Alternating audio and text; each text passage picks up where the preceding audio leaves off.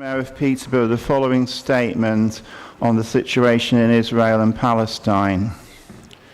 On behalf of the City Council and the people of Peterborough, I would like to express this city's condolence and support for everyone who has suffered and is suffering either in Israel or in the Palestinian-occupied territories.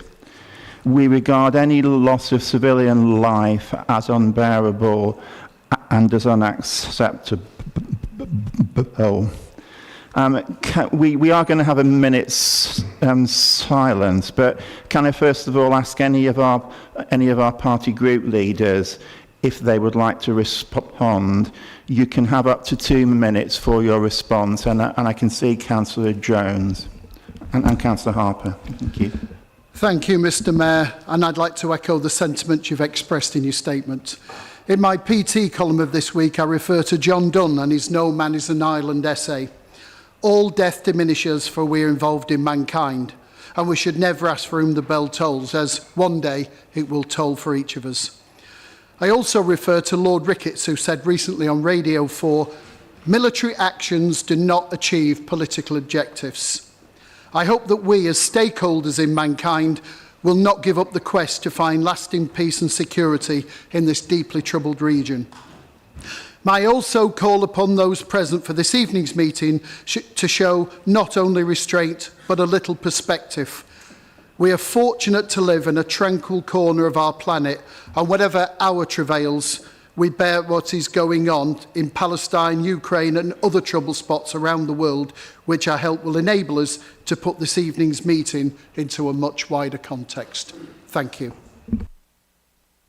Thank you. We've now got Councillor Harper and then Councillor Fitzgerald. Thank you. Thank you, Mr. Mayor. We are very saddened and heartbroken to see the conflict in the Middle East. We are deeply concerned at the loss of lives on both sides. Over 1,400 Israelis and 8,500 Palestinians, along with the destroyed infrastructure, houses, hospitals, the injured and the displaced families. We ask all the international community to work together and bring about an immediate ceasefire, and once this ceasefire is in place, an international government in Gaza will ensure peace, and they will work together on a long-term two-state solution. Thank you, Mr. Mayor. Thank you. Councillor Fitzgerald. I apologise, Councillor Fitzgerald. We would normally have taken you first, but we'll have you now. Thank you. I just told my colleague that, who made some other remark, but thank you, Mr. Mayor. I rise tonight to indeed just reiterate my statement from a couple of weeks ago that the events that have unfolded in Israel and Gaza and continue to escalate have left us all shocked and saddened. The loss of so many innocent lives is truly appalling. So our sympathies go out to everyone affected. Many people in our city are personally affected by what is happening and are finding what continues to unfold very distressing. And I know that everybody on this side of the chamber, and include our MP Paul Bristow, who is here with us tonight, has been in the news much this week, feels very passionately about this subject. And I would also extend the same thoughts to this side of the chamber as well. It is something that we can all get behind, and I'm sure we all share the same feelings and that upset and grief. Thank you, Mr. Mayor. And now call Councillor Hogg. Thank you, Mr. Mayor. It is hard to watch the news right now. We continue to hear reports of the brutal terrorism of Hamas, which still holds more than 200 Israeli hostages in Gaza. And now we have a situation in Gaza which is frankly devastating. The 2.2 million residents of the Gaza Strip, over half of whom are children, are hurtling towards a humanitarian catastrophe. It is horrifying. The Liberal Democrats are clear. Essential supplies like food, water and medicine must get to the innocent Palestine civilians in Gaza in line with international law. It is also of the utmost importance that the hostages, among those includes children as young as 9 months old, are immediately and unconditionally released. We support Israel's right to protect its citizens and target these brutal terrorists, Hamas, in line with international law. We are clear that innocent Palestinians must not pay the price for the atrocities of Hamas, and affirm that the world has a duty to prevent needless civilian deaths. That is why over the weekend our party has declared a support for a temporary humanitarian ceasefire to pause hostilities. We need the space for an intense period of diplomacy to get humanitarian aid into Gaza and to provide an opportunity to achieve the release of the hostages. Our group send our sincere condolences to all those affected by this conflict, both directly and indirectly. Thank you, Councillor Hogg. I now call Councillor Nicola Day for the Green Party. Thank you, Mr. Mayor. Our first thoughts are with the innocent victims who are faced with the devastating and escalating violence in Israel and Palestine. The Green Party calls for an immediate ceasefire. The targeting of civilians is an outrageous breach of international law and is unacceptable under all circumstances. We call for all hostages to be released immediately. It is deeply worrying that there has been a justification of a denial of food, water and fuel to the Gaza Strip. And we believe that humanitarian aid must get through to Palestine. The pathway to ending these waves of violence, we believe, and about bringing a long-term political settlement must begin with the end to the illegal occupation in Palestine. We insist on meaningful political negotiations to bring about this solution. We hope and pray for peace and safety for the people of Israel and Palestine. Thank you. Thank you for all those comments. I would now like to ask members to be upstanding for 1 minute silence, which will then be immediately followed by the prayers.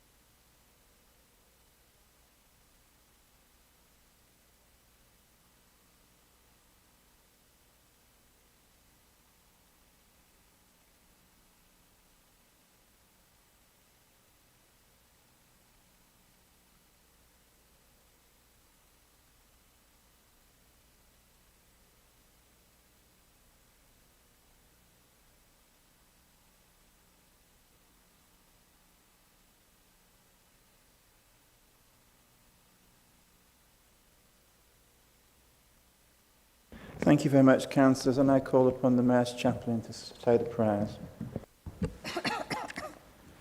Good evening, everyone. Thank you for your service to this city. Let us pray. God of mercy, may peace be established throughout the whole world. May peace reign in our country and our city. May peace reside in our hearts. We pray for all those near or far who live with war and hostility, whose days are blighted by violence, fear, and loss. May we settle our hearts and minds and become instruments of peace for others by our actions, by our thoughts, and by our words. May this meeting be full of wisdom, self-restraint, and a seeking of the common good, so that disagreement is expressed respectfully and the needs of those whom we serve remain in our vision. May we listen as well as speak. May we seek to understand as well as to be understood. And by this, by the grace of God, may we bring hope to the people of Peterborough. Amen. If councillors would now like to be seated, thank you.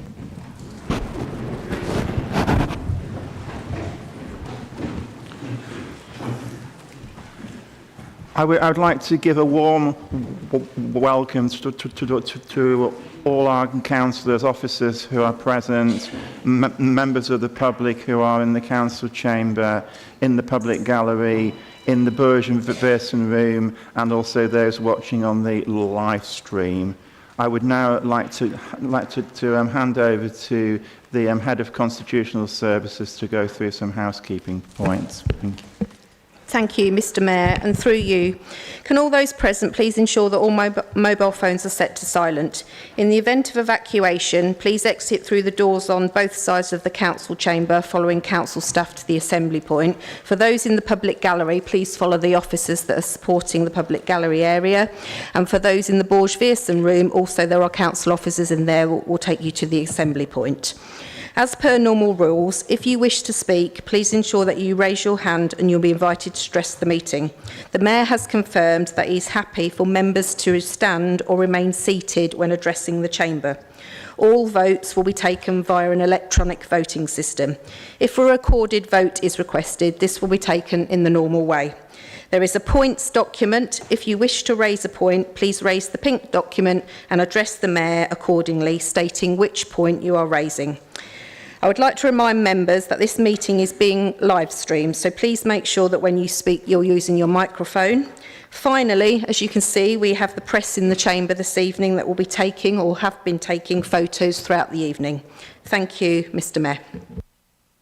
Thank you very much. Before we move into the main business of the meeting, I would like to announce that following consultation with group leaders, I've agreed to move motion 13, which consists of a number of reports to full council, so that it comes in front of item 12. So now we now move to agenda item 1. Are there any apologies for absence? Thank you, Mr Mayor. There are apologies for absence from councillors Casey, Coles, Over, Rangzeb, Kayum and Shahid. Thank you. Now move to agenda item 2. Are there any declarations of interest from councillors or officers which are not already recorded separately on their individual register of interest? Councillor Wiggins. Thank you, Mr Mayor. This is with regards to item 13, the motion from Councillor Fenner. I've taken legal advice on this item. I work for the Passport Office, which is part of the Home Office, and therefore the content of this motion asks for action from the department I work for. Therefore, the advice I have been given is to not take part in the debate and not to vote in this debate. Thank you. Thank you very much. So if there's no other declaration of interest, there are. Adesua. Thank you, Mr Mayor. I'd like to declare an interest in relation to item 13E, and for that particular item, I won't take part and I will be leaving the room for that. Yeah, and I believe, Rachel, you've got a declaration as well. Thank you, Mr Mayor. I also have a declaration of interest in 13G, and I will also be leaving the room at that stage. Thank you. Okay, if there aren't any further declarations of interest, I'm not seeing any. So we then move to item 3A. I would like to move from the Chair approval of the minutes of the full council meeting held on the 26th of July 2023. Do I have a seconder for that? Yes, Mr Mayor, I'm happy to second that for you. Thank you. Councillor Fitzgerald will second it. Therefore, if there's no objection, I'll take that as agreed. Agreed, thank you. For agenda item 3B, I would like to hand over to the Deputy Mayor. Thank you. I would like to move approval of the public minutes from the extraordinary meeting on the 31st of August 2023. Do I have a seconder? I'll be happy to second that for you. A second. Yeah. Oh, thank you. Thank you. If there's no objection, I will take that as agreed. Thank you. Thank you. So we now move to item 4, which is the announcements I wish to make. It's been over 3 months since the last ordinary full council meeting, and during that time all members of the mayoral team have been out and about in Peterborough and further afield, attending a wide range of different functions. A full list of the events can be found attached to the agenda for this meeting, and there's far too many of them for me to go through them. I always particularly enjoy going out to events run by the many different cultural and religious groups that we have in Peterborough, including recently the annual Black History Month celebration and the Diwali celebrations. I also particularly enjoyed officiating at the start of the Great Eastern Run, and I noticed we've got our MP present, and he very bravely undertook the run, which is highly commendable. We attended the opening day of the Peterborough Beer Festival, and they also joined in the Starlight Hike, which is run by Sue Ryder, which is one of my mayoral charities. Our mayoral fundraising events have really taken off in September and October. I can announce that we raised over £600 at the Sausage Supper that was held at the Town Hall, and we raised over £800 at the first of our curry nights, which was brilliantly organised by former Councillor Ansar Ali. Later this month, Councillor Mohammed Farouk is organising a mayoral curry night at the Maharanis, which is situated in Hampton Hargate. And before that, on Saturday the 18th of November, we're holding a Caribbean evening, which is taking place at the Millennium Centre, and which is being organised by Councillor John Fox. I can also inform councillors that on Saturday the 2nd of December, one of our members of the mayoral committee, Sue McGill, is organising a coach tour which will take people around the Dronclad countryside. So I hope as many councillors as possible will join me at these events, not necessarily all of them, but those that you would like to come to, and that will help to make them a great success. And of course, any members of the public who are watching this meeting are also welcome to come. If you wish to sign up for any events, just send an email to mayor@peterborough.gov.uk. We also mustn't forget that shortly we've got the Remembrance Weekend events, which are coming up on the 11th and 12th of November, and they're always an important highlight of the mayoral calendar. The final thing I'd like to say is we're all aware that this has the potential to be quite a difficult and contentious meeting of council. I always try really hard to chair these meetings in a fair and even-handed way, and I will continue to do that. I would actually ask all councillors to be respectful in putting their opinions forward, to be respectful of the views of other councillors, and also, where possible, to focus on issues and policies rather than on personalities. Basically, all of us as councillors have signed up to the corporate values of the council, which we continue to uphold. Now, it's inevitably going to be the case that some councillors won't agree with what happens later on. But let us all remember that a peaceful transition of power, if that is one of the outcomes that happens, is something that can happen in our country, but is not something that happens in a large number of countries. So I'm really grateful to the Mayoress for putting on some refreshments at the conclusion of the council meeting, and I invite all councillors, all officers, and any members of the public who are here to join me in the parlour for this purpose at the conclusion of council. So we now move to agenda item 5, which is announcements from the leader. Councillor Fitzgerald, I understand you have an announcement that you wish to put forward. Thank you, Mr. Mayor, and I'll rise if you don't mind.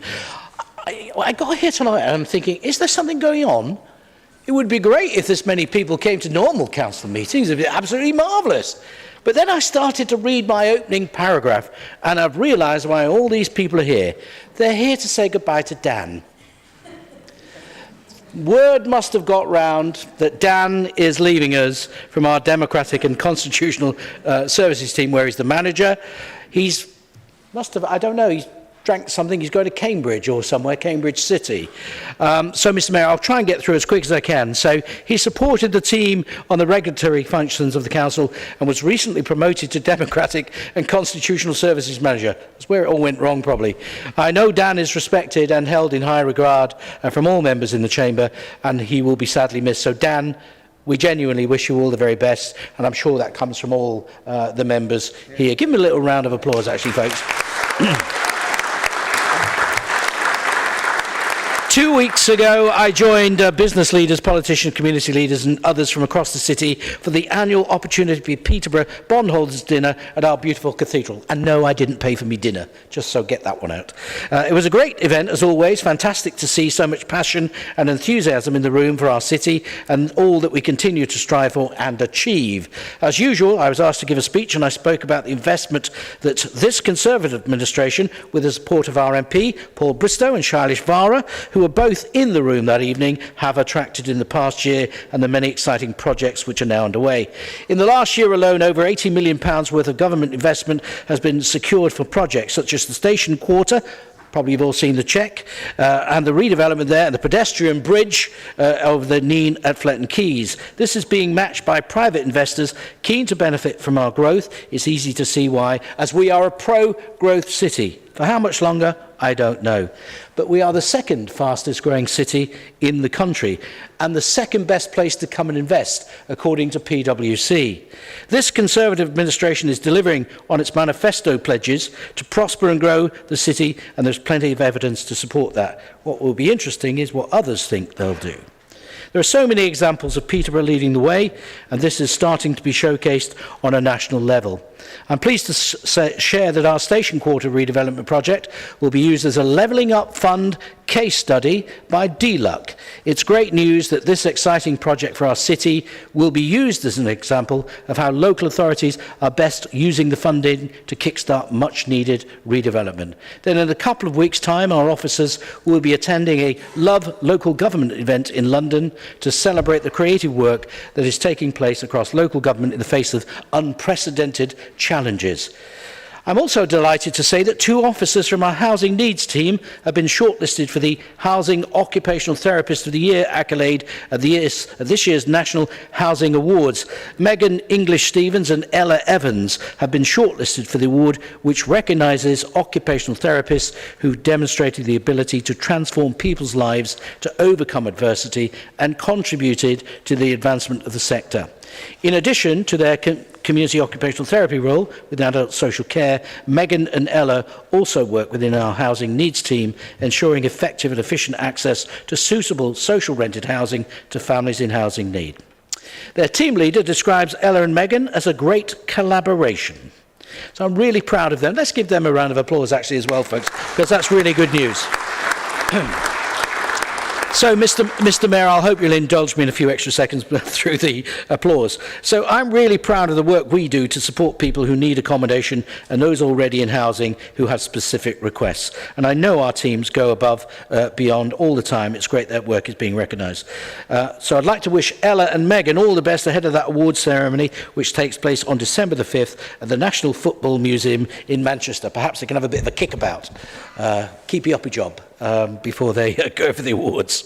The PIRI scheme is also an innovative infrastructure project that will deliver low carbon heat and electrical power to key businesses and public buildings. So that's good news to report. It's progressing towards the next phase now. That project took a big step in the last month when Cabinet approved a delivery route for it, as well as agreeing to the commencement of a process to procure a partner who will contribute to the scheme's full business case. So again, I'm extremely proud that this Conservative-led administration is delivering on its key pledges and creating a facility which will benefit our city for generations to come.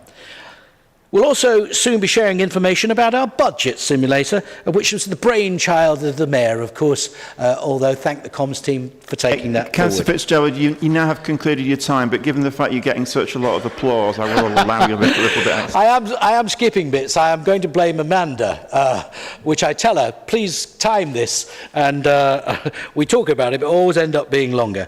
So look, there's lots more I could say, Mr. Mayor, but I'll just conclude with ARU Peterborough announced last week that work has started on XRP, that's the Extended Reality Peterborough, a new centre of excellence on the ground floor of the Innovation Research Centre of the ARU Peterborough campus. So that's all I'm going to say. I won't take up any more time of Council. Thank you for indulging me, Mr. Mayor. Thank you very much. Just for the benefit of those people observing the meeting who might not normally see these meetings, what now happens is that we give the leaders of each of the opposition parties an opportunity to respond to what Councillor Fitzgerald has said. Normally they would only have 1 minute, but following the discussion between the parties, I have agreed that they can now have 2 minutes. So first of all, I'd like to call on the leader of the Labour group, Councillor Jones. Thank you, Mr. Mayor. It's comforting to see the work that is going on to keep our fine city moving inexorably in the right direction, even if it did rather sound like a manifesto speech. Does Councillor Fitzgerald know something that we don't about the starting gun being fired on the general election? On a more serious note, I was saddened to read that the councils are scaling back projects supported by the Levelling Up Fund in the face of inflation and tight deadlines, as only 15% of the money awarded in October 2021 has been spent in the last 2 years, with 1.4 billion left to spend, with many projects yet to submit planning applications. Let us hope that the Chancellor in his autumn statement provides additional support to ensure all projects supported by the Levelling Up Fund can deliver success. In the meantime, I, on behalf of the Labour Group, send out wholehearted congratulations and support for those members of staff whom I call everyday heroes for the work they do for us all in our communities, for our city. Well done, Ella and Megan. We are behind you, irrespective of the outcome. As for the uni, I'm delighted that Peterborough has lost its tag as the largest city without a university and is now a fantastic, albeit long overdue, asset to our city. It's a tribute to Professor Rent and his team that so much progress has been made so quickly, and the Labour Group is totally supportive of the university. It moves from strength to strength and becomes a real jewel in Peterborough's crown. Both personally and professionally, I echo Councillor Fitzgerald's sentiments, Dan. Thank you for your patience, laid-back yet professional approach that has made you a perfect source, an ideal resource for help and information. Cambridge's gain is unquestionably our loss, but don't hesitate to come back when you realise how much you miss us or the error of your ways. Or, as the Scots say, haste you back. You'll be welcome. Thank you, Mr. Mayor. Thank you, Councillor Jones. I now call on the leader of the Peterborough First Group, Councillor Harper. Thank you, Mr. Mayor. Dan, you are indeed an excellent officer, and we very much join with all members in the Chamber and all officers with our thanks for all your effort and hard work. Your skills and a can-do attitude will be very much missed, and we wish you all the very best of success in your new role.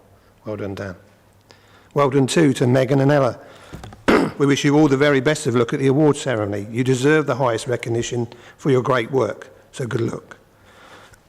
Excuse me. Peterborough First welcomes the news on the PIRI scheme and look forward to it being the primary source of low-carbon heat and electrical power, not just for nearby businesses and maybe homes in the future, but particularly also for our existing regional pool, when it reopens, or, if it proves necessary, when it is replaced. This is a must, not a wish. It is indeed good news to hear about the continued successes of the university. Clearly it is going from strength to strength, and we congratulate them on their successes, and we look forward to seeing more of this in the future. Very well done. Thank you, Mr. Mayor. Thank you, Councillor Harper. I now call upon the leader of the Liberal Democrat Group, Councillor Hogg. Thank you, Mr. Mayor. Firstly, so sad to see Dan go. Dan has always been a steady hand that has helped many of our group and across the council. Another great loss to our city from our democratic services team. I think we will struggle to replace with such calibre. Great to hear also about another example of our hard-working officers being recognised for their achievements. We wish Ella and Megan success on the 5th of December. Also, great to hear about the investment that the Council has secured for some impressive development and growth in our city. I would have to say, I would prefer to hear more about the plans that are evolving for the replacement for our regional pool, and perhaps some dates on the reopening of the existing pool and the Key Theatre. I think a lot of our residents are very keen to hear that kind of information.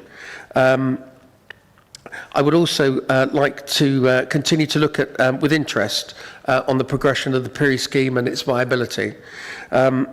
So pleased that the university is already making such a splash at such an early part of its, only just opening. So congratulations to Ross Renton and the team. They should be rightly proud of the successes achieved and look forward to watching this endeavour flourish for our city. Thank you. Thank you, Councillor Hogg. I now call upon Councillor Nicola Day, the leader of the Green Party group. Thank you, Mr Mayor. The Green Party want to send a huge thanks to Dan Kelly and wish him all the best for the future. We will greatly miss him.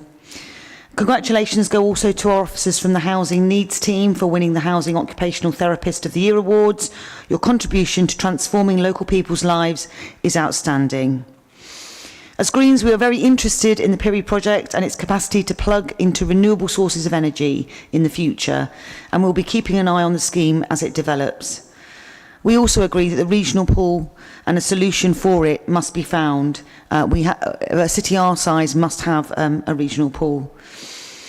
It is great to see both ARU and University Centre Peterborough receiving awards. I myself studied for my degree at PRC via a Sheffield University Extension programme, which then enabled me to train and become a teacher in this city. It is fantastic to see the higher education now on offer to the residents of Peterborough. The future will only be enriched for people living, training and working in our city. Thank you. Thank you. That concludes that item. We now move to agenda item 6, questions with notice asked by members of the public. There have been 5 questions submitted this evening by members of the public. Each person gets 3 minutes to put their question. There is then a 3-minute response, and you have 1 minute then to put a supplementary question. So question 1 is from Sue Hamilton. So Sue, would you like to put your question in relation to the appearance and noise nuisance of monopoles? Thank you. Yes, good evening everyone. I'm here regarding the monopole and cabinets that have been erected on Coniston Road, Gunthorpe. My main concern is the sighting, appearance and noise nuisance of this monopole and boxes. These have all caused me and others distress, and I fail to comprehend how anyone can agree this new sighting, which is less than 3 metres away from my dwelling, would be acceptable. As well as the sighting in such close proximity, and surely this is classed as a major material amendment, not a minor amendment, due to the distance from the original sighting, the appearance is not in keeping with the visual amenity of this area, as not in scale with the low-level housing and green space areas, and no attempt to hide the monopole and boxes from view, so both to be intrusive and not appropriate for this residential area. The noise nuisance of the constant motorised humming can be experienced in my back garden, which is unacceptable, preventing me from relaxing and enjoying the peace and quiet of my garden that I was able to experience before this installation. The noise can even be heard at night time in my back lounge and bedroom, which again is unacceptable, even with the windows and doors tightly shut, and even worse in the summer months when windows have to be open. In addition to this, my neighbour living opposite has advised he too can hear this noise in his garden, thus depriving us of our rights to peace and quiet and enjoyment within our own properties, which we are entitled to under the Human Rights Act. He also has to view the monopole from all 6 windows of his house. On the 27th of August 2023, Bristol Council ordered that a noisy monopole that had been located at the rear of a resident's garden be removed. If Bristol Council can do this for their constituents, then Peterborough Council can do the same for their Gunthorpe constituents. As you have advised, the devaluation of our properties due to the monopole installation is not your concern. The cost of moving this monopole is not our concern. The fact is, it should never have been placed so close to a residential property. There are other areas where this monopole and boxes could have been erected, such as the woodland in Warrington Brook that has electrical supplies, open field opposite Barn Garden Centre, the East Coast Railway area, A15 dual carriageway, various industrial sites. We have been advised other areas have not even been looked into. Surely from the number of objections received when you sent another proposal this July, you can see the residents are unhappy as majority were unaware of the existing monopole being erected, so did not have opportunity to comment. They have since had issues with and have commented on the noise, sighting and appearance not in keeping with the area in their objections for the new proposal. I cannot even paint my fence that side of the monopole and boxes because it's so close to it. It looks like it's in my garden. You've had your 3 minutes. Could you just draw your remarks to a conclusion, if possible? Yes. Why was it authorised to be located so close to a residential dwelling? Okay, thank you very much. Councillor Marco Surresti, as relevant Cabinet member, would you like to respond to the question? Thank you, Mr Mayor. Thank you, Ms Hamilton.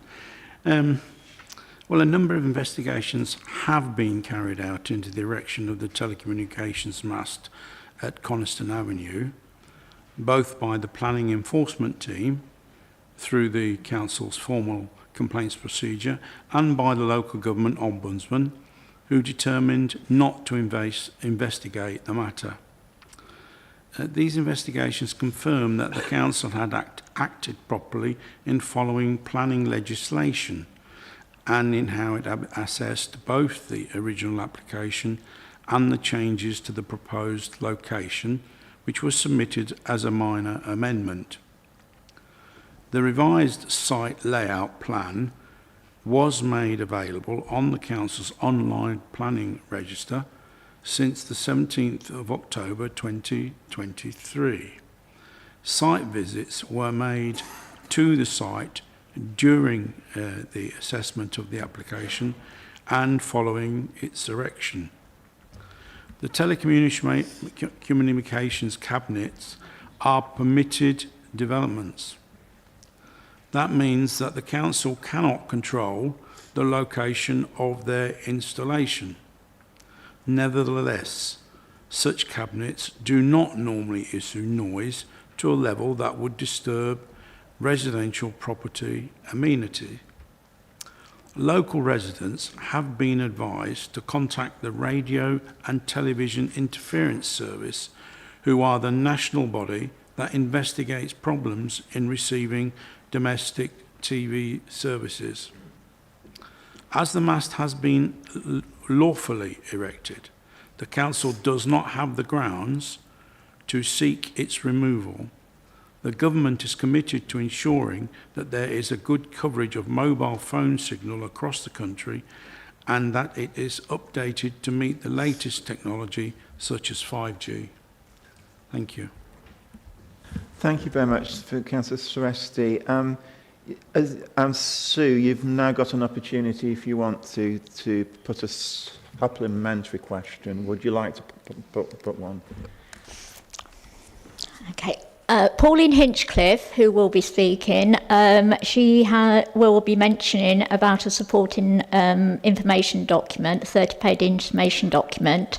But what I wanted to mention was that the planning department advised that the resite location was on the PCC website on the 17th of October 2022. However, I have an email from my neighbour that he checked on the 3rd of February 2023, and the location map still showed the original site. It did not show the new location. I have this email, which you're very welcome to see. And also, he does state on there that he never received a letter, a proposal letter regarding the mass proposal, as others in the area have advised they never received a letter. And he actually lived opposite the grass verge. So he should have received a letter so that he could oppose. And this you've had your 1 minute now, so if we could just ask Councillor Suresti to respond to that point. Thank you. I'm not sure what response you want. You know, I mean, I absolutely sympathise with what you've said this evening and your situation. And if it's my place to do so in the very near future, I will ask my officers to just check out all the things that you've said to make sure that you have been given the correct information at the correct time. Thank you, Mr. Mayor. Thank you, Councillor Suresti. Yeah, I think it probably would be helpful if you could obtain that information and then pass it through to her. Thank you. Right, so we now move to question 2 from Mr. Alan Wilson. Would you like to ask your question, which is in relation to the criteria used to decide which land is suitable for phone mass? Please can the council explain what criteria they used in deciding what area of land is suitable for these masts and how that criteria fitted with Coniston Road? Thank you. That's a very commendably short question. Councillor Suresti, would you like to respond to that? Thank you, Mr. Mayor. Thank you, Mr. Wilson. Central government has set the planning rules for permitted development equipment, and in particular Class A and Part 16 of Schedule 2. That probably means nothing to you, and it doesn't mean a lot to me either. And I think we'll need to get you an explanation in English that we can understand, yeah? So you'll get an answer to that. The rules concerning mobile phone equipment are set by government. In this case, the equipment cabinet is permitted development and the council had no control over its location. The government is committed to ensuring that there's good coverage of mobile phones across the country and in particularly 5G. As far as the mast is concerned, paragraph A3 sets out that before beginning the development, i.e. the installation of the monopole, the developer must write to the local planning authority for a determination as to whether the prior approval of the local planning, whether the prior approval of the authority will be required as to the siting and appearance of the development.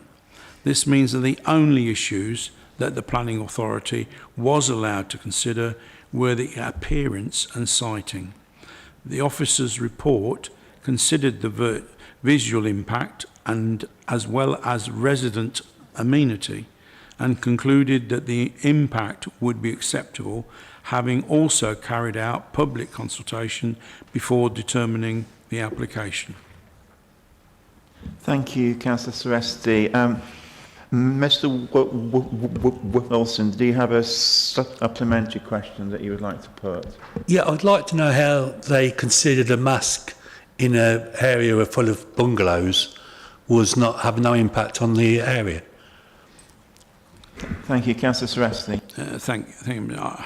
I can't answer that question. You know, that's an officer goes, makes a determination, and makes a decision based on what they or he or she sees. Again, I'm quite happy, if it is my position to do so, I'd be quite happy to dig a bit and see if I can get you some more information. Happy to do that. But it may not be my position to do so tomorrow. So, but, you know, if I can, I will help. Thank you very much. We now move to question 3, which is also from Mr. Alan Wilson. Would you like to ask your question in relation to placing foam masts on grass verges alongside parkways? Yeah, thank you again. We have in Peterborough an excellent road service with the parkways. Has the council ever considered putting these masts on them grass verges or even on the roundabouts and that would that not intrude on public dwellings? Councillor Suresti, if you'd like to respond to that. Again, thank you, Mr. Mayor. Thank you, Mr. Weldon. You know, in its role as the local planning authority, the council is not responsible for determining where mobile network operators decide to put applications for telecommunication masts. It can only respond to prior approval and planning applications submitted by the operators. If an application is received for a telecommunications mast located on a parkway, then we would consider its impact in terms of siting and appearance. There may be other factors for the telecommunications operators to consider, such as the presence of trees, which would necessitate a higher structure, the ability to secure access for maintenance, and of course, highway safety. Thank you, Mr. Mayor. Thank you. Mr. Wilson, do you have a supplementary question? I'd just like to know if it's been considered, if it's been actually spoken about. Have you, when you talk to these telecommunication companies, have you sort of suggested that to them to look into these areas? Well, I can only be honest with you and say that when it's been brought to my attention that the planning application has been made for some of these masts, I've certainly suggested to the applicant, via their agent, obviously, because you never speak to the applicant, that perhaps there may be better sightings. And in one or two cases, they've actually listened to some of the advice that our planning officers has given them. But I must say that in one or two cases, they have not. And this is probably one of them. But as I say, I will ask my senior director to make sure you get an answer to your question as far as we can answer it. Thank you very much. So we now move to question 4, which is from Pauline Hinchcliffe. Pauline, would you like to ask your question in relation to the removal of the phone mast on Coniston Road? Yes, thank you. Good evening, Mr. Mayor. Reference the mast in Coniston Road, Gunthorpe. Many investigations have been carried out and have concluded that Peterborough City Council has failed in its duties to ensure that the development does not cause visual harm or nuisance to the character and appearance of the surrounding area. A resident of 25, adjacent to the mast and associated equipment, is currently suffering the noise emitted from the transmitter cooling fans located next to her garden fence, which operate 24 hours a day. Owing to the situation, Ms Hamilton's property would be considerably devalued. The mast was not installed where shown on the original plan. It's vastly different and does not merge with the existing features. This is in fact a major change and not a minor. They must just well have erected the mast in the garden of 25 Ennerdale Rise. It is also close. The Peterborough City Council did not investigate any other sites and failed to publish the revised layout plan for the site, which featured major location changes. Therefore, residents were deprived of their right to comment on the revised proposals. The site plan is submitted by the developer is also grossly inaccurate. A Peterborough City Council planning officer was contacted by my colleague Richard Olive and admitted that the department had insufficient resources to examine the proposals adequately and to check the accuracy of the application plan within the timescale allowed. This means that the Gunthorpe community must now face the consequences. Whom from the PCC Planning Office was bothered to visit the site after the revised location of the mast? It seems that no one can answer this, and no one has contacted Ms Hamilton at number 25 Ennerdale Rise either. Gunthorpe residents, knowing full well about the dispute, have recently lodged 89 objections to a mast proposal. Local councillors and Paul Bristow MP admit that the mast should not have been erected there in the first place. It would appear that Ms Hamilton could have a good legal case to fight. In conclusion, I would like to know, when will the Peterborough City Council be removing the mast, which is still causing such anguish and nuisance to the residents of Gunthorpe?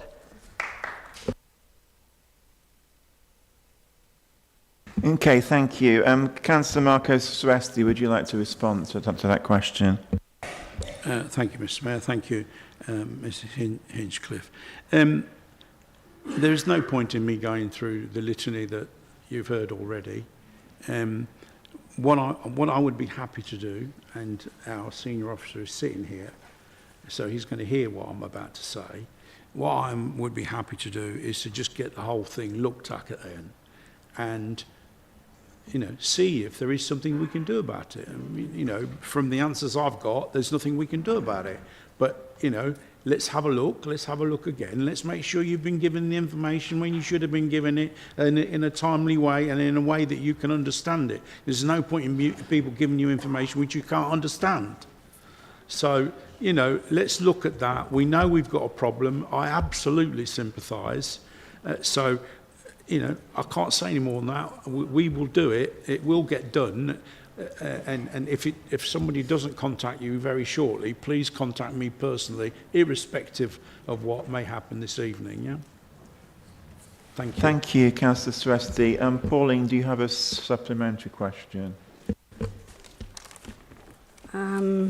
Yes. During September, we inquired about the alternative sites which had been considered by the applicant. We were informed by a senior planning officer that this information was on the council's website, but it might be concealed in another document. We tried in vain to find it. We contacted the same officer again. He pointed us to a supplementary information document, which I have here, which had been received by the council on the 17th of July 2022, before the prior approval had been granted on the 18th of August 22. But due to an oversight, it was not published until the 20th of October 2023. It is a 30-page document which contains a lot of information about the design and location of the proposed mast. Amazingly, much of it was at variance with the submitted drawings. We are disturbed that residents were unable to view and comment upon this most important document before prior approval was granted. Is this in line with the council's democratic policies? Okay, Thank you for listening. That's fine, thank you. Councillor Soresti, would you like to respond to that? Well, only, Mr. Mayor, that my briefing note tells me that the document wasn't put on the website until October 2023. That's what my document says too. So what is clear is that we need our people to have a look at it again. Our officer's sitting there, our senior officer is sitting there, and I'm absolutely certain that somebody will have another look at it, and they'll try and help if it's possible. Thank you very much, and thank you to the members of the public for asking the questions. And we now go to question 5 from Mr. Ed Murphy, who is a former councillor. So I would actually like to welcome him back to the council chamber. Would you like to put your question in relation to communications around the flying of the Israeli flag and the peace flag? Thank you, Mr. Mayor. I understand that Councillor Coles isn't here tonight. There's some financial parts of the questions. I'm not sure who's going to take it. I spoke to the council leader, who was the council leader yesterday evening, and he's assured me that it wasn't a politician or him that made the decision. But I'm going to read out the question. I know councillors have a copy of it, but members of the public and other people here tonight don't. So last month, on the Sunday, I think it was, the council posted on its Facebook page that it had changed the lighting, turned out to be the Christmas lighting forthcoming, in Peterborough City Centre, and also displayed the Israeli flag icon in its communication that went out. At the same time, other authorities chose to take actions which were deemed by folk to be non-partisan, such as the Paris authorities actually switching off the lights in the Eiffel Tower, which I think was a good way to show empathy with people that had been slaughtered. The City Council then received a number of complaints from residents about what folk perceived to be the council had taken a partisan and inappropriate action on this. Now, I heard earlier on a number of people speak about the situation. Since that post, thousands of people have been killed by what amounts to war crimes, and the siege continues, and a number of people, including the Green Party parliamentary candidate for Peterborough and others tonight, I think, were talking about the need for a ceasefire. I'm wondering if that is the general view of people in this chamber here tonight and the public. Certainly we need to do something to stop the mass killings that are going on in Palestine and the Gaza Strip at the moment. So the question goes on to ask, how much does the council spend on its communication team each year? Yesterday evening I checked and I saw a post saying it was £538,000 a year being spent on marketing and communications. In my question I asked whose decision, but as Councillor Fitzgerald, the then council leader, told me last night, it wasn't him or a politician. I don't think I want an officer named. I don't think that were appropriate. But I want to know why was it a corporate decision that was subsequently decided then not to display the peace flag that people had talked about having on the Friday. And a number of local residents were quite upset, and I think there was an action in the town centre on Friday. So perhaps a relevant councillor could perhaps accept that mistakes have been made and apologise. Okay, you have added a lot of material in addition to the question you submitted, but could I ask Councillor Allen to respond to the question? Thank you, Mr. Mayor, and thank you, Mr. Murphy. It's good to see you in the chamber again, albeit as a member of the public on this occasion. It's awful to see the events unfold day after day and witness the impact this is having on people across the globe, including our own city. The loss of life is incomprehensible. With regard to the street lighting and raising the flag query, on Monday the 9th of October, the council chose to change the lights in Bridge Street to blue and white, following a directive from central government. This was to show support for all of those who had lost their lives or had been affected by the events in Israel over the weekend of the 7th and 8th of October. Many councils chose to do exactly what we did in Peterborough. However, we know that this caused concern in some parts of our community and was not received in the way that we intended. As a result, we issued a further statement from the council leader, who incidentally is still the council leader at this moment in time, and on Friday, which expressed concern and sympathy for everyone affected by the events in Israel and Gaza. It remains a very distressing time for many people in our community, and it was agreed that it was best that the council made no further statement, for example, by raising flags in relation to events in Israel and Gaza. Now, regard to your second part of the question, in terms of funding, the council's communication team, the net cost, as you've alluded to, in the current year is £546,000. And I would add that I believe the team do a very good job for our council and for the city. Thank you. Thank you, Councillor Allen. Mr. Murphy, have you got a supplementary question? Yes, it will be a supplementary question. Rather than spending half £548,000 in communications and marketing and making mistakes like this, wouldn't the council be better focusing on its job, cleaning the streets, repairing the pavements and housing the homeless, rather than putting up what many saw as partisan political propaganda? And bearing in mind the ongoing killings and the war crimes that have been committed, would you join me and others in asking for the siege to stop now and for a ceasefire? Thank you, Mr Murphy. Councillor Allen, would you like to respond to this supplementary? Thank you, Mr Mayor, and thank you again, Mr Murphy. Murphy, that's right, yes. I agree. We all abhor the killings and the distress caused. And if it was within our power, we may be able to affect it. But as a city council, that's not within our remit. And with regard to the cost of comms, any successful organisation needs a communications process. And indeed, we maintain that. And I consider we should continue to do so. Thank you. Thank you, Councillor Allen. That concludes the questions from members of the public. So we now move to agenda item 7, petitions.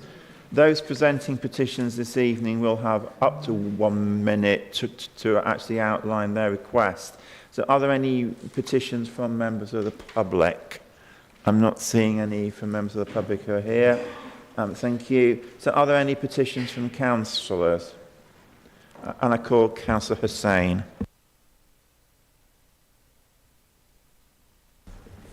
Thank you, Mr Mayor. I have a petition from the Peterborough Hackney Carriage Association.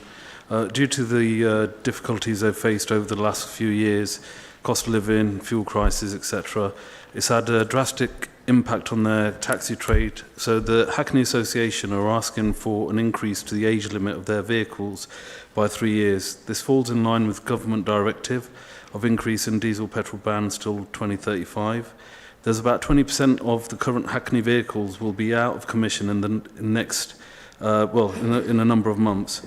In addition to this, they're asking that the MOT checks that they have be looked at because the waiting times for them are 2 to 4 weeks at the moment with Aragon. So they're asking that that be looked at again to reduce the time because it's causing a massive impact on their livelihood. Thank you very much. The petition will be dealt with in the normal way according to the Council's petition scheme. So that concludes that item. Unless there's any other petitions members have, don't see any. Thank you. So we now move to agenda items 8A to 8C, which are questions on notice. There have been 4 questions submitted by councillors. So all of the questions have been published on the council website, so I propose to take them as read. So the first question is from Councillor Hogg. Councillor Simons, would you like to respond to the question from Councillor Hogg in relation to replacement bins? Yes, I would, Mr Mayor. Thank you for your question, Councillor Hogg. This is really simple. We were not in a position to implement the decision. This was due to supply issues to fulfil the existing demand. Thank you for a very brief response. Councillor Hogg, do you have a supplementary question? Yes, I do. So you're saying that we've not supplied any new bins in the last year. Is that what you're saying? Councillor Simons. Of course not, Councillor Hogg. I mean, in fact, I think it's something like 160 requests for new bins a week. So with the notice obviously being recognised, you can imagine the demand went up and we just couldn't get the supply, to fulfil the existing demand. We've actually managed to catch up now, so we're able to obviously implement the decision. Thank you, Councillor Simons. So we now move to question number 2 from Councillor Chris Wiggin. Councillor Allen, would you like to respond to the question from Councillor Wiggin in relation to small homes in multiple occupation? Thank you, Mr Mayor, and indeed thank you, Councillor Wiggin. I've been asked by Councillor Soreste that he takes the question as it's responsible for his portfolio and also his ward connections. Okay, Councillor Soreste, if you would like to respond to the question. Thank you, Mr Mayor. As we all know, there's been a huge consultation taking place during the summer relating to the proposal Article 4 direction. Responses have been collated and a small number of minor changes have been made as a result of that, the consultation and the responses. The survey results supported the implementation of the direction, and so we have now we have now submitted it to the Secretary of State as of today for approval. And I am sure, well, I feel relatively confident we should get this the go-ahead. But if we don't, your guess is as good as mine, Councillor Wiggin. Okay, Councillor Wiggin, do you have a supplementary question? Yes, thank you, Mr Mayor, and I thank Councillor Sereste for that response. When this was originally put out to consultation, there was much fanfare about a member working group, which met once and has not met again since. The member working group was due to review the contents of the consultation results before they went on to government to give us a chance to have a cross-party view on any changes we would want. This has not happened. Could I ask why this has not happened? Thank you. I assume Councillor Sereste will reply to that as well. I can give you a completely honest answer. I have no idea. I mean, we've been working very, very hard to get the paperwork ready to go to government, and I must admit, no one suggested to me that it goes back to the working group, and it didn't. I got an email yesterday explaining what had happened and what was happening, and I was asked to approve it going off to the Secretary of State, which I have done. I personally, as you know, I've been away for a few weeks. I wasn't aware that you hadn't been consulted. But anyway, I'm assured that you can see the documents if you want to see them. It's never too late to make any changes if we need to. You know, we've got what we wanted. It's off to the Secretary of State, and it's very, very much what we all agreed in the first place. The amendments are so minor, I would imagine that's why the officers probably thought there wasn't any point in taking any more of your time. Okay, thank you. Thank you, Councillor Sereste, for that response. Moving to question 3, also from Councillor Hogg. Councillor Fitzgerald, would you like to respond to the question from Councillor Hogg in relation to the status of the gravel car park? Thank you, Mr Mayor. And I'll rise for Councillor Coles, who is currently on holiday, unavoidable, of course, because this date was not originally the date of the council meeting. So I can tell you the lease has been signed by the tenant, but is not yet engrossed. The lease commencement date was or will be Wednesday the 18th of October. The tenant has not yet completed the statutory declaration. It needs to be notarised by an independent solicitor, but the lease start date will be backdated once engrossed to the date I've given. Following negotiations, terms were originally issued in March but not agreed until July. The delay between issuing those terms and completing the lease were due to the council agreeing to pause the letting whilst the tenant resolved some financial issues. There was a subsequent delay over the clarification of liability and amount of business rates due on the car park. This has now been resolved. The original terms also included a rent-free period, but this was subsequently removed due to the delays in completing the agreement. Thank you, Mr Mayor. Thank you, Councillor Fitzgerald. Councillor Hogg, do you have a supplementary question? I do. Is Councillor Fitzgerald aware of whether or not the leasee will make good on the car park? I understand there's a number of quite large potholes in the car park concerned. Thank you. No, and nor would I be, and why would you think I would be? I'm not an engineer or a surveyor. I suggest you ask the property team. But what I would say, what is normal business, if it was me taking a lease, I would expect to receive it in good order from the owner. Now, if there's been something else agreed, you'll have to check with the property team, Councillor Hogg. Thank you. Question 4 is from Councillor Chris again. Councillor Fitzgerald, would you like to respond to Councillor Wiggins' question in relation to the Hilton Hotel? I might as well just stay standing, hadn't I? Again, I'm replying on behalf of Councillor Coles, who is, I think, in mid-air as we speak. The council is a secured creditor of the borrower, and so ranks ahead of any unsecured creditors. The council has a fixed charge over the land which the hotel stands. In addition, it held a floating charge which crystallised into a fixed charge when the administrators were appointed by the council. Overall, the borrower's present and future business, undertaking and assets. So it's over all of those things. Thank you. Councillor Wiggin, do you have a supplementary question? Yes, thank you, Mr Mayor. I thank Councillor Fitzgerald for that answer.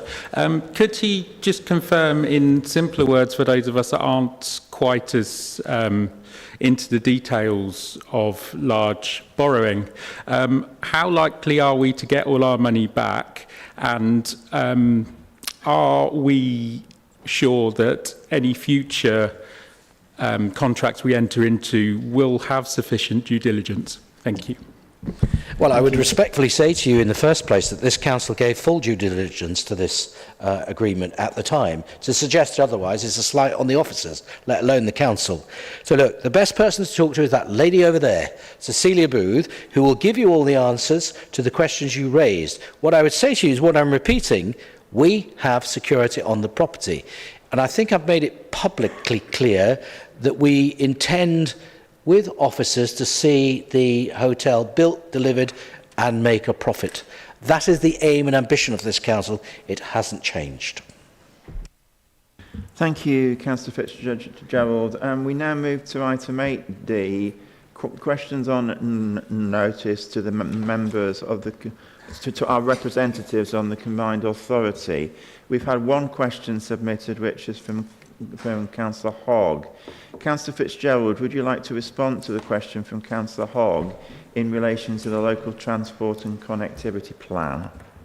Happy to, Mr Mayor, although Councillor Hogg seems to have a lot to say for himself in the media about this issue, because he seems to know all the answers on it, and I heard something he said earlier today which simply wasn't true. So I shall say I cannot support the plan, or could not at the time, because it could lead to road user charging in Peterborough. I've never been supportive of this policy, and in fact we put a motion to council that all of you on that side of the chamber didn't support. And why was it included in the LCTP? Cambridge has now abandoned, or Cambridge Liberals mainly and Labour have abandoned their plans to introduce congestion charging. So if no council has any intention of introducing it, then just take it out of the document. Simple.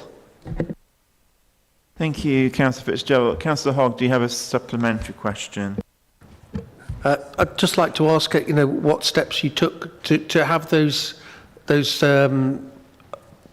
paragraphs removed from the report, rather than sort of unannounced, just rejecting and using the veto. Councillor Fitzgerald. Again, you're badly informed, Councillor Hogg. I went to great lengths to discuss and negotiate the precise wording in that document, to a point where it may have been acceptable to perhaps consider doing it, affording the protection to this council, the other councils in the district that aren't transport authorities. However, your Liberal Democrat colleagues in Cambridge changed it. They changed the version that I had approved. Secondly, the decision to finally reject it was based on the Magnificent Seven photo, which I thought to myself, why am I approving a policy that's so unpopular when there are people looking to remove me in the administration of council? Let them do it. Thank you, Councillor Fitzgerald. We now move to item 9A, which is in relation to the appointment of the Section 151 officer. Councillor Alison Jones, would you like to move the recommendations? Thank you, Mr Mayor. In accordance with the Local Authorities Regulations 2001 and under Section 151 of the Local Government Act 1972, every local authority must make arrangements for the proper administration of their financial affairs and must secure one of their officers to have responsibility for the administration of those affairs, known as Section 151 duties. All matters relating to the appointment of a Section 151 officer are reserved to the full council. The duties relating to the Section 151 officer currently fall under the remit of the post of Executive Director of Corporate Services. This post has been covered by Ms Cecilia Booth on a temporary basis since January 2022.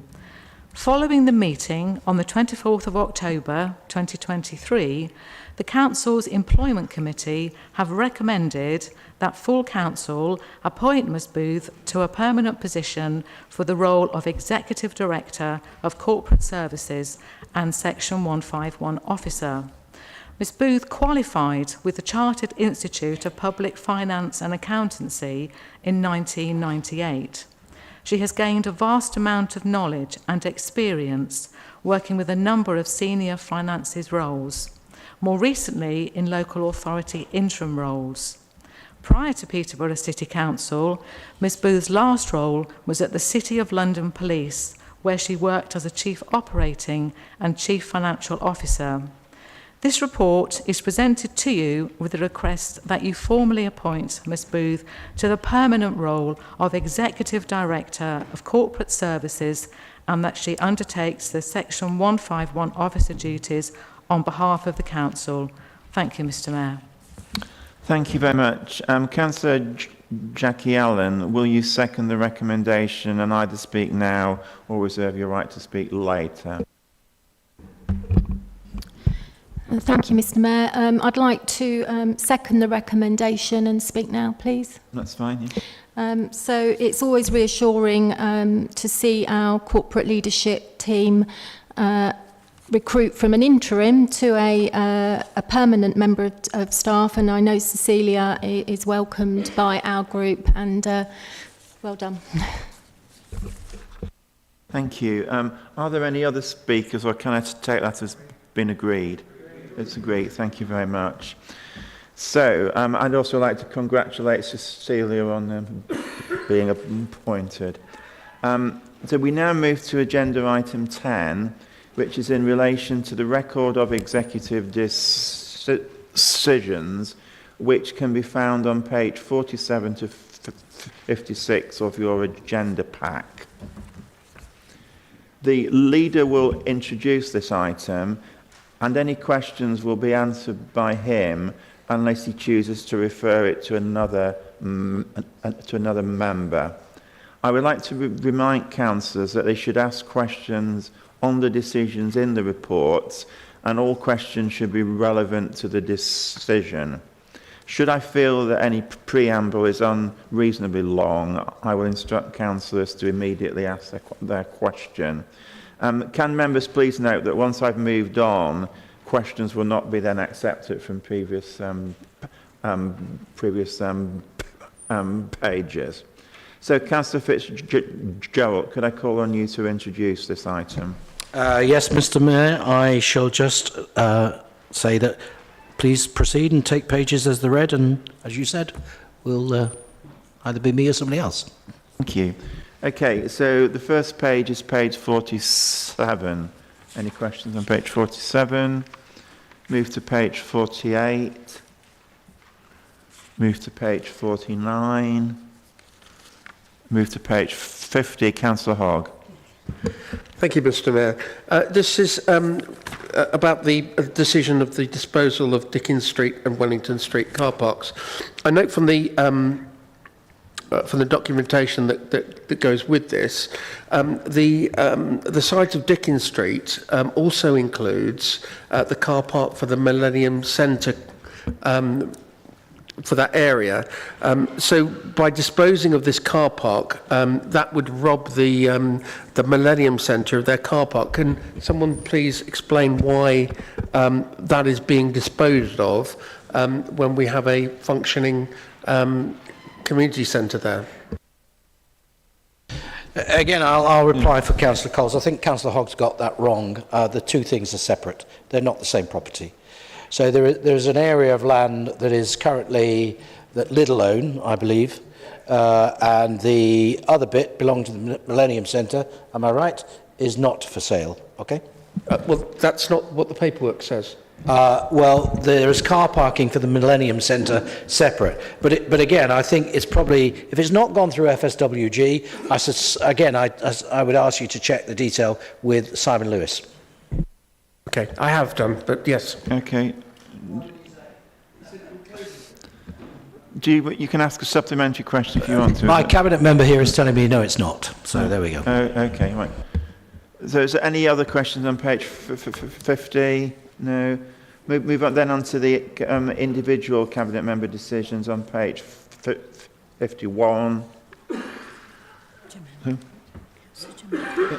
Councillor Jamil, sorry.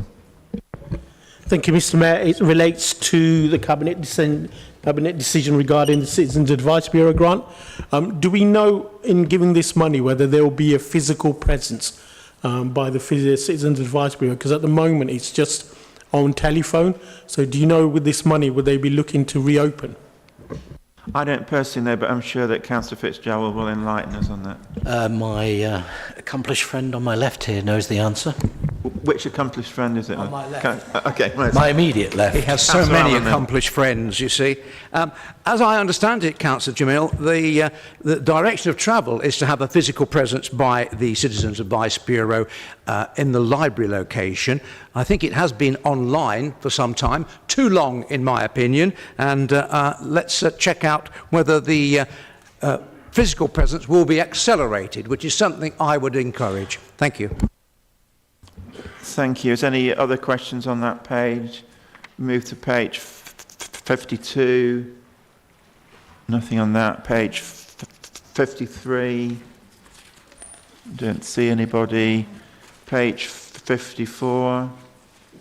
Councillor Hogg. I'm just slightly confused that there are a number of these decisions that seem to be delegating responsibility or authority to Cambridge City Council, County Council. I thought we were unpicking ourselves from that arrangement. Maybe somebody could explain why we seem to be further involving ourselves. Okay, Councillor Fitzgerald. Very simple, because public health's a joint service, Mr. Mayor. Okay. Any further questions on page 54? Move to page 55. Didn't see anybody. And finally, page 56. No questions, so that item is concluded. So we then move to agenda item 11 in relation to the record of combined authority decisions, which is detailed in the additional information pack. I will refer any questions to the relevant representative on the combined authority. Otherwise, the same rules will apply as on the previous item. But to save time, I'm not going to go through each individual page. I will just take each of the meetings in turn. So, we actually have a number of meetings which are listed on page 57. So the first meeting is the meeting of the Skills and Employment Committee on the 3rd of July. Any questions on that? No? A meeting of the Transport and Infrastructure Committee on the 12th of July. No? A meeting of the Audit and Governance Committee on the 7th of July. No? A meeting of the Overview and Scrutiny Committee on the 24th of July. No? A meeting of the Combined Authority Board on the 26th of July. No? A meeting of the Skills and Employment Committee on the 4th of September. No. Meeting of the Audit and Governance Committee on the 8th of September. No. Meeting of the Environment and Sustainable Communities Committee on the 11th of September. No. Meeting of the Transport and Infrastructure Committee on the 13th of September. Councillor Fitzgerald.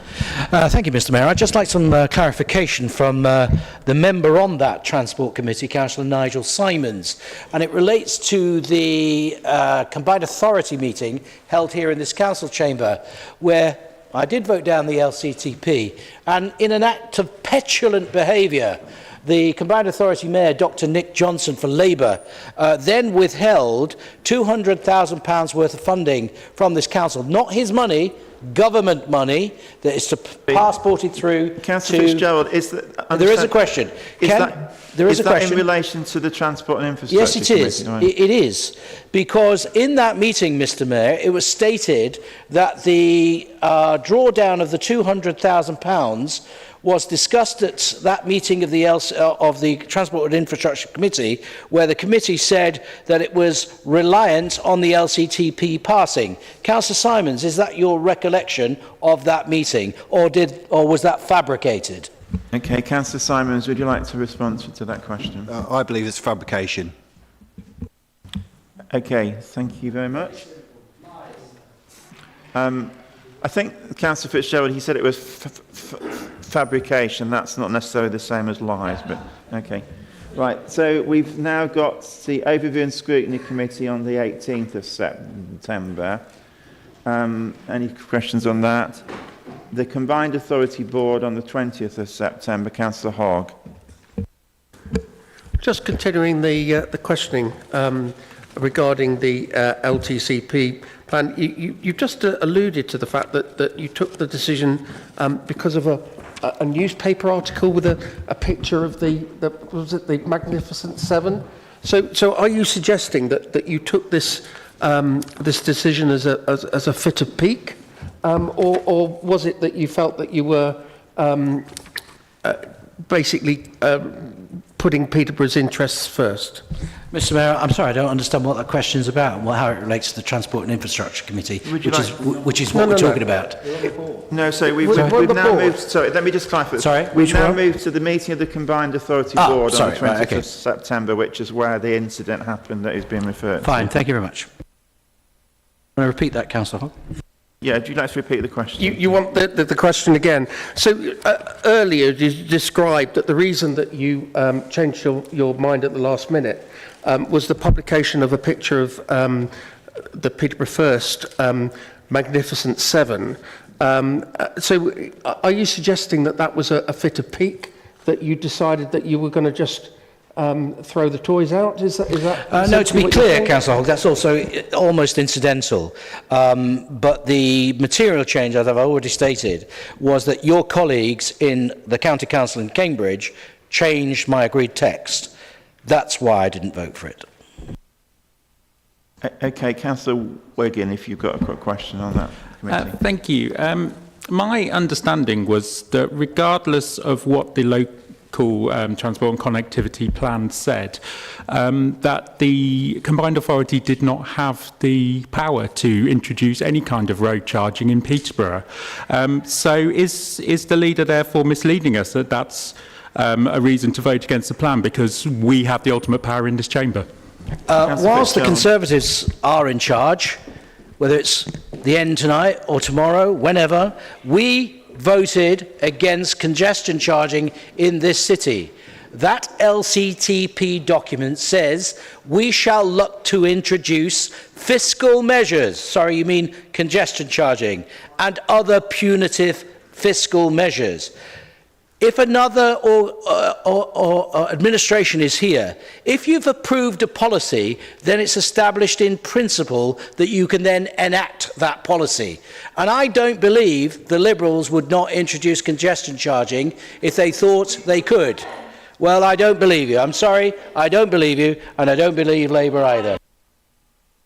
Councillor Barkham, could you restrain your language, please? Councillor Wiggin, do you have a further question? Yeah, just a supplementary on that, which is, so this, confirming that this council has the ultimate power as to whether or not we want to introduce or not road pricing.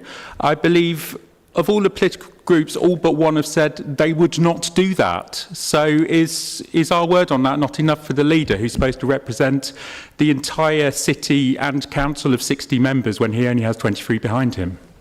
Firstly, I wouldn't believe a word the Liberal Democrats say in the city or in Cambridge. They were for congestion charging, and if they had pedal bikes that could go backwards quick enough, they would be riding them, because public opinion is against it. However, if that changed in the future, or you somehow miraculously get 31 seats, never, then I think you would look to push it through. Okay, I think the level of debate is degenerating a little bit. Is there any more questions on that item? Okay, so we now move to the meeting of the Human Resources Committee on the 27th of September, and I'm not anticipating any questions on that, and there aren't any. Okay, so we've concluded that particular item. So where are we now? So we now move to agenda item 13A, which is in relation to the Children's Improvement Board. Councillor Jackie Allen, could I ask you to move the recommendations?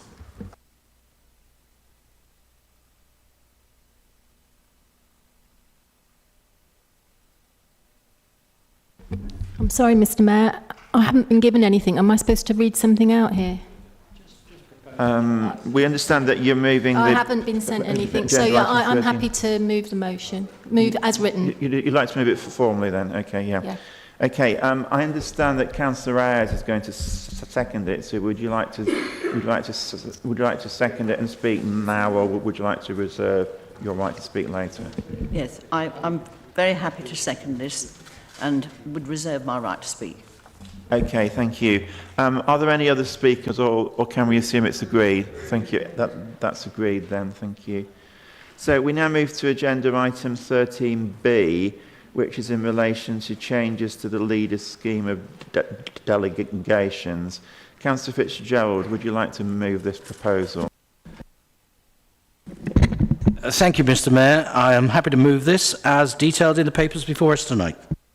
Thank you. Councillor Steve Allen, will you second the recommendation and either speak now or reserve your right to speak later on? Thank you, Mr. Mayor. I'm happy to second the motion. Thank you. Thank you. Are there any other speakers, or can we take that as agreed? Agreed. Thank you. Right, so we're moving quickly now, and we now move to agenda item 13C, which is the appointment of the Independent Audit Committee Chair. Councillor Haseeb, would you like to put the motion forward? Thank you, Mr. Mayor. Yes, I would like to move the recommendation of Council to appoint Daniel Schumann as an Independent Audit Committee Chair. As members will be aware, the recommendation from the Andrew Flockhart report in 2021 was for the Council to consider appointing an independent member to chair the Audit Committee. For the past 2 years, having an independent chair has improved the work of the Audit Committee. I have no doubt the appointment of Daniel Schumann will continue this work. Thank you, Councillor Haseeb. Councillor Jones, would you second the recommendation and either speak now or reserve your right to speak? I second the recommendation and reserve my right to speak if needed. Is there any other discussion, or is it agreed? Agreed. Thank you very much. So we now move to agenda item 13D, which is in relation to the Health and Wellbeing Board annual report. Councillor Hussain, would you like to move the recommendations? Thank you, Mr. Mayor. I'm pleased to present the annual report for 2022-23 for the Cambridgeshire and Peterborough Health and Wellbeing Board. This report provides details of activities undertaken by the Health and Wellbeing Board in 22-23. A key achievement of the board was the development of publications of the Health and Wellbeing Integrated Care Strategy that has set 3 shared overarching ambitions, which are by 2030. We will increase the number of years that people spend in good health. We will reduce inequalities in preventable deaths before the age of 75. We will achieve better outcomes for our children. All partners have committed to delivering these ambitions, and in doing so committed to collective and organisational specific endeavours. 4 priorities are identified where we know we need to do something differently to achieve our overarching ambitions. Ensure children are ready to enter and exit education, prepare for the next phase in their lives, create an environment to give people the opportunity to be as healthy as they can be, reduce poverty through better employment, skills and housing, promote early intervention and prevention measures to improve mental well-being. Over the next year, Cambridgeshire and Peterborough Health and Wellbeing Board, working as a committee in common with the Integrated Care Partnership, will be developing further work around these 4 priorities. I'm happy to move this. Thank you.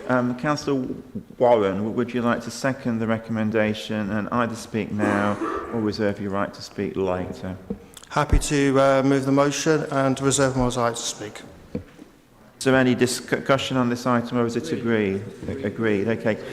Just to give you notice, what I'm proposing is we normally take a break in the middle of the meeting. I'm proposing we take a quarter of an hour break at the conclusion of sort of item 13. So if that's just some warning of that's going to happen. Okay, so we now move to item 13E, which is in relation to the appointment of the interim monitoring officer, and we need to just pause for a second whilst the person affected leaves the room.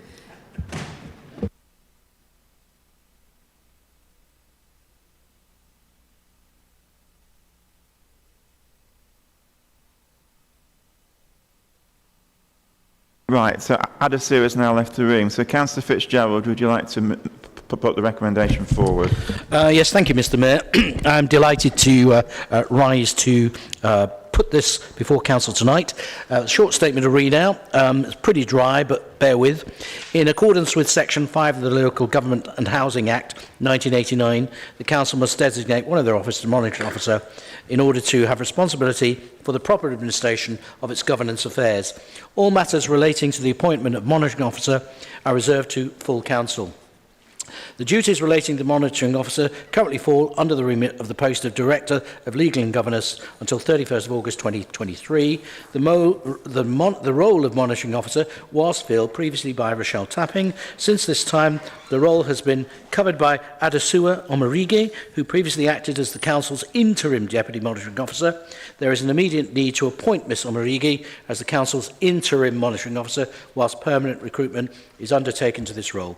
She has worked in local government for 13 years and prior to joining Peterborough City Council has previously held roles as Head of Legal Services and Assistant Director of Legal Services elsewhere.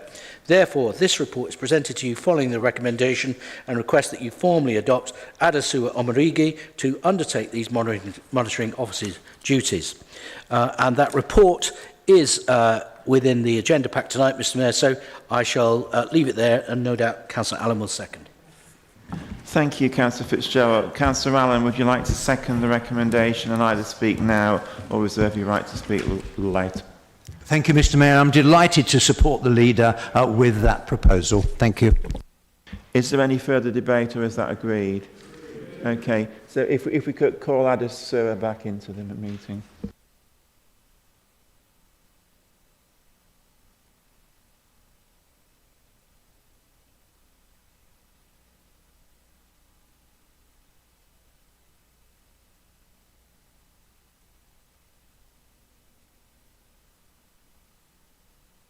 I think, Adesua, you'll gather from the round of applause that your appointment has been approved. Thank you very much.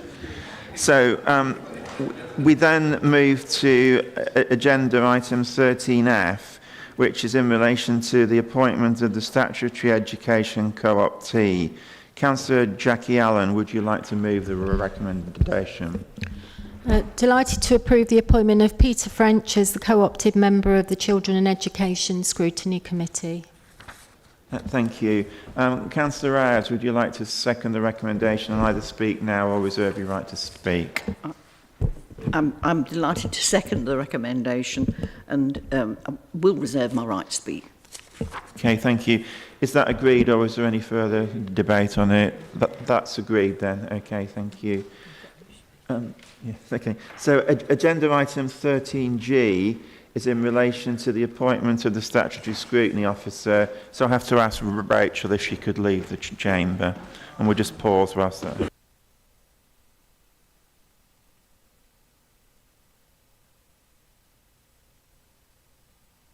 Okay, I don't think there's any screen in there for them to observe the meeting. Councillor Fitzgerald, would you like to move the recommendations? Again, delighted to do this, Mr Mayor. Members, so I move the recommendation for Council to appoint Rachel Edwards as the Statutory Scrutiny Officer in line with the requirement for the Council to have this appointment in place. Yeah, that's all. Councillor Allen, would you like to second the motion or reserve your right to speak? Thank you, Mr Mayor. And again, I'd like to support the recommendation of the leader and second the motion. Thank you so much. Are there any further speakers or is that agreed? Okay, fine. So we've concluded item 13. It's slightly earlier than we normally do, but there's quite a lot of substantive business later on. Oh, thank you, yeah.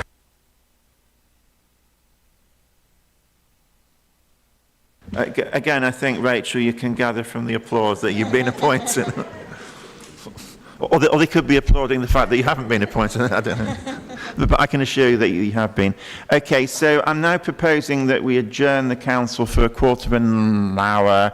So if we could reconvene at 7:55.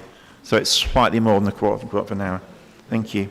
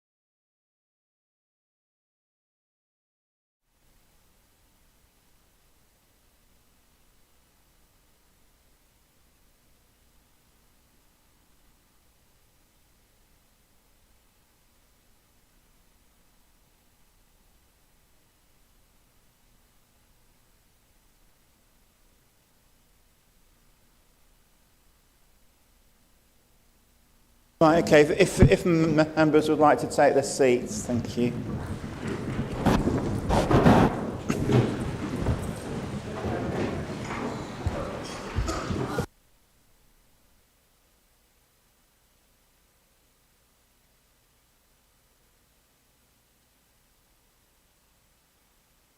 Okay, if all members and members of the public could take a seat, please.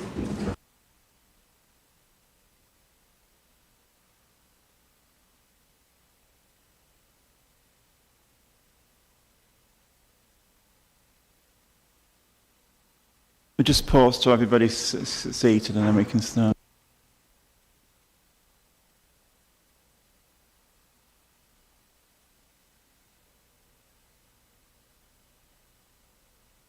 Okay, thank you.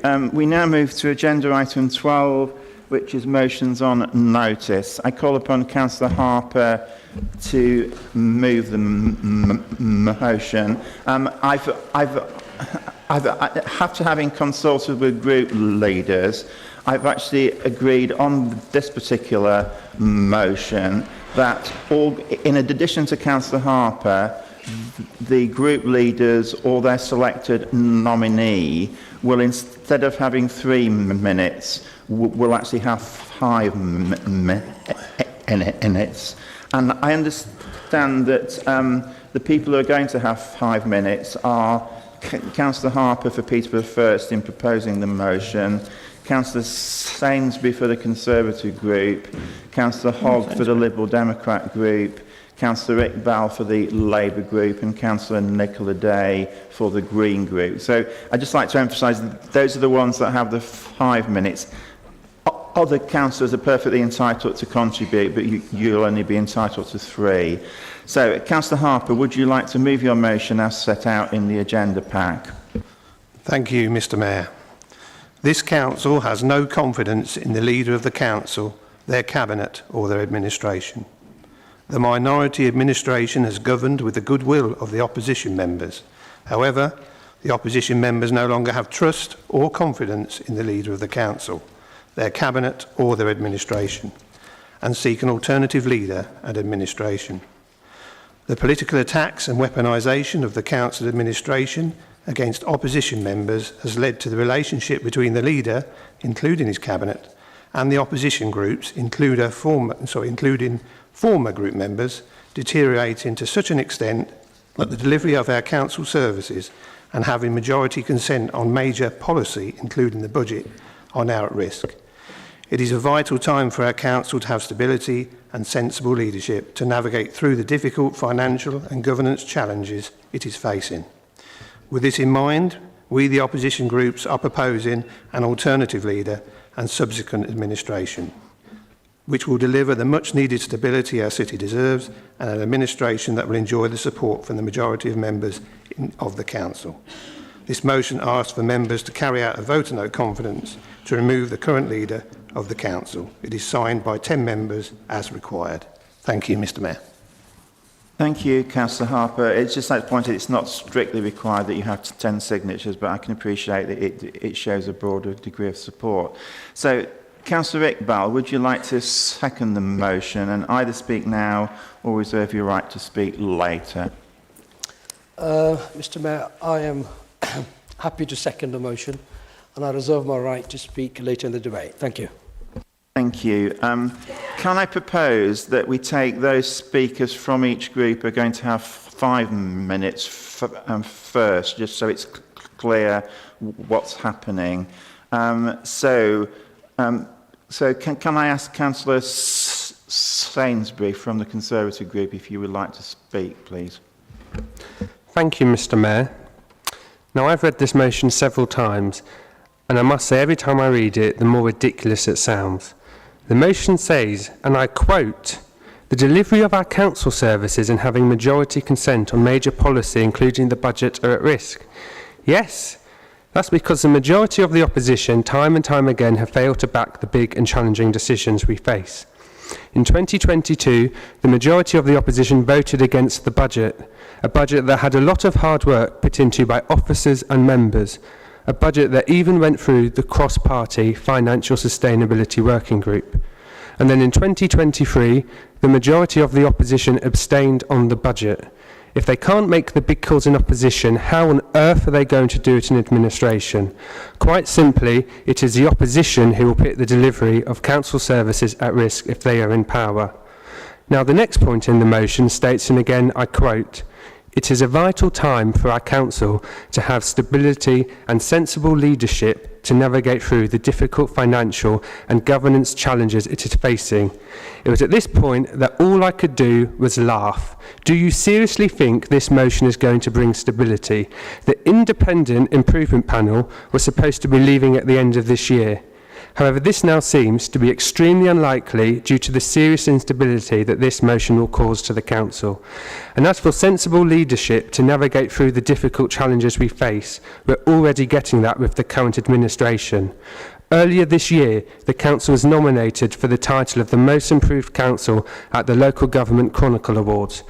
In 2021 to 2022, the council reported an overspend position. This is in addition to a capitalisation direction of £13 million.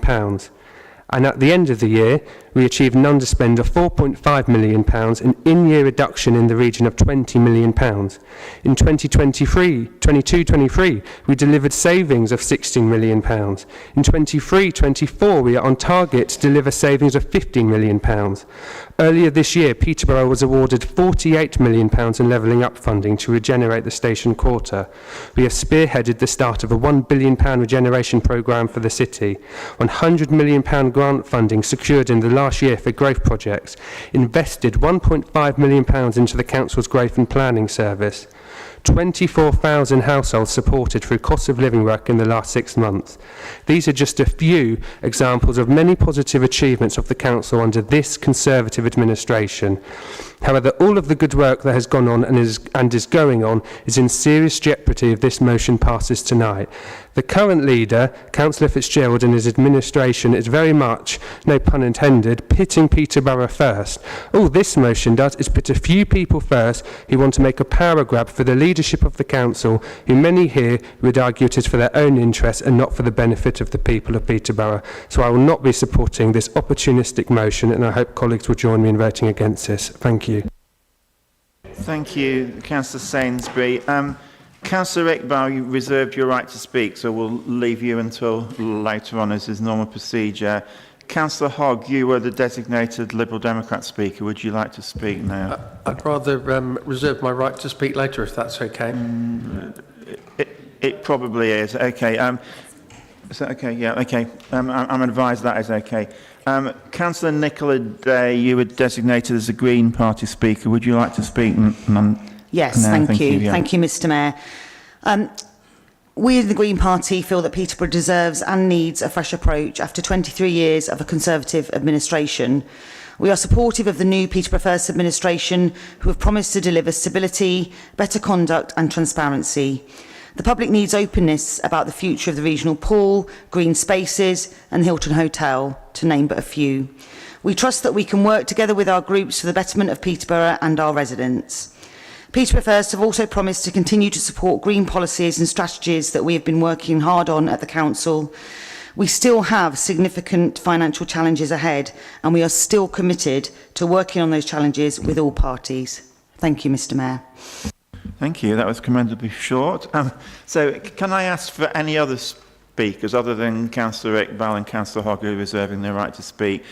Councillor Lane, and I've got, okay, let me just get these down. Councillor Lane, Councillor Allen, Councillor Suresti, Councillor Ayres, Allen, Jamil, yeah. Rush, okay, Fenner, Councillor Warren, okay, Howard as well, okay. Right, I'm just going to read out the Councillor Ray. Okay. Right, I'm just going to read out the list that I've got just to make sure we don't leave anybody out. So we've got Councillor Lane, Councillor Allen, and we've got Councillor Suresti, Councillor Ayres, Councillor Jamil. I can't read my own writing. Councillor Rush, sorry, yeah.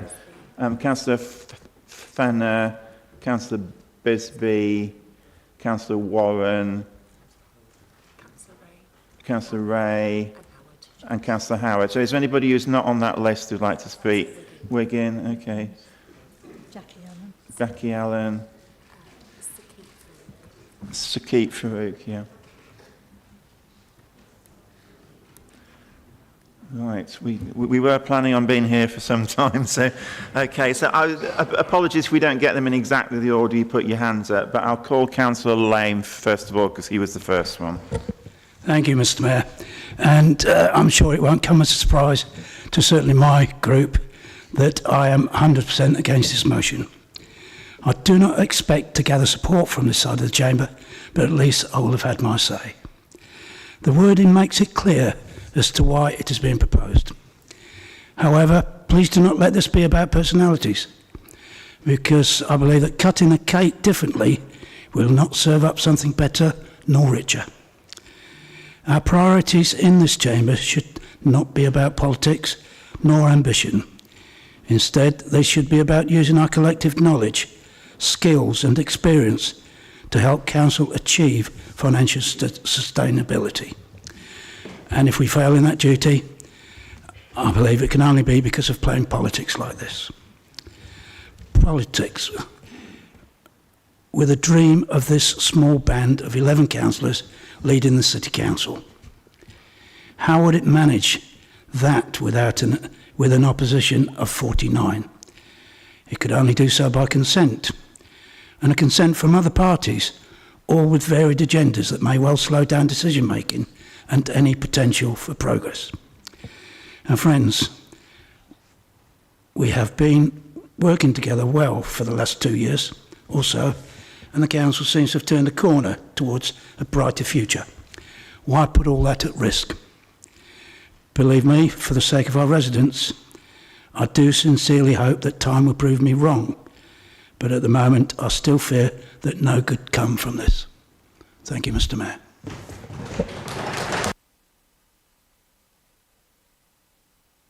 Thank you, Councillor Lane. And the next on my list is Councillor Steve Fallon.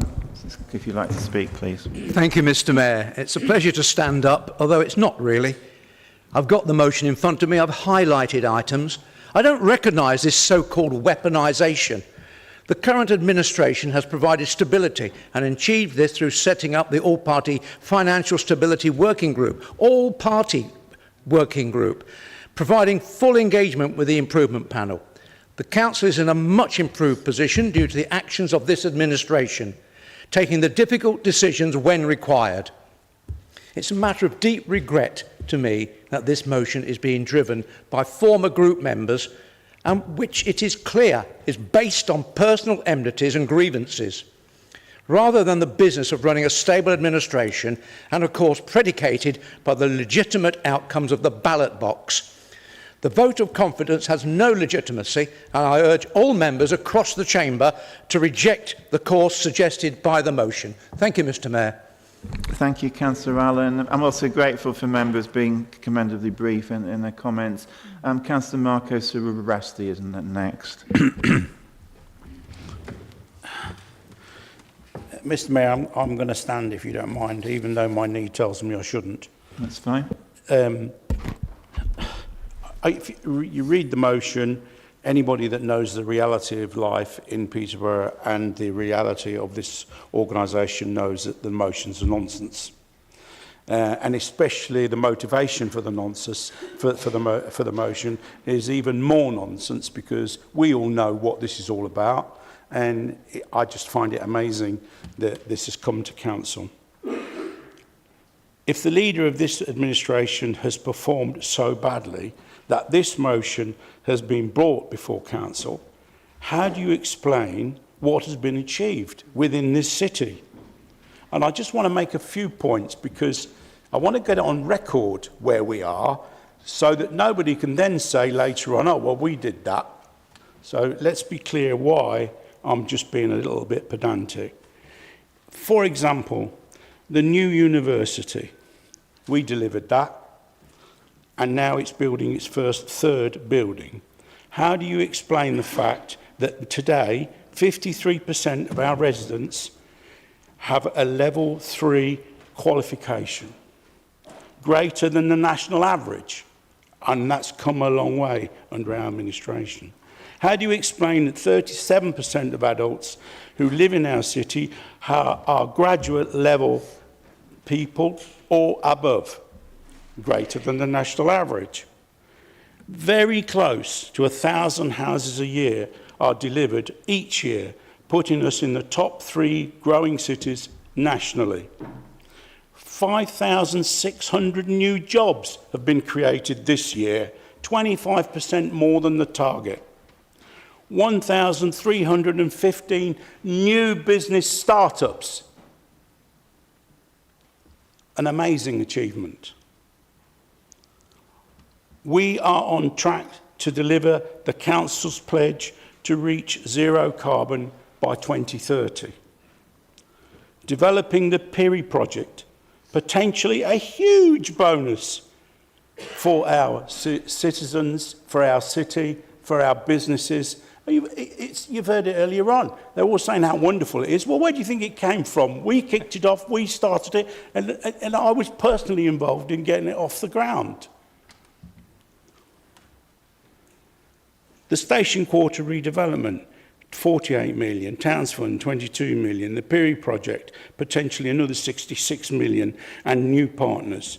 Now, Winston Churchill once said, democracy is the worst form of government, except for all the others that have been tried. And I do have to say that this motion of no confidence in our leader, in my opinion, is an example of the worst form of democracy, and the councillors who genuinely care about our city and our citizens should think twice about voting for it, and you should be ashamed of yourselves if you do. Thank you, Councillor Susresti. I now call upon Councillor Ayres. Thank you, Mr. Mayor. You'll forgive me if I don't stand up. That's fine. I'm afraid my knee's a bit worse than Councillor Surresti's at the moment. I looked at this motion and thought at the start that it was going to be an attempt to remove the group leader, Councillor Fitzgerald, from his post as leader of the council, despite the fact he'd only been appointed in May of this year by the full council. But it also states that the signatories have no trust or confidence in the cabinet either, of which I am personally a member, and I take considerable exception to this, not only for the leader, but also for myself and other cabinet members. Mr. Mayor, you and others in the chamber will have been aware of my interest in education for some time now. Indeed, I carried out a 17,000-word education review in 2017 after I joined the council, having spent 46 years prior to that working as a solicitor in this city and in the region. This review has subsequently been used by the council to create action plans utilising the recommendations contained therein for several years since then. This is just one example of what has happened with a Conservative administration and how much we have put effort into running this council. It has taken 5 or 6 years for this to show fruit by the local authority, going up the rankings, but last year that happened, and we as a Conservative administration at the council are very proud of this. Our leader is an extremely hard-working person and remains an excellent leader for us all. He's always encouraging and enthusing about our work in cabinet, and this is reflected in speeches in council. I'm one of the oldest members of this council, as you will know, but it's not just the elderly ones, or the old ones like me, that he encourages. He's continually interested in the young people of this city and in our group, and allows them to go into cabinet to educate them for the future benefit of our council as cabinet advisors. His enthusiasm mirrors mine in pushing forward over several years now for a new university for Peterborough. This has been a difficult task, and we are delighted that it's now come forward and it is now open and has been for a whole year, with new buildings still going up. We've heard tonight how well it's doing. It's a matter of which this administration is inordinately proud, and we have achieved it by persistence and a desire for continual quality to help in particular our young people who are not privileged and who do not feel that they are considered for social inclusion. We now have a skills agenda developed with the leader's assistance by creating a skills and employment partnership board involving representatives from the business world, PCC departments, colleges and the university. Councillor Ayres, could you draw your remarks to a close, I will. please? We have a growth agenda which the leader has worked tirelessly to bring to fruition. To conclude, it's my pleasure to work for such an enthusiastic leader, and you will gather from this that I do not plan to vote for this motion, but very much against it. Okay, thank you. I'm going to have to be quite strict on the time because we do have a lot of people who want to speak. So who's the next person on the list? Councillor Jamil, please. Thank you, Mr. Mayor. I just wasn't planning on speaking, but Councillor Sainsbury opened the debate, and he chose to open the debate in the middle of the paragraph. He forgets the bit before that, that's the political attacks and the weaponisation of the council admission against opposition members. You need to speak to some of those opposition members and see how they felt and what they had to go through.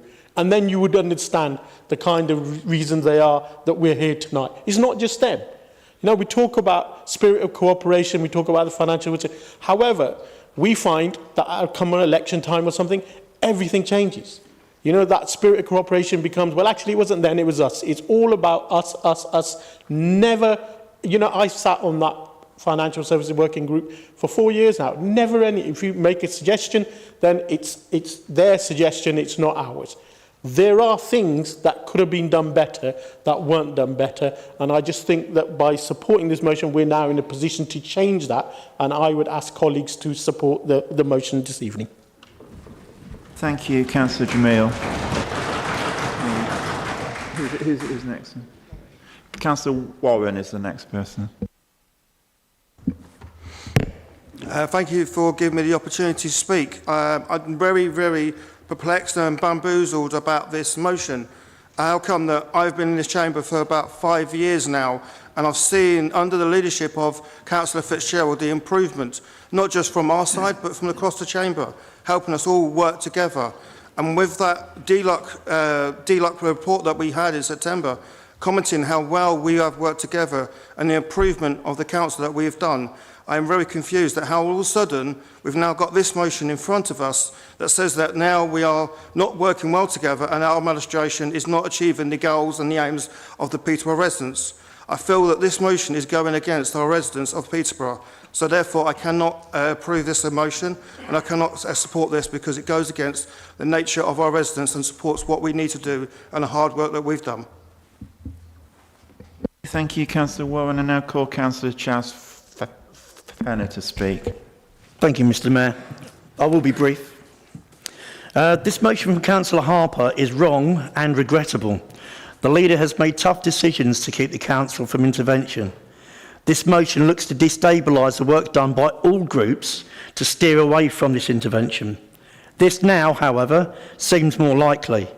The independent panel were due to cease this year. That will now carry on and watch very closely at what the administration are doing or not. A leader needs to be everything, tough, strong, and have a backbench and councillors to back him, all the while having an ear open to suggestions and discussions from opposition groups, which he has done. The leader has said in many meetings, both council and groups, where there may be differences of opinion. Democracy means just that. That's where you have your decisions. To make a point, not one Peterborough councillor walked the floors. They were all North West Cans. So why now? Why not in May? This is not the way to do it. I will not be supporting this motion. I would urge, not as a Whip Party member, but as a citizen of this city, and ask yourself, do you really want a new administration who can just about fill the mandatory roles and place the city into financial uncertainty once again? I'll leave that with you. Thank you, Councillor Fenner. I now call Brian Rush from Peterborough Firth. Thank you, Chair. Last week in a radio interview, Councillor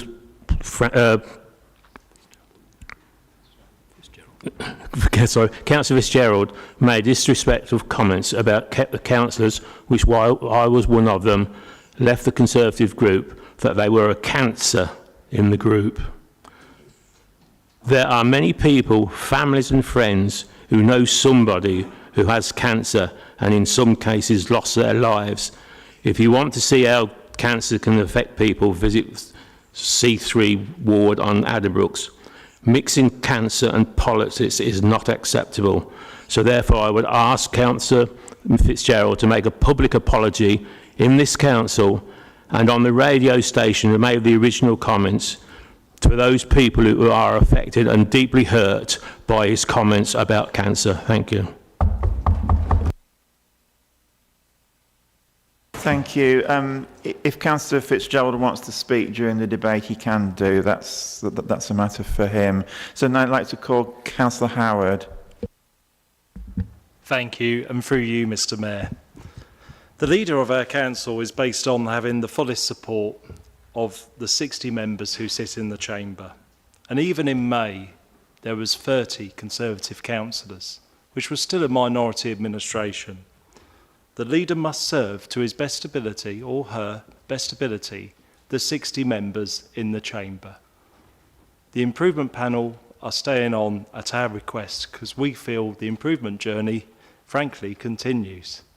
And looking at the news the last few weeks with the challenges with the Hilton Hotel and other matters, that it's really important that they do stay on, because regardless of who the administration is, it's a responsible thing to keep them in place and have their support.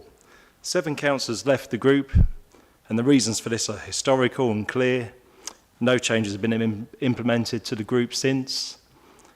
And we have all worked collaboratively, and it's been good when we've been able to.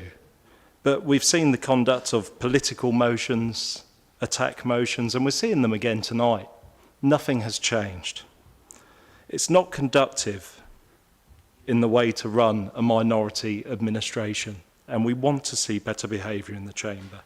We're seeing decisions made now that are in political interest rather than the city's interest.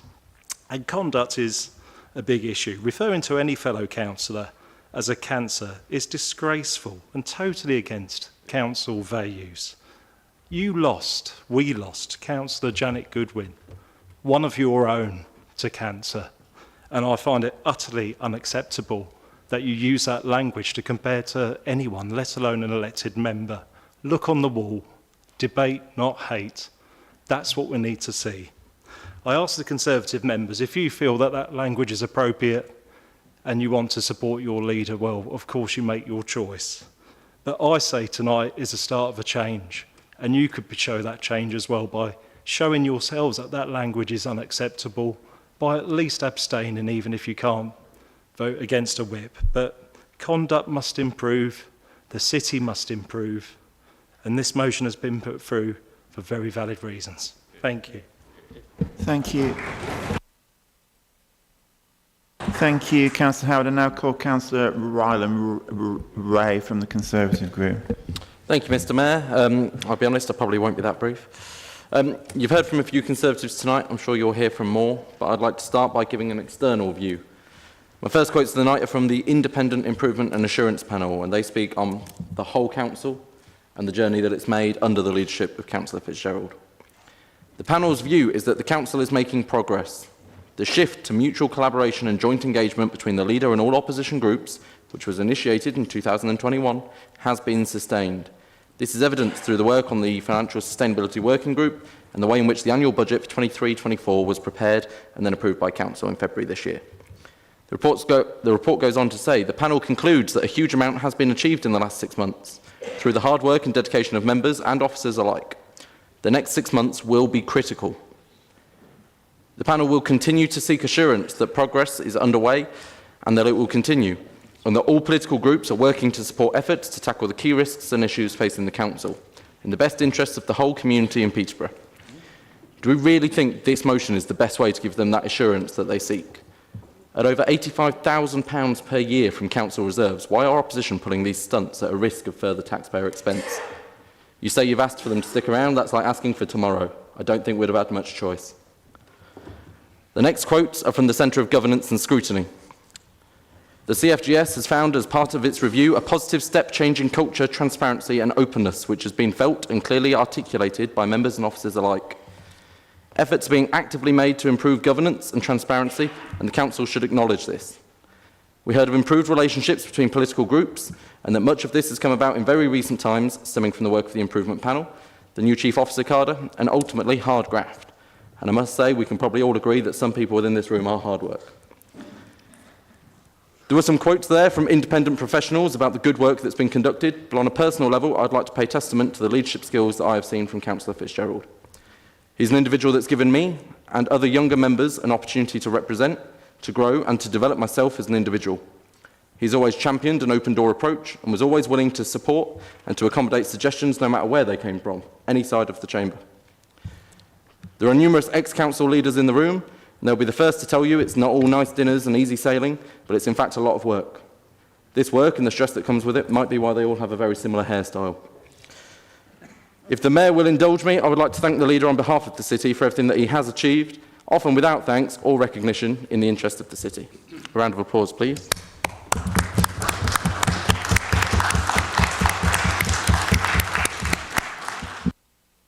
Okay, thank you. Now I'd like to call Councillor Jackie Allen. Thank you, Mr Mayor. I think the speech of the night comes from Councillor Lane. He gained my respect as the Mayor, and he continues to do so. And I'll be frank, when I listen to Councillor Lane, I often take my guidance from him. And I, as someone who is a councillor on a ward that has opposition councillors, I would say that with Councillor Hemraj and Councillor Kayyem, we do our best to collaborate in a way that is good for our residents, and party politics doesn't come into it. I regret this motion deeply. We have a new Director of Children's Services. We have Ofsted coming in. We're trying to recruit senior staff into children's services to do the best for the provisioning of children's needs and education across our city. What message is this sending to the D of E? What message is it sending to Ofsted? What message is it sending to the potential recruiters that we need to come into this council and lead our children's services into a better place? And on a point of accuracy, I read last week in the Peterborough Telegraph from Dennis, who says that children's services is inadequate. Well, I don't think that's the case. What we're trying to do is make sure it isn't inadequate. We must remember that all of our comments have an impact on our officers in this council. We have a duty to do better with this, with that. And on my final comment, I would like to say that I think Councillor Wayne Fitzgerald and our leader has done an amazing job. The sustained and personal attack on Wayne is not good, and I feel that his family have also felt the brunt of that, and I think we all need to consider our actions in this House. Thank you, Councillor Allen. Now call upon Councillor Ray Bisbee from the Peterborough First Group. Thank you, Mr Mayor. We've heard from people giving quotes, and we've heard about children's services. What we haven't heard is the Ofsted report. If you read the Ofsted report for their 2-day visit, how this was allowed to get into this state. It should never have happened. Yes, it's on its way up, but it needs to move faster, and that's where I'm looking to. Thank you. Thank you, being commendably brief. What point have you got, Councillor?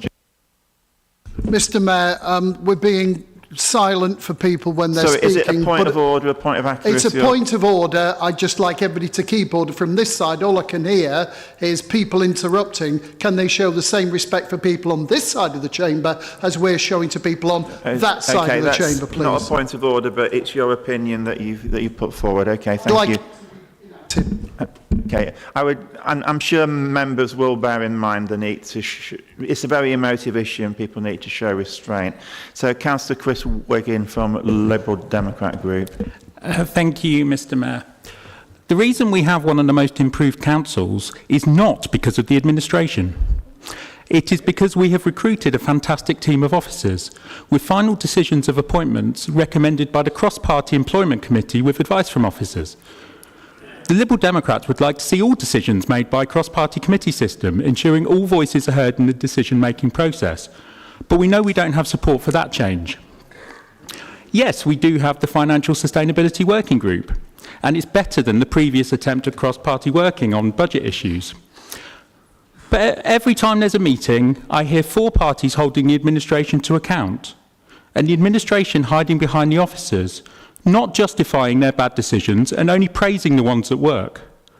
We've seen that tonight in the responses to questions from members which haven't been answered and have been responded to with personal and political attacks, and not the answers the people of Peterborough want to hear. I will talk to and work with anyone to get a fair deal for my constituents, but I feel the relationship with the administration has broken down, and the decision on the local transport and connectivity plan, as detailed earlier in the meeting, was the final straw for many of us on this side of the chamber. After 23 years of Conservative Party rule in Peterborough, it's time to give someone else a chance to run this city. We will work constructively with whoever is in charge, if they will reciprocate. The reciprocation has ended. The answer tonight about the Article 4 working group shows that working together is not really that important to the current administration. Peterborough First have given me every indication that they will be different. Thank you. Thank you, Councillor Wiggin. Now call Councillor Sakip Farouk from the Peterborough First Group. Thank you, Mr. Mayor. The only thing I would like to add, based on the comments I've just heard about the intentions of this motion, is to urge you all to have a look at the comments, the views and the opinions of the public against this leader and the administration, which you'll find on any attached article, news report or radio show over the last month related to this motion. It may be a motion brought forward by a few, but see for yourselves how many across the city it's shared by. Okay, thank you for those comments. Now call Councillor Hussain. Thank you, Mayor. I just want to agree with Councillor Lane on what he said. He's, as ever, the voice of reason in this chamber. He mentioned about how people are playing politics, how we have always worked together in the past. I will say in my short time as a councillor in the last 2.5 years, I've witnessed our leader be inclusive, be a role model to me. He's a great mentor, and he's made the difficult decisions. I've witnessed him lead this council in a progressive manner for the growth of our city. He's someone I look up to. I've witnessed firsthand. He has always prioritised the people of this city and its residents. This motion does nothing but serve personalities and personal agendas and gains, and it doesn't serve the people of this city. Thank you, Councillor Hussain. I've now got Councillor Hogg. Thank you, Mr. Mayor. There's a lot's been said tonight. Of course, there has been some great things brought forward by the administration, but there's been some bad things as well. I mean, we've had contracts signed that have not had adequate break clauses in. We've had the Empower debacle. Hilton is now, not our finest hour, I have to say. So, we have been working very well over the last couple of years with the FSWG, and the direction of travel with that was very positive. But come sort of July time, we had at full council a number of motions that came forward which were very combative, and I believe that there was some criticism of that from the improvement panel. And we've also heard tonight from the leader about how, in my words, he had a feat of pique and decided to change his mind because of a newspaper article of the Magnificent Seven. that meant that we didn't have the local transport and connectivity plan signed off. The fact that he's saying that we could be forced into doing congestion charging is just nonsense, as he well knows. That would be a decision for Peterborough City Council and not one for the combined authority. And yes, so there is an element of politics in this. Politics is about different parties coming together, talking to each other, discussing ideas, saying, look, we can do this. And ultimately, Peterborough first came to the Liberal Democrats some time ago to say, that we would like, we have an ambition to be involved or take leadership of the council away from the Conservatives. And at first that was, we gave them a bit of the cold shoulder, I have to say. But as time progressed, they came back to us again and again with, discussions, and we understood where they were coming from, what they were looking to achieve, and the kind of culture that they were looking to bring to the council. And from what I could see, that the direction of travel for the FSWG, etc., had stalled, and in fact actually was starting to regress.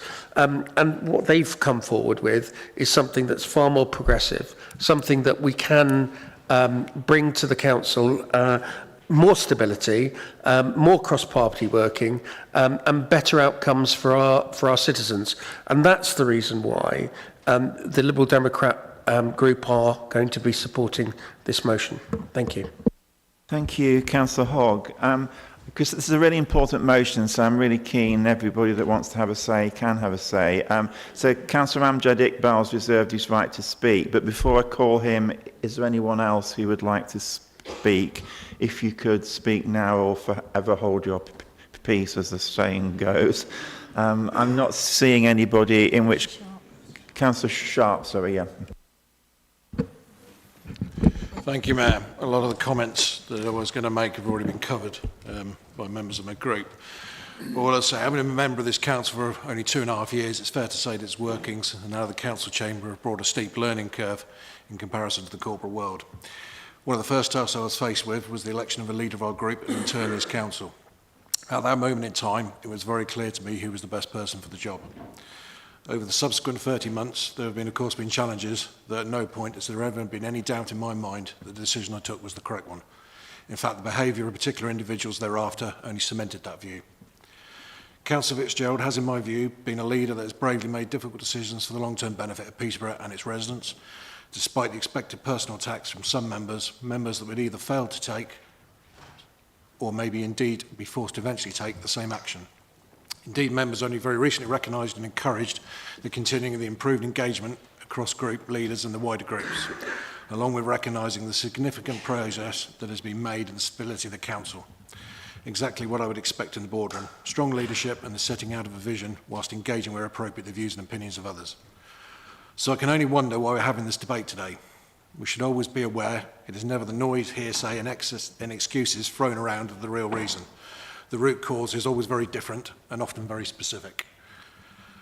And in this case, not one that's related to policy decisions, but the personal selfish aspirations of others. To put this city and the council's future at risk at such a critical time is nothing short of dangerous.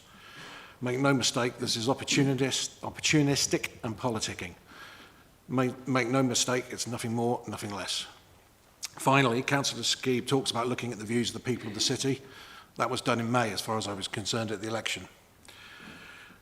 And I'm sure we all know the balance of comments on social media is often no reflection of the silent majority. As a result, Councillor Fitzgerald continues to have my own wave of support as leader of this council and group. Thank you. Thank you, Councillor Sharp. This is the last chance for anybody else wanting to speak. Not seeing anybody. In that case, I call upon Councillor Amjad Iqbal, who's reserved his right to speak. Thank you, Mr. Mayor, and through you. We've heard praises from the Conservative, nothing else. Are they trying to say that that leader has not made any bad judgments or bad decisions? No. So I will say that the statements are not balanced. They're just in favour.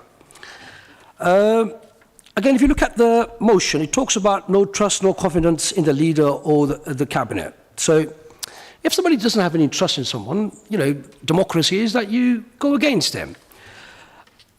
What I've seen from the Conservatives are they're attacking Peterborough First. Those are the people they're attacking. As far as I'm concerned, I've been engaged with them for some time, and from my experience, I have found them very competent. They've got experience, and I believe that they will do the best for the city of Peterborough. They're aware of the deep financial challenges the council faces. They have a clear direction of travel, such as council's stability, financial continuity, consistency, and a clear benchmarking. Now, going back on the original motion, no trust, no confidence in the leader or the cabinet, what I'm going to say, I'm just going to give some wise words to the council leader. There's a saying, it's not enough to be intelligent, you must also have the right character. Knowledge will give you power, but your character will give you respect. Your smile is your logo, your personality is your business card, and the way you make others feel is your trademark. When you make a commitment, you build hope. When you keep it, you build trust. Now, be silent. Let the one who creates the word speak. He made the door, he made the lock, he also made the key. Thank you very much.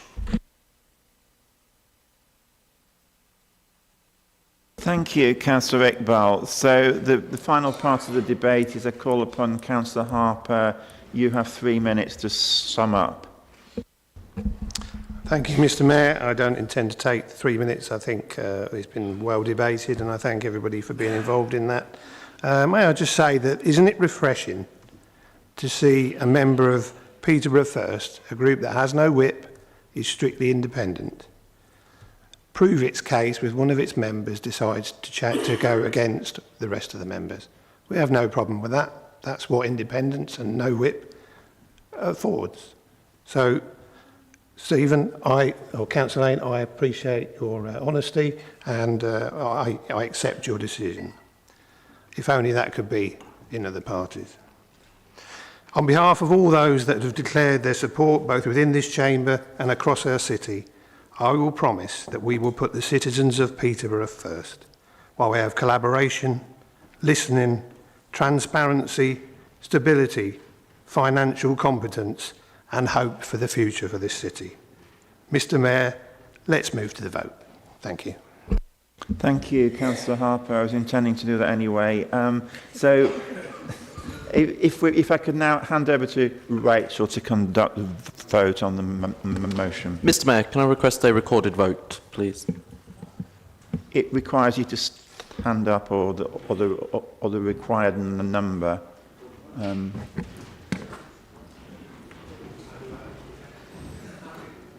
Yeah, okay, there seems general consensus anyway, but that is sufficient. So we will now have a recorded vote. So Rachel, please. Okay, thank you, councillors. We're now voting with a recorded vote on the vote of no confidence from Councillor Harper. I will call your name. Please can you be clear about for, against or abstaining? Councillor Ahmed. Against. Councillor Jackie Allen. Against. Thank you. Councillor Steve Allen. Against the motion. Councillor Asif. Against. Councillor Ayres. Against. Councillor Barkham. For the motion. Councillor B. For the motion. Councillor Bisbee. For the motion. Councillor Andrew Bond. Absolutely for the motion. Councillor Sandra Bond. For the motion. Councillor Sereste. Councillor Cole. For the motion. Councillor Day. For. Councillor Dowson. For. Councillor Mohammed Farouk. For the motion. Councillor Saqib Farouk. For. Councillor Fenner. Against. Councillor Fitzgerald. Against. Councillor Judy Fox. For. Councillor John Fox. For. Councillor Harper. For the motion. Councillor Hasib. For. Councillor Hemraj. For. Councillor Hiller. For. Councillor Hogg. For. Councillor Howard. For the motion. Councillor Hussain. Against. Councillor Iqbal. For the motion. Councillor Jamil. For. Councillor Alison Jones. For. Councillor Dennis Jones. For. Councillor Khan. Against. Councillor Knight. For. Right. Councillor Lane. Against. Councillor Mahmood. For. Councillor Nawaz. Against. Councillor Perkins. Against. Councillor Ray. Against. Councillor Rush. For. Councillor Sabia. For. Councillor Sainsbury. Against. Councillor Samford. As previously indicated, Mayor, I'm abstaining. Councillor Seeger. For. Councillor Sharp. Councillor Simons. Definitely against. Councillor Skibstead. For the motion. Councillor Stevenson. For. Councillor Strangward. For the motion. Councillor Thirlbourne. For. Councillor Trust. Against. Councillor Tyler. Against. Councillor Warren. Against. Councillor Wiggin. For. Okay, thank you. Bear with.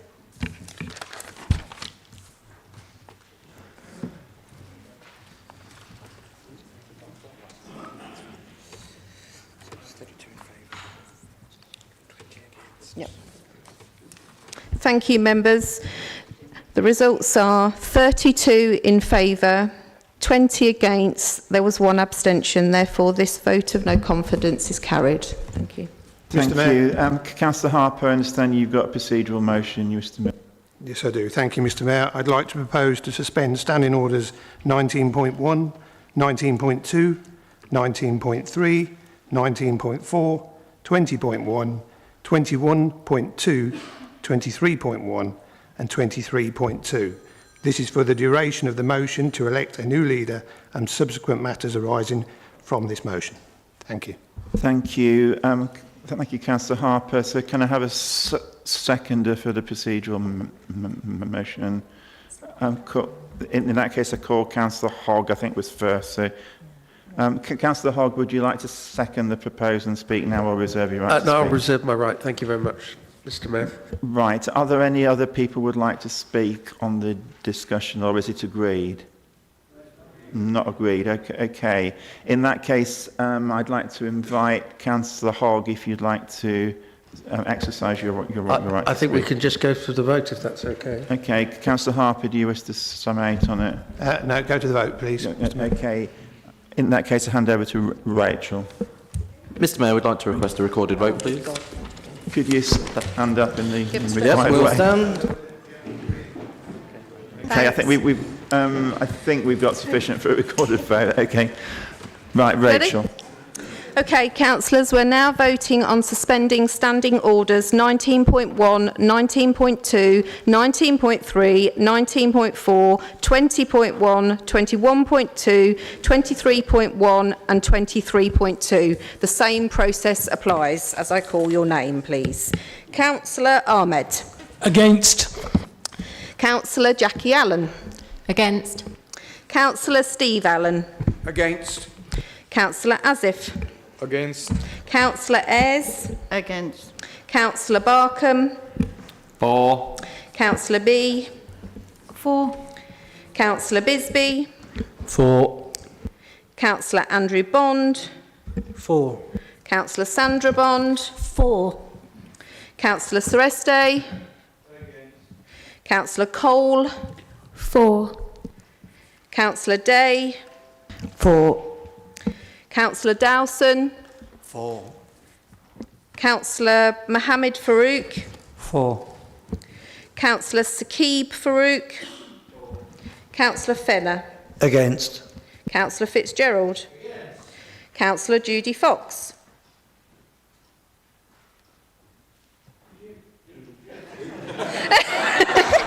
Sorry, I beg your Councillor pardon. Judy Fox. 4. 4. 4. Councillor John Fox. For 4. Councillor Harper. 4. Councillor Hasib. 4. Councillor Hemraj. 4. Councillor Hiller. 4. Councillor Hogg. 4. Councillor Howard. 4. Councillor Hussain. Councillor Iqbal. 4. Councillor Jamil. 4. Councillor Alison Jones. 4. Councillor Dennis Jones. 4. Councillor Khan. Against. Councillor Knight. 4. Councillor Lane. Abstain. Councillor Mahmood. 4. Councillor Nawaz. Against. Councillor Perkins. Against. Councillor Ray. Councillor Rush. 4. Councillor Sabia. 4. Councillor Sainsbury. Against. Councillor Sanford. As on the previous one, I'm abstaining. Councillor Seeger. 4. Councillor Sharp. Councillor Simons. Councillor Skibstead. 4. Councillor Stevenson. 4. Councillor Strangward. 4. Councillor Thirlbourne. 4. Councillor Trust. Against. Councillor Tyler. Councillor Warren. Against. And Councillor Wiggin. 4. Bear with.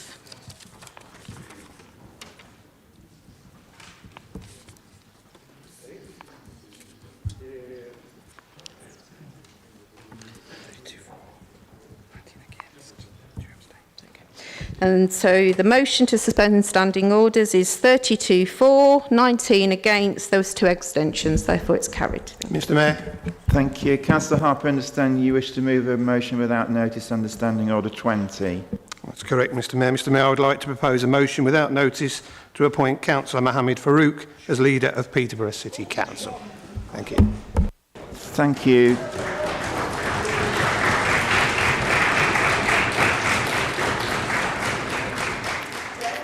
Councillor Hogg, I understand you wish to second the motion. Do you wish to speak now or reserve your right to speak? I will reserve my right to speak, if I may. Thank you. Thank you. Can I ask if there's any other speakers on the proposal? Councillor Allen. In that case, you can speak then. I'd like to propose an amendment, and I'd like to propose Councillor Wayne Fitzgerald as the leader of this council.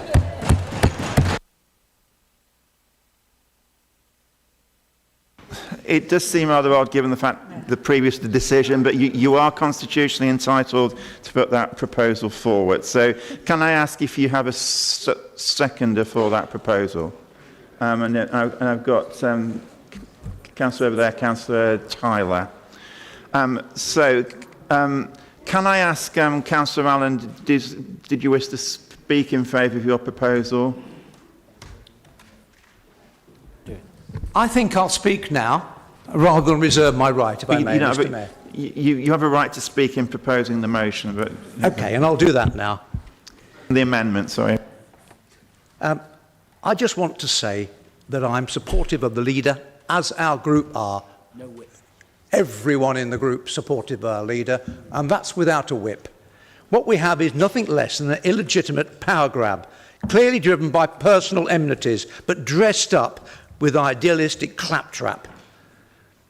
An administration of me first, masquerading as Peterborough first, but supported from the sidelines by a disparate group of opportunist opposition parties, but without legitimacy, conviction or confidence to actually run an administration themselves, either individually or in consort. So what we have is a cobbled together unholy alliance, that's a secular reference by the way, conspiring to replace the administration which is constituted by the largest party. I'm sure the electors of our city will find these shenanigans distasteful, particularly as they seem to be driven by the visceral dislike of the leader and the blind personal ambitions of one or two on the other side of the chamber. Thank you, Mr. Mayor. Thank you. So, I now turn to Councillor Tyler. You're seconding the amendment. Do you wish to speak immediately or reserve your right to speak? I shall reserve my right. Reserve your right to speak. Okay. What the procedure is now that we actually debate at the same time both the original proposition and the amendment. Then, when any other people have spoken, the person who is seconding the amendment then has the right to speak, and then the person who is seconding the motion has the right to speak, and then the proposer of the original motion has a right to sum up. So can I call for any other speakers who wish to speak? Councillor Ayres. Councillor Simons. Thank you, Mr. Mayor. I think I'm speaking on the amendment at the moment, So which is what you want me to do. The procedure is that we discuss both the motion and the amendment Both at the the same motion time. and the amendment, right. Well, Mr. Mayor, when I considered this, and I realised the person who was going to be put forward for leader by the other parties, I asked myself 4 questions. The first was, is it legitimate or moral to be elected as Conservatives and then walk the floor to another political organisation, in certain cases almost immediately after the vote by the electorate, and then decide to persuade other opposition parties, all far smaller than the Conservative group, to vote against the existing Conservative administration you have just left? No, not in my book. I then asked myself, is it legitimate for Labour, Lib Dems and the Greens, and one independent councillor to vote for a new administration in which they do not plan to take any part whatsoever, as I understand it? If I'm wrong, I shall hear that later when we finally see a scheme of delegations, no doubt, in either leadership or cabinet. It will just be Peterborough first involved, and so taking no responsibility whatsoever for the outcome for the people of Peterborough. No, not in my book. I also say, is it legitimate for opposition parties to vote for a new administration of 6 former Conservatives who alone plan to run the council? As I understand it, half the normal requirement to run the council properly. Can they satisfy themselves that it is in the interests of the people of Peterborough? I can't, not in my book. So what does all this tell you about the motives for the motions today? It's political shenanigans, solely in the interests of personal ambition and political partisanship. I shall definitely not be voting for Councillor Farouk to be leader of this council. Thank you, Mr. Mayor. Thank you, Councillor Ayres. I now call upon Councillor Nigel Simons to speak. As per usual, I keep this obviously short and sweet. Councillor Fitzgerald, of course he's made mistakes. I'd like to see anybody in this chamber who hasn't made mistakes. But in my personal opinion, he is the best leader for Peterborough. Thank you. Thank you. Before we go into the people who second and reserve the right to speak, is there anybody else who'd like to contribute? Councillor Ray. Can I just quickly check as well, Mr. Mayor? Yeah. Does the same apply in terms of 5 minutes for each group if they wanted? For a No, that was only on the motion of no confidence. This is only on this particular one. It was 5 minutes for the person proposing the motion, 3 minutes for everyone else. Thank you, Mr. Mayor. So I'd like to start in a slightly different place. I'd like to congratulate Councillor Farouk. The night he has waited for so long, the night he planned for so long, that night has finally come. All the acting, colluding and plotting has come together. It's just a shame that 2.5 years of work will only allow you 6 months of failure in power. Mr Mayor, point of order. This is a personal attack. You said earlier to avoid this. Can we get it professional, please? Okay, was that a point of order or? That was point of order, yes. Okay, right. I'd just like to say, could we maybe restrain the personal attacks a little bit? I appreciate this is a very emotive subject. I think they started an hour ago, Mr Mayor. Do try and be restrained. I am carrying on. I now address the remainder of the opposition, the ones that were honest enough to tell the electorate that they're not Conservatives, and who actually stood on their own manifestos. The public will remember that in voting for this new administration, whether you're Green, Liberal Democrat or Labour, you are responsible for the turmoil that this council is surely to face. If you vote for this proposal unamended, you are putting elected Conservatives in leadership. Former Conservative cabinet members that you diligently scrutinised and held to account.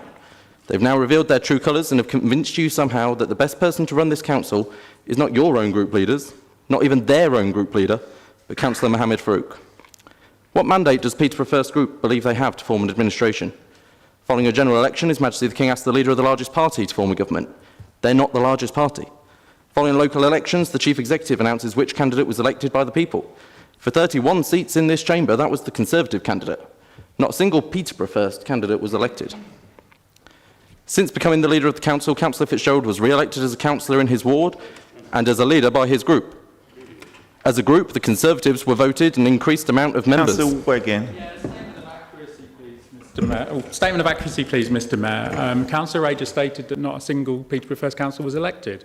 Well, the previous Warrington First councillor stood under the Peterborough First banner, so Councillor Judy Fox was indeed elected.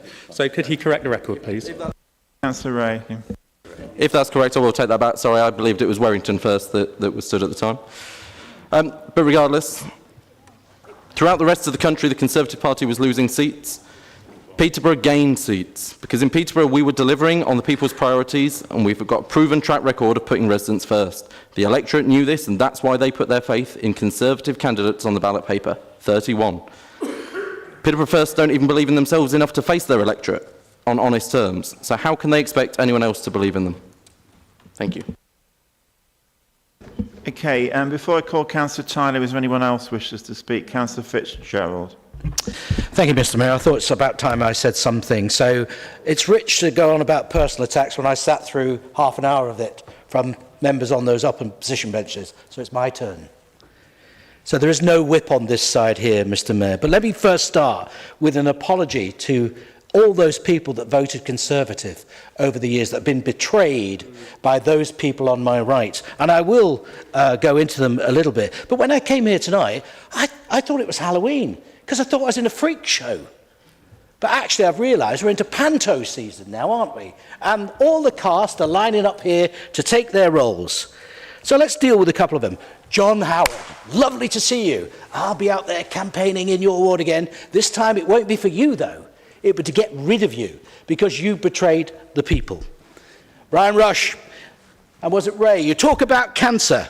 You need to look it up. Look it up, my friends. And in the dictionary, it will tell you all about cancer. It is, quote, an evil or destructive practice or phenomenon that is hard to contain or eradicate. Put it in context. It is not meant to be. Just as gambling is a cancer spreading across the country. Would anybody disagree with that? So let's get the facts right. It's not about people, it's about context. So let's put that to bed, shall we? So Labour and the Libs, by the way, are whipped. Amjad told me personally, it's whipped. You're all whipped. So you are all whipped. Now, look. Let me Mr. go Mayor, through a few people. Let me part go of through the a few. explanation here, we're not all whipped. Fine. If the Liberal Democrats aren't whipped, fine. Sorry, I'll take that back. Councillor Fitzgerald, what is your point, Councillor Iqbal? Point of correction, I've never said that to him. Yes, he did. Councillor Sainsbury can bear witness to that. So look, let's get this straight. Peterborough First are not a constituted, elected, democratic group of people by the public. You've got a man who's being proposed as the leader. And by the way, you're a liar. I'll tell you why. Councillor Because Fitzgerald, you told the public... Councillor Fitzgerald... You told the public... Councillor Fitzgerald, could you... Right. I'm actually being quite tolerant because I appreciate this is about personalities to some extent, but I'm not going to allow that sort of language to be used. I'm going to explain why. Could you withdraw that remark, please? Well, let me just say why I think that is true, Mr. You Mayor. withdraw the remark, I'll withdraw the remark, but I'm going to give an example. Thank you very much. Councillor Wiggin. So sit down, Councillor Wiggin. Yeah, a statement of accuracy again. Peterborough First is a registered political party with the Electoral Commission. They are as legitimate as the Conservative Party in terms of standing for election and forming groups in councils. So could Councillor Fitzgerald please correct that as well? Sorry, can I just interrupt, Councillor Fitzgerald? Councillor Bond, I'm advised by the legal officer that you're not allowed to film in the council chamber. Could I ask the legal officer to clarify the legal position?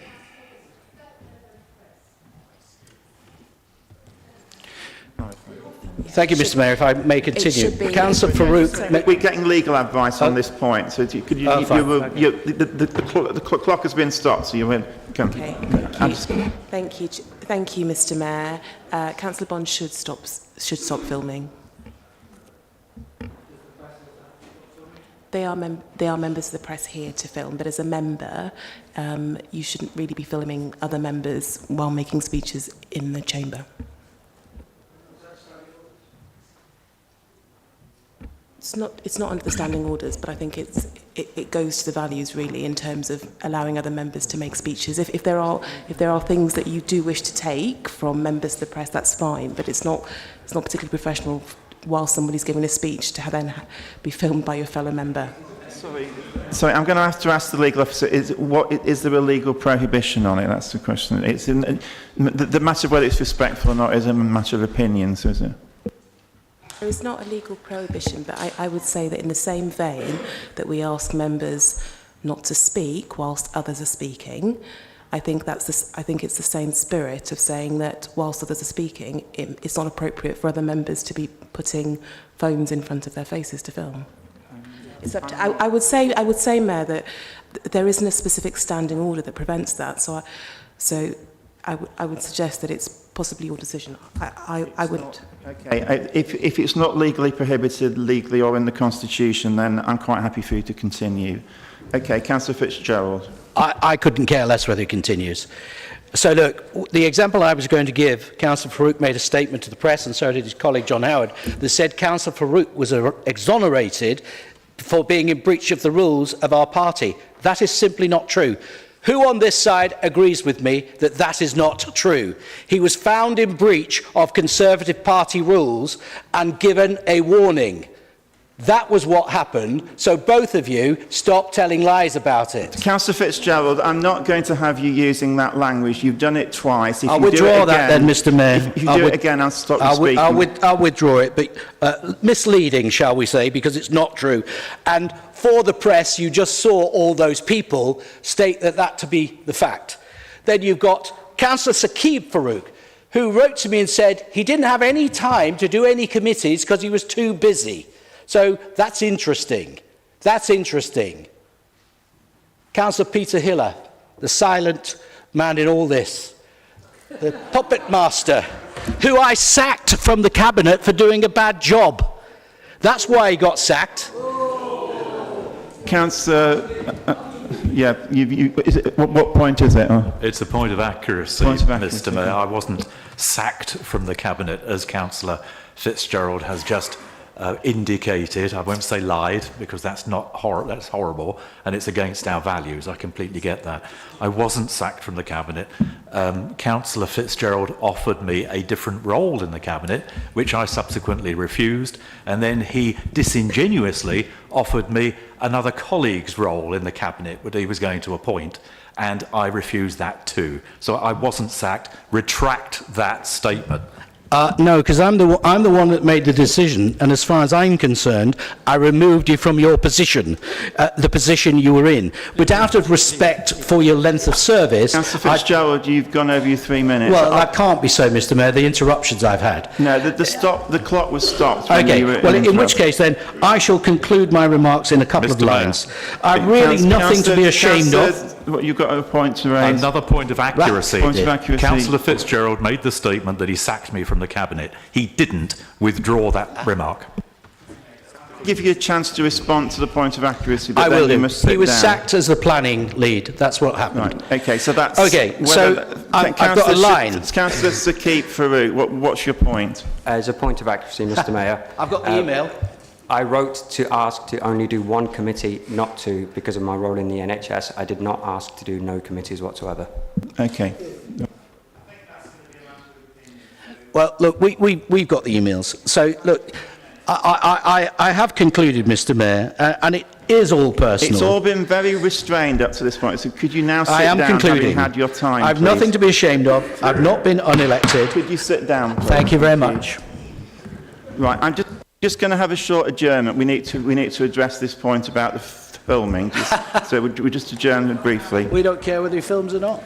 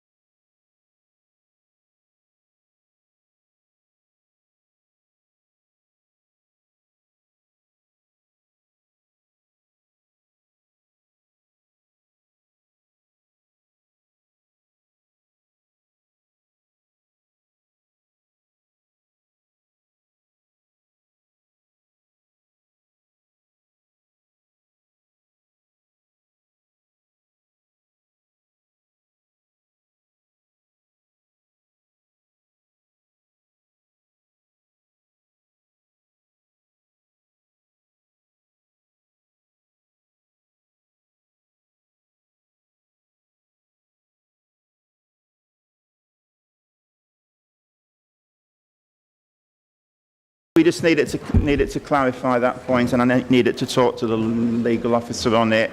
So if people can take their seats. On my list of speakers, I've got Councillor Hogg, Councillor Howard and Councillor Knight. So is there anybody else who wants to be added to the list? Councillor Wiggin.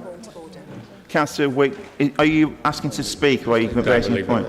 It was a point, but we'll leave it. Okay, not. Okay. Anybody else? Councillor Trust? Okay. This is Councillor Hogg then.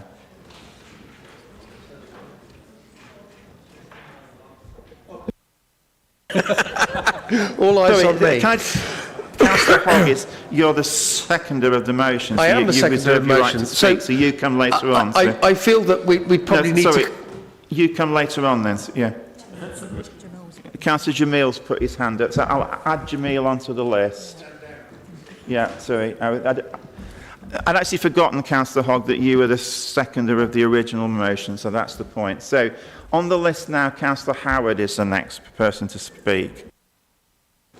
Thank you, and through you, Mr Mayor. For any interpretation of what happened to Councillor Farouk, I ask you to FOI the transcripts, and you will see the story for yourself, and the truth will out.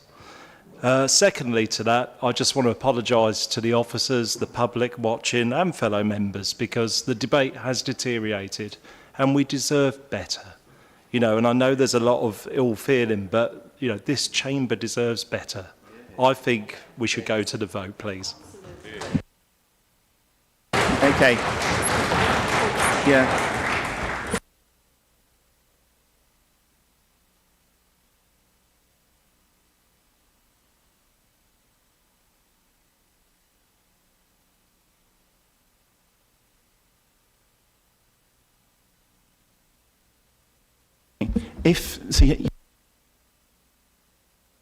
Okay, Councillor Howard, if you wish, I would like this debate to continue. I agree with you, it needs to be in a more respectful tone, but I'm keen that people who want to speak in it have an opportunity. If you disagree with that, you can move a procedural motion to go to the vote. That's up to you. Okay, right. Thank you. So after Councillor Howard, we have Councillor Kirsten Light.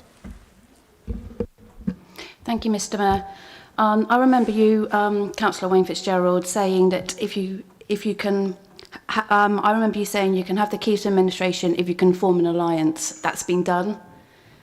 Tonight, hearing you as a leader, you've insulted quite a lot of people over on this side. It's unacceptable. You're not showing yourself being professional or anything.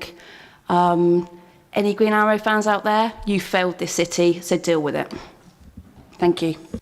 Thank you, Councillor Knight. Councillor Trust. Thank you, Mr. Mayor. I would just like to make a short comment and say it is extremely disappointing to observe that certain individuals in this chamber have placed their own obsession of power, self-righteousness, and hubris above values of justice, democracy, and the 7 principles of public life, which we all have an obligation to abide to. To echo the sentiments of colleagues, it is a fundamental breach of democracy to resign from the Conservative Party weeks just after being elected in a Conservative mandate, seeking empathy from the public and press while feeding the press fallacies and robbing residents of their democratic rights but not seeking re-election is unacceptable. I am in support of the amendment to propose Councillor Wayne Fitzgerald as leader of the Council. Councillor Fitzgerald is and has been one of the most innovative, residents-focused and inclusive leaders of the Council. I'm sure many of you remember how daunting and overwhelming your first few years in the Council can be, but Councillor Fitzgerald's desire to always put residents first and to impress the same on all members of the group while offering his continued support, loyalty, help and advice to all is unmerited. I therefore support the amendment to propose Councillor Wayne Fitzgerald as leader of the Council. Thank you. Thank you, Councillor Trust. We've now got Councillor Jamil. Thank you, Mr. Mayor. I don't want to be too long. I'm just going to echo what Councillor Howard and Councillor Knight said. If anyone had any reason or any doubt as to why we need a new leader, I think we've seen it this evening. The other thing that Councillor Trust just raised about walking the floor, I'm old enough to remember when a certain Councillor Raja Akhtar left the Labour Party, joined the Conservatives, and I don't remember them asking him to stand for re-election. If anything, they made him mayor the following year. So please, those kind of lessons, you need to sort of look at yourselves first. Councillor Amjad Iqbal. Thank you, Mr. Mayor. I'm going to give my personal experience, and I'm going to focus my speech on Councillor Hiller. When Councillor Hiller was on that side, and we've been sitting on the planning committee for about, say, 7 to 8 years, and we always used to have a very critical debate, and I found him very intelligent. And any members who are sitting on this side or part of the planning committee will echo what I'm saying, that whenever it comes to a proposal, who puts his hand up first? Councillor Hiller, because he knows what he's talking about. So saying that you've sacked him, I think that's injustice, And I didn't want to speak, but I just couldn't control myself because that's totally injustice. A person who's got that sort of caliber. And again, when he was on this side, I remember we had an issue on Russell Street Junction. And I approached him, and he was very kind enough to come with me to the junction and supported my proposal and gave me an idea how to get it done. So saying something about him at this stage is not good.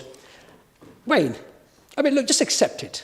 It's no point arguing. Councillor Iqbal, could you address your remarks?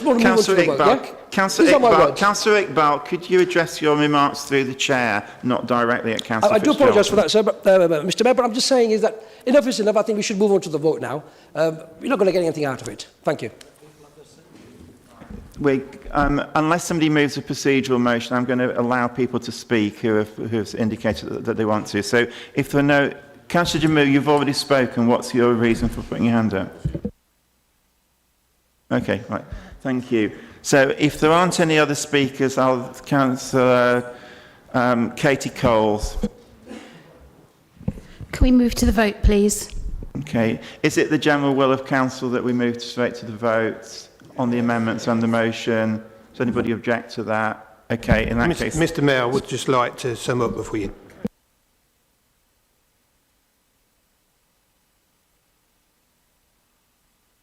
I think I'm going to take the summations on the motion. So, Councillor Brian Tyler, do you wish to say anything on it? I'm fine, thank you. Okay.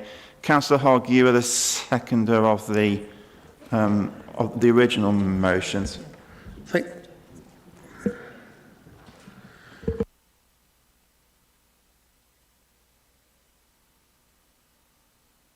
Okay, Councillor Hogg, if you'd like to speak, please. Thank you, Mr Mayor. I will try and be as brief as possible. The Conservatives have talked about political shenanigans. I feel that, you know, coming with an amendment that calls for the return of the leader, having only just been voted out, does kind of stink a little bit of political shenanigans. What I am going to do, surprisingly, is kind of disagree with some of my colleagues and stand in support of Councillor Fitzgerald in terms of, you know, his language and what he's said. You know, this is clearly a very emotive subject, and I think that Councillor Fitzgerald is probably quite rightly not at his best right now in terms of you know, behaviour or what have you, because he's just been essentially sacked from his job. I would hope within the coming days, weeks or even months, he will be able to come back into the fold, be able to play a very positive role, a collegiate role, and help, you know, through the FSWG and other mechanisms for a positive outcome for our council, because, you know, he has got a wealth of experience of running the council, understanding how the council works, and I think his opinion, you know, is very much justified, is very much needed to help us with our council. So I would sort of lay out that olive branch to say that it is there. I absolutely understand that it's not something that you may want to take up straight away, but I would hope that in the fullness of time that is something that does occur. And with that, I just want to say, can we just get on with the vote, please? Thank you. Okay, Councillor Harper does have a right to summate on the motion if he wants to. Yes, thank you, Mr Mayor. I agree wholeheartedly with what Councillor Hogg has just said. The olive branch is there, and I hope eventually we can all get back to working together. But Mr Mayor, and the people of Peterborough that are watching, what you have just witnessed is exactly the reason why this side of the House have come together to seek change. Peterborough First and its supporters came to this meeting determined to show as much respect and restraint as possible, despite being egged on to react. And it's just a shame this has not been reciprocated on both sides of the House. Members, there's no real choice here, is there? Please vote for Councillor Mohammed Farouk and move this city forward. Thank you. Thank you. Okay, I just want to clarify what the procedure is, because we're now going to take a vote. We first of all vote on the amendment, which is to amend the original motion to appoint Councillor Fitzgerald as leader. If the amendment succeeds, that becomes the main motion, and we then take a vote on that. If the amendment fails, we then take a vote on the original motion. So, hand over to Rachel to conduct the vote. Councillor Bond. Can I request for a recorded vote, please? Required number of people have to.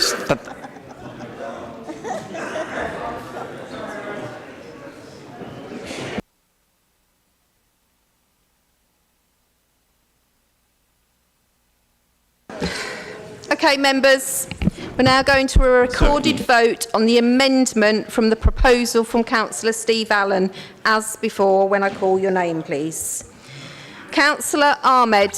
For. Councillor Jackie Allen. For? Yeah.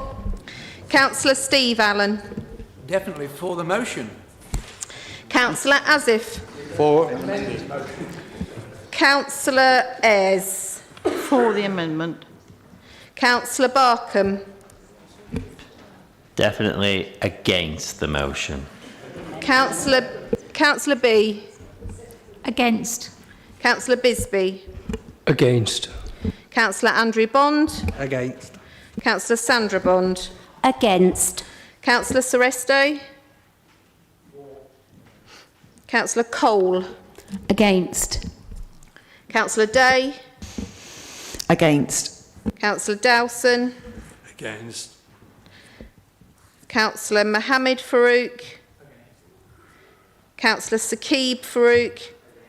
Councillor Fenner. For. Councillor Fitzgerald. Councillor Judy Fox. Against. Councillor John Fox. Against. Councillor Harper. Against. Councillor Hesib. Councillor Hemraj. Against. Councillor Hiller. Against. Councillor Hogg. Against. Councillor Howard. Against. Councillor Hussain. Okay. Councillor Iqbal. Against. Councillor Jamil. Against. Councillor Alison Jones. Against. Councillor Dennis Jones. Against. Councillor Khan. Councillor Knight. Against. Councillor Lane. For. Councillor Mahmood. Against. Councillor Nawaz. Councillor Perkins. For. Councillor Ray. Councillor Rush. Against. Councillor Sabia. Against. Councillor Sainsbury. For. Councillor Sanford. Abstaining. Councillor Seeger. Against. Councillor Sharp. Councillor Simons. Councillor Skibstead. Against. Councillor Stevenson. Against. Councillor Strangward. Against. Councillor Thirlbourne. Against. Councillor Trust. For. Councillor Tyler. Councillor Warren. For. And Councillor Wiggin. Against.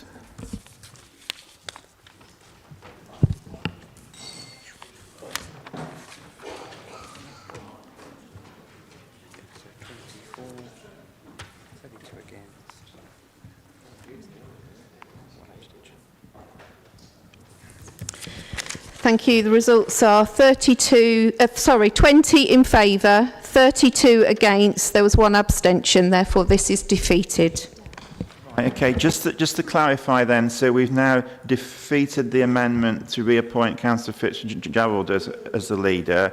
So we now go back to the original proposal to appoint Councillor Mohammed Farouk as the leader. So I would hand over to Rachel again to conduct the vote on that.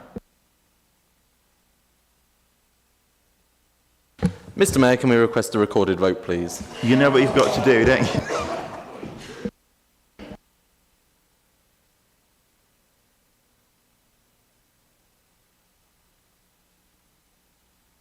That's a sufficient number, thank you. Okay.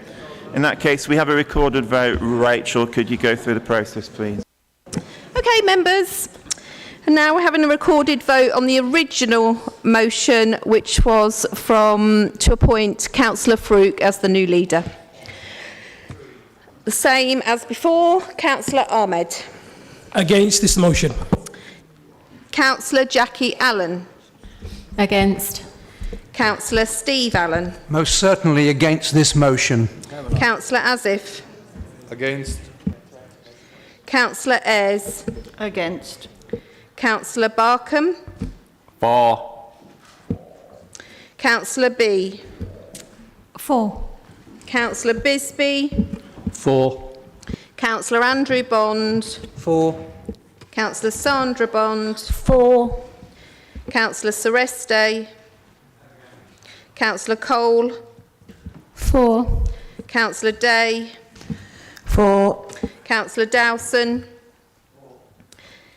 Councillor Mohammed Farouk. For. Councillor Saqib Farouk. Councillor Fenner. Against. Councillor Fitzgerald. I'm against it. Councillor Judy Fox. For. Councillor John Fox. 4. Councillor Harper. 4. Councillor Hasib. Councillor Hemraj. 4. Councillor Hiller. 4. Councillor Hogg. 4. Councillor Howard. 4. Councillor Hussain. Councillor Iqbal. 4. Councillor Jamil. Most definitely 4. Councillor Alison Jones. 4. Councillor Dennis Jones. 4. Councillor Khan. Councillor Knight. 4. Councillor Lane. Abstain. Councillor Mahmood. 4. Councillor Nawaz. Councillor Perkins. Against. Councillor Ray. Councillor Rush. 4. Councillor Sabir. 4. Councillor Sainsbury. Definitely against. Councillor Sanford. Abstaining as before. Councillor Seeger. 4. Councillor Sharp. Councillor Simons. Councillor Skibstead. 4. Councillor Stevenson. 4. Councillor Strangward. 4. Councillor Thirlbourne. 4. Councillor Trust. Against. Councillor Tyler. Councillor Warren. Against. And Councillor Wiggin. 4.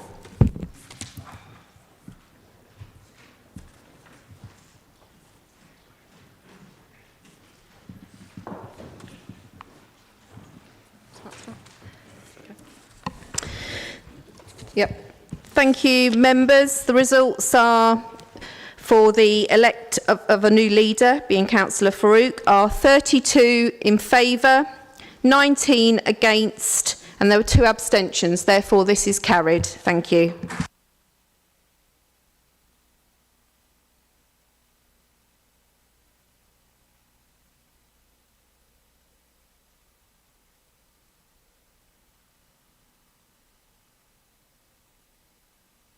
Okay, just to confirm for anybody watching the meeting, that means that Councillor Farouk has been elected as leader of the council.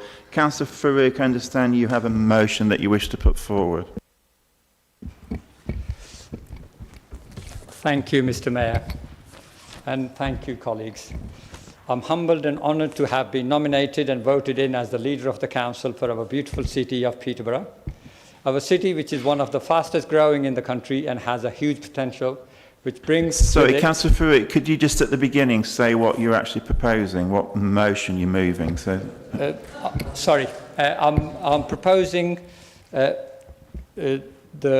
would like to propose a further motion without notice for full council, for council to note the new cabinet members and their portfolios, and subsequently the chairman's, and that will follow with the second. Okay, carry on. I just, because it's a motion without notice, I just wanted you to make clear what you were proposing. Okay, all right, I'll go on from there. I'll start again. I'm humbled and honoured to have been nominated and voted in as the leader of the council for our beautiful city of Peterborough.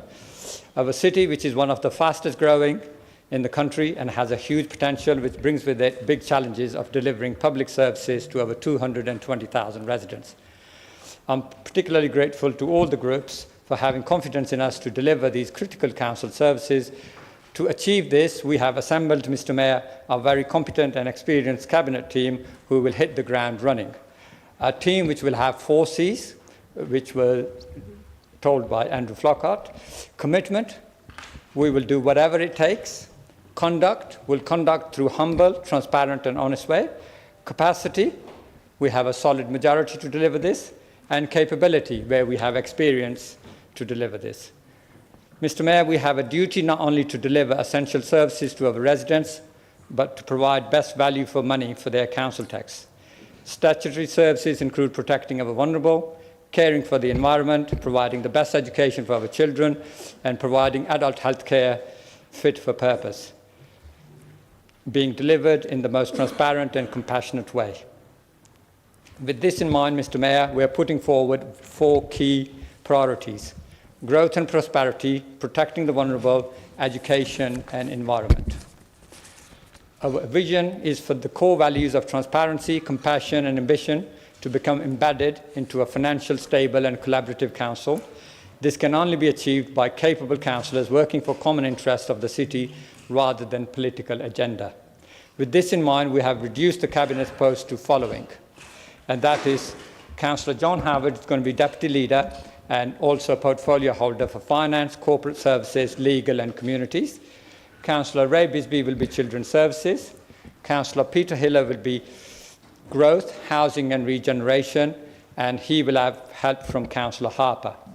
Councillor Saqib Farouk will be adults and health, with Councillor John Fox his advisor. And Councillor Gavin Elsey will be infrastructure, transport, climate and environment. Mr. Mayor, we are fully aware of the financial challenges our council is facing and will deliver a long-term financial strategy which will provide stability in the medium to long term. We will work very closely with all of our council staff to deliver and commission services.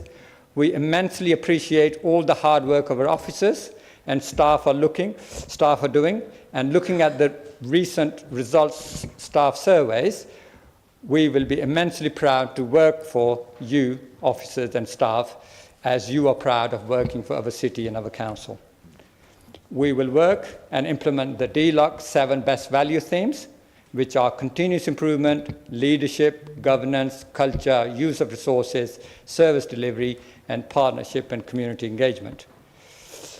We will also work very closely and transparently with all the groups in the council chamber, particularly with Labour, Lib Dem and Greens, and thank you for having confidence in us. We will never let you down, colleagues. Good.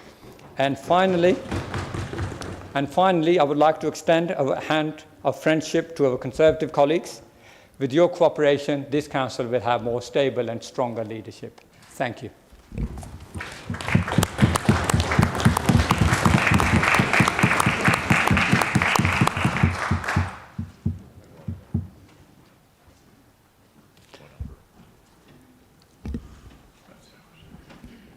Okay, Councillor Howard, would you like to second the motion and either speak now or reserve your right to speak? Thank you, Mr. Mayor. Happy to second the motion and reserve my right to speak. Okay, right. Councillor Farouk has actually indicated his cabinet appointments, and the Democratic Services team are now going to email those to all councillors. They're going to publish it on the website of the council, and hard copies will be made available for members of the public. This will contain details of the proposed cabinet appointments, of the scheme of allegations, of the proposals for committee chairs, and the appointments to other organisations. So just whilst that process is happening, can I call upon anyone else who would like to speak? Is there anybody else?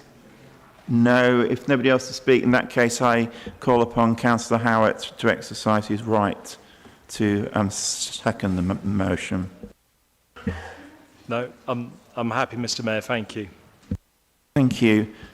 So if you're not going to exercise your right to second it, Councillor Farouk, is there anything that you further that you wish to say? No. Okay, in that case, I propose that we go to a vote on the motion and hand over to Rachel. Councillors, we're now voting on the new scheme of delegations. We're using the buttons this evening now. Green is for, red is against, yellow is to abstain. If your buttons do not work, please raise your hand and do not use the microphone. Thank you. Yeah, can I just point out that we are, the appointments are at the discretion of Councillor Farouk, so all that we're voting on is whether or not Council notes them, so that's important to bear that in mind. Thank you. The vote should be open, so any problems, just let us know.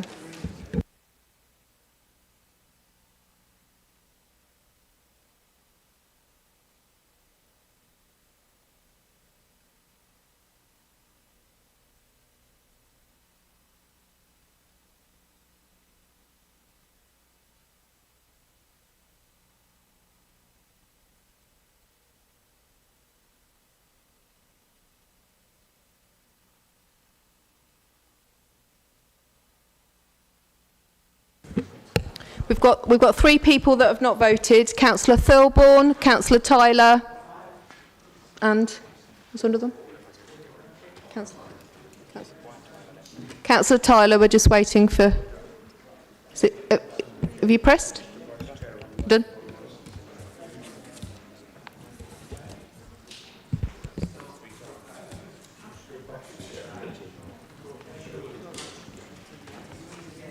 Sorry? It's done. It's done. Thank you, councillors. The votes are in for the new scheme of delegations. It's 33 in favour, 18 against, and there was 1 abstention. Therefore, this is carried. Thank you. Thank you. I understand, Councillor Farouk, you now wish to move a motion in relation to committee chairmanships and appointments to outside organisations. Thank you, Mr Mayor. I would like to propose for Council to approve the appointments of the following as chairs and vice chairs of the Council committees. Growth, Resources and Community Scrutiny, Chair Councillor Wiggin, Vice Chair Councillor Jamil. Children's and Education Scrutiny, Councillor Shahid to be Chair and Councillor Himraj to be Vice Chair. Climate Change and Environment Scrutiny, Councillor Day to be Chair and Councillor Sanford yourself to be Vice Chair. Adult and Health Scrutiny, Chair to be confirmed, Vice Chair Councillor Shahid. Employment Committee, Chair Councillor Alison Jones and Vice Chair Councillor Jamil. Planning and Environment Protection Committee, Chair to be Councillor Iqbal and Vice Chair to be Councillor Jamil. Appeals and Planning Review Committee, Chair to be Councillor Thirlbourne and Vice Chair to be Councillor Qayyum. Audit Committee, we have Independent Chair now, Dan Shuman, and Vice Chair Councillor Hasib. Corporate Parenting, Chair Councillor Dennis Jones, Vice Chair Councillor B. Constitution and Ethics Committee, Chair to be Councillor Qayyum and Vice Chair to be Councillor Hiller. For licensing, Chair to be confirmed, Mr Mayor, on that one, Vice Chair Sandra Bond. And then that's it.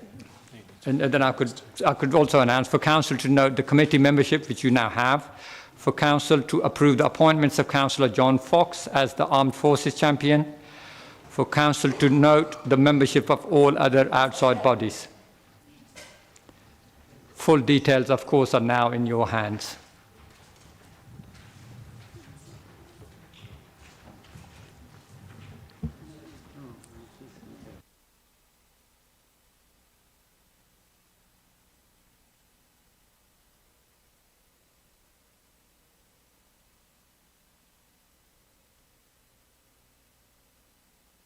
Right, okay, so that's so we just needed to get some legal clarification there.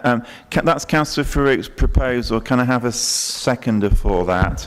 Councillor Howard. So the normal question, Councillor Howard, would you like to speak now or reserve your right to speak? Thank you, Mr Mayor. I reserve my right to speak. Right, okay, are there any other speakers? Councillor Ray. Thank you, Mr Mayor. I'd like to say that the Conservative group had prepared an alternative to this, which we now will not be moving. It was based on political proportionality and something that the former opposition had modelled over the last year or so. It's nice to see that hand of friendship clearly has been extended, and we appreciate that. It's not quite proportionate, but it's something that perhaps we can look at and talk between now and the next council meeting in a month's time. Just on a personal note, I would like to say it's a shame regarding the Armed Forces Champion role. This is something that worked quite nicely with Councillor Fox on.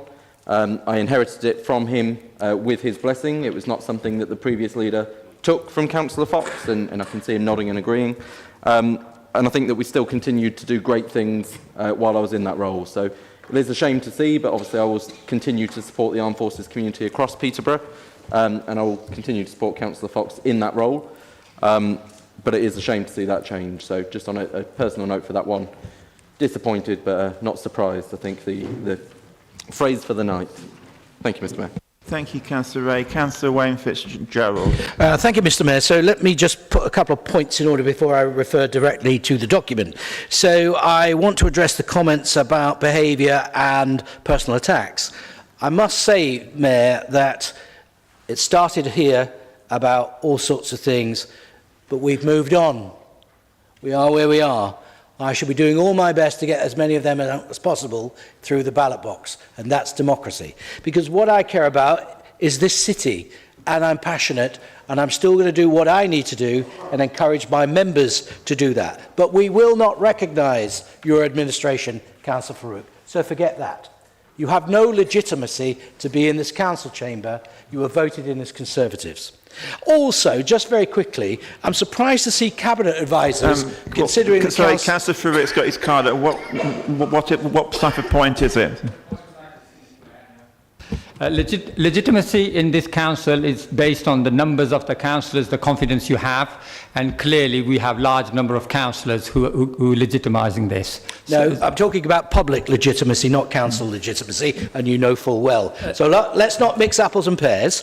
So what I was going to say, I'm also surprised, particularly Councillor Fox taking an advisor role, as he was wholly against them, as were a number of other people. Again, I don't want to get into debate about it, but the fact is that they continue. And by the way, Councillor Fox, I'm pleased because I'm a believer in having advisor roles, as you well know. So I'm pleased that you'll continue that in terms of succession planning, but perhaps you could have considered some women in the cabinet and indeed younger people, because I don't see it. I don't see any. No, Councillor Iqbal, I don't consider you young. You look young, but you're not necessarily young. So, look, it is what it is. You put your case forward. We'll be putting your case forward again to oust a lot of you. And that's when the public realise what you've done. And through the ballot box, that's where money talks, as it were. So you crack on, and we'll be holding you to account as the months go on. Thanks. Thank you, Councillor Fitzgerald.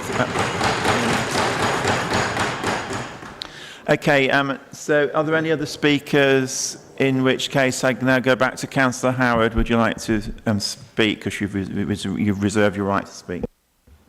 Thank you, Mr Mayor. Happy to go to the vote. Okay, we do need to go through the process. So, Councillor Farouk, is there any summing up that you would like to do? No, in which case we can now go to the vote. Hand over to Rachel to conduct the vote. Thank you, Mr Mayor. Councillors, we're now voting on the motion to appoint committee chairs, vice chairs and other authorities. For all those in favour, it's green. Against, it's red. Yellow is abstain, please. Is the vote open? The vote's open.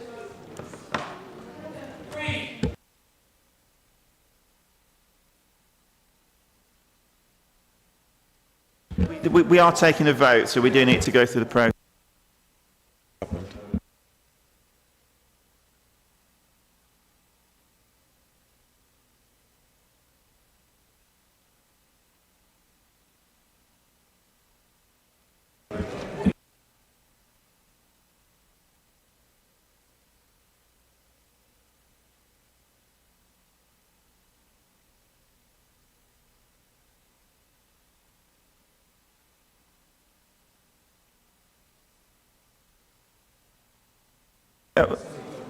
So, Mr. Chief Executive, we are under time pressure, so could we? Yeah, okay. Could we conclude the vote, please? We're still, Jackie. We're just waiting for you. Sorry. Oh no, 4. Sorry, I've done the wrong one. Sorry. Councillor Simons, what are you raising your card? Has Councillor Simons got a problem? Is it? No, it's fine. Okay. Right.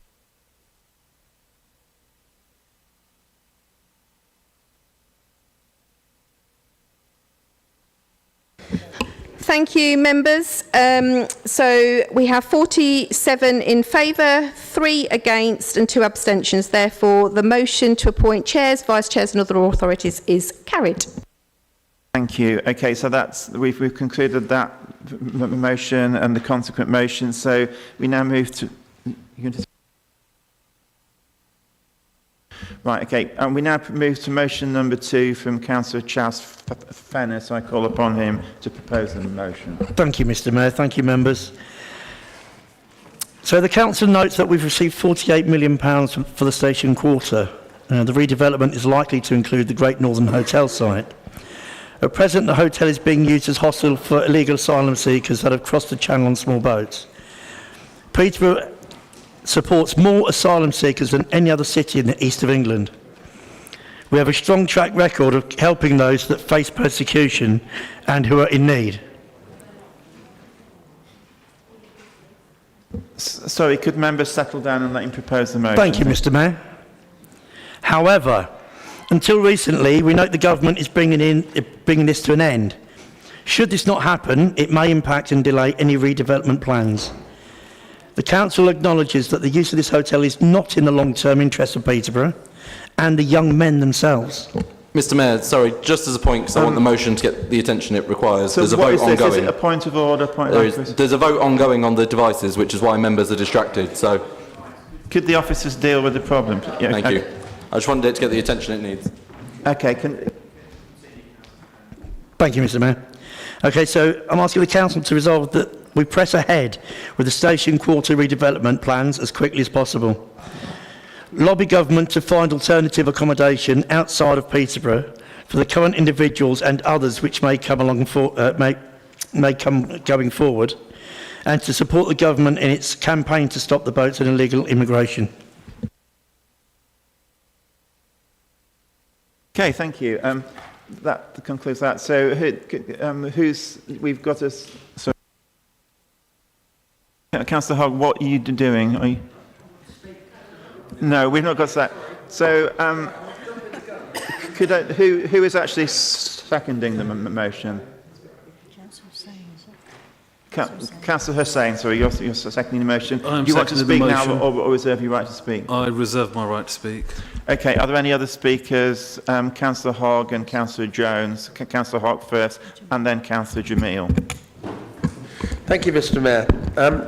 I feel this motion should never have been brought to council. Firstly, we've gone from calling people staying at the Northern Hotel migrants to illegal asylum seekers.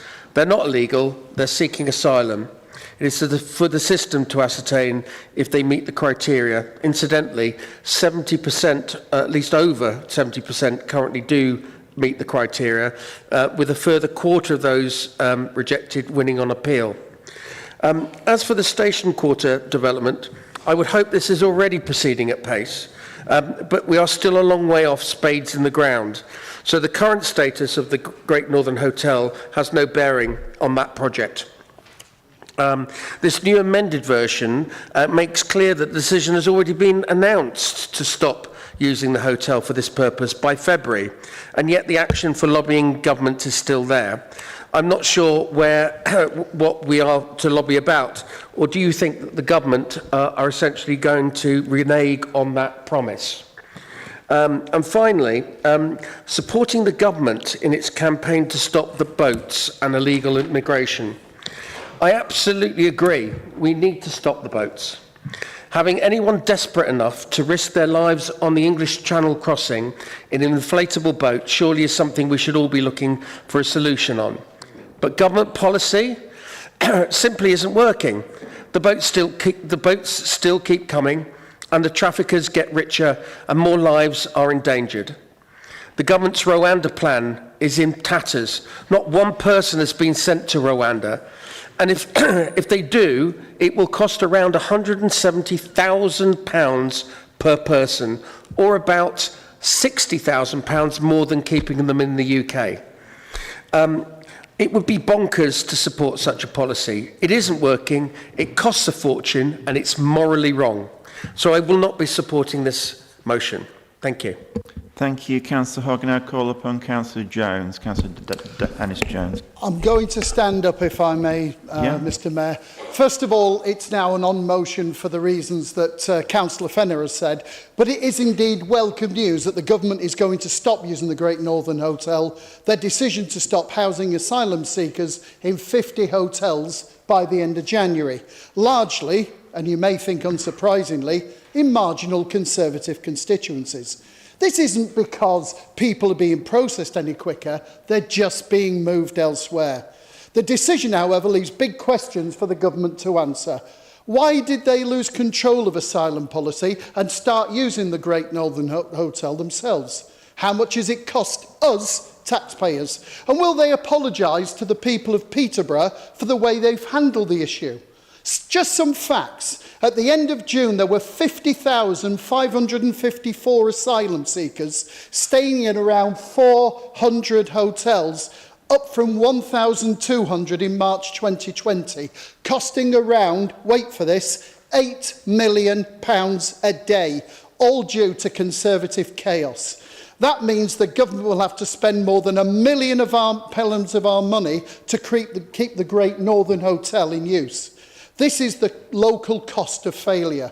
Shutting one hotel in Peterborough doesn't make up for the backlog and chaos of their policy. We need to ascend all asylum hotels by us clearing the Tory asylum backlog. We need a serious plan to end the government's wasteful spending on hotels, dealing with the criminal smuggler gangs and returning people who simply have no right to be here. After 13 years, this is a mess the Conservative Party has created.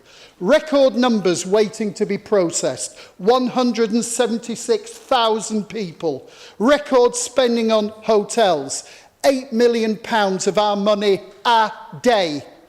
They can't blame anyone but themselves. But we had to close the hydrotherapy pool, stop planting flowers, because the city, we were told we couldn't afford it. I'll finish on this. Labour's plan will hire over 1,000 caseworkers to expedite 50% increase on current asylum cases, but to bust the backlog and get things moving. Implement targets and standards to ensure decisions are made and productivity increases. New staff will be hired at a higher grade than recent Home Office casework recruitment to improve productivity after the Conservative downgrading of staff in 2013 led to productivity falling. Creating a return unit to triage and fast-track removals of those such as failed asylum seekers with no right to be in the UK, with 1,000 staff to ensure enforcement. Thank you, Councillor Fenner, for bringing this to the Chamber so that we can clear... So I'm going to have to cut you off. We're very tight on time, so you've had your 3 minutes. Councillor Jamil, please. Thank you, Mr. Mayor. Much as what I wanted to say has been covered by speakers. It's just that I can't support anything that uses terms like illegal asylum seekers, because there's no such thing as an illegal asylum seeker. And the point that I'd rather like to end on... Sharp, what point are you raising? So, point of clarity, if the asylum seekers have entered the country illegally, they are illegal asylum seekers. Thank you. No. This is the problem with Conservative Party policy, as the legal officer will now explain. Explain that, yeah.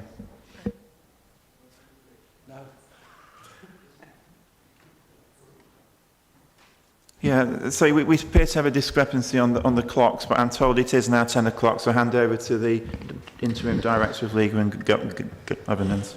Mr. Mayor, wasn't there a break? So it's 10:15, or does it not work like that? She'll explain if you just let her through. Members, it's now 10 p.m. and in accordance with standing orders, the council meeting will end at 10:15 p.m. Can I ask whether there is anyone who wishes to move a motion to suspend standing order 14.2 so that the meeting can be extended? Councillor Hogg, are you proposing that amendment? I feel that we could continue with this. Okay. Happy to second, Mr. Mayor. Right, Councillor Hogg's proposing it, Councillor Race seconding it. Do we have a debate on it, or do we just move straight to the vote? Go to the vote, please, Mr. Mayor. Okay. So Rachel to run the vote. Right, so we'll go straight to the vote on it. Rachel, if you'd like to conduct the vote. Councillors, we're voting on whether to extend standing orders to increase the time for the meeting. All those in favour, it's green. All those against, it's red. All those abstaining is yellow. Please. Sorry, can I just ask how long is that for? Don't know. Oh. Yeah, sorry, Councillor Hogg, you need to specify how long you're proposing the extension for. I think another hour. Oh, dear. There's 4 items left on the agenda, Mr. Is that Mayor. a serious proposal? It is a serious Okay, matter. say half an hour then, and then we can take it from there. Right, so just to clarify, we're taking a vote on whether to extend the meeting for half an hour to allow more of the motions to take place. Is that agreed, or do we need a vote on it? It's not agreed, it's not. It's a vote open. The vote's open, members. Can you use the electronic voting system, please? The legal officer wishes to clarify. Sorry.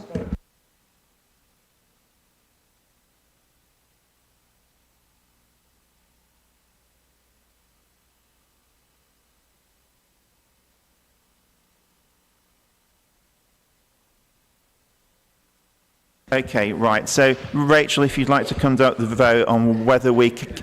just to clarify, the vote is on whether we extend the meeting from 10:15 close to a 10:45 close. Okay, the vote should be open. It's open now, please. Thank you.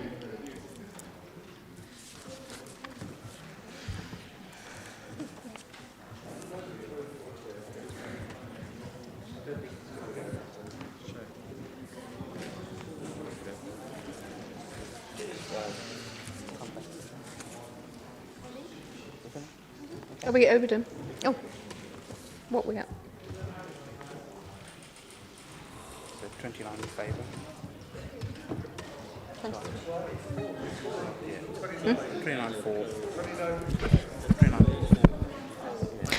Thank you, members. That's 29 in favour, 23 against, 1 abstention. Therefore, we're staying until 11:15. Right, okay. So, just to clarify, we continue till 10:45. So, right. So, can you?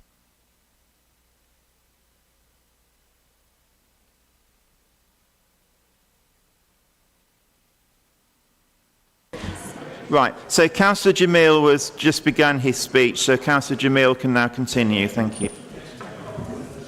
I've forgotten what I was going to say. Yeah, that's correct. Councillor Hogg, could you be quiet, please, and let him speak?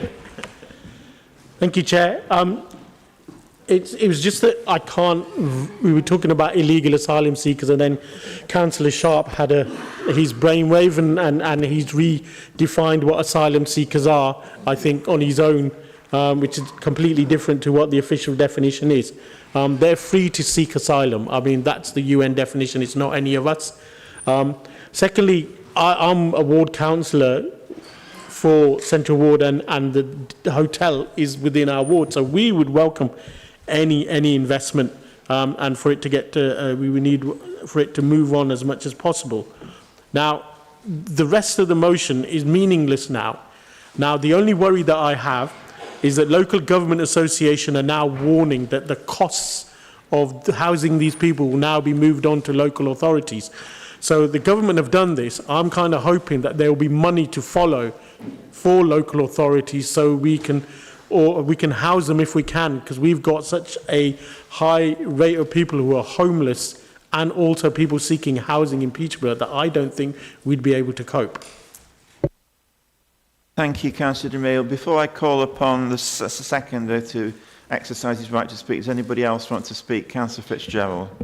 Now, remarkably, we're going to get political, because this is about politics and ideology, and I'm proud to stand up and be a Conservative, and I want to stop the boats.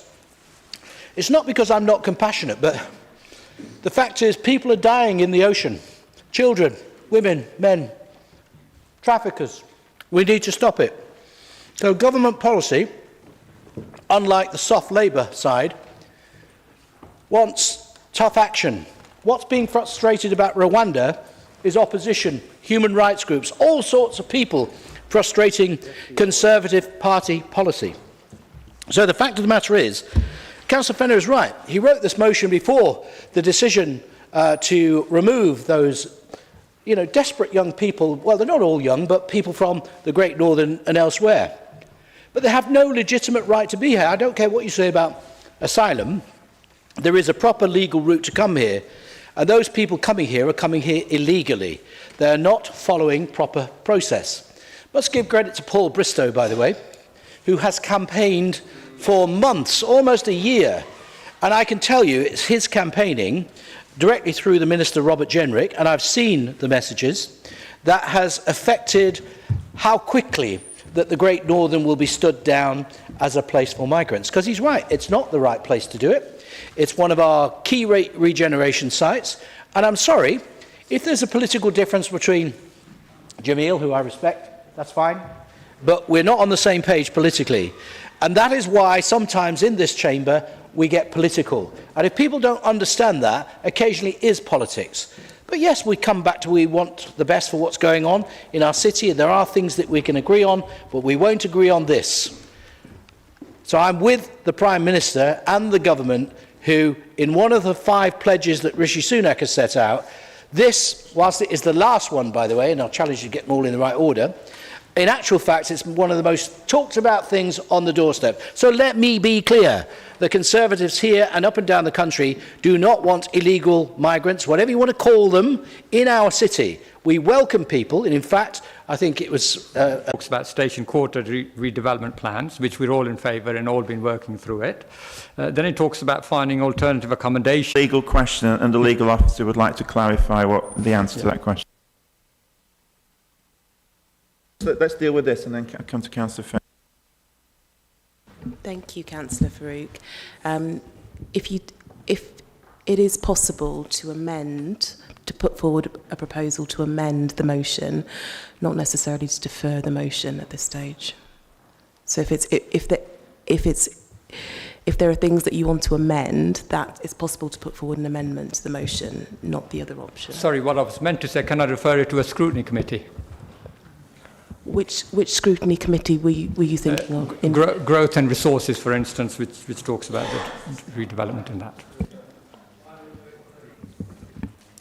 Okay. Can I just liaise with the legal officer for a second? Yeah. Isn't he right to move a procedural motion to refer it to a scrutiny? Yeah, he can. If you want to move a motion to refer it to a scrutiny, you can do that. I just wanted clarification as to which one you were referring to. Okay, I wish to do that, please.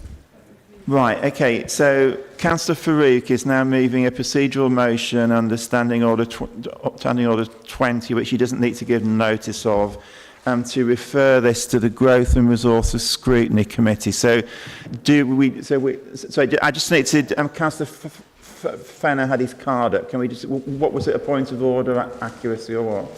No, it's a point of order, Mr Mayor. So the last motion I put through, the Liberal Democrats actually, or Councillor Hogg, wanted that to go to scrutiny, and it still has yet to be listened to. That's not a point of order, that's a matter of administrative procedure. Okay, so Councillor Farouk is proposing a procedural motion to refer this motion to the Growth and Resources Scrutiny Committee. Can I have a seconder for that proposal? Councillor Jamil is seconding it. So we now have to have a debate on the procedural motion. So, Councillor Farouk, would you like to propose the procedural motion, please? Mr Mayor, I've outlined my reasons, so I'm happy for it to go to the vote if nobody else wishes to speak. Are people happy for it to go to the vote, or do we want to have further speakers on it? Can we go to the vote then? Okay, right. So we'll now take a vote on the procedural motion to refer this motion to the Growth and Resources Scrutiny Committee. Councillors, it's green for 4, red for against, and yellow for abstain.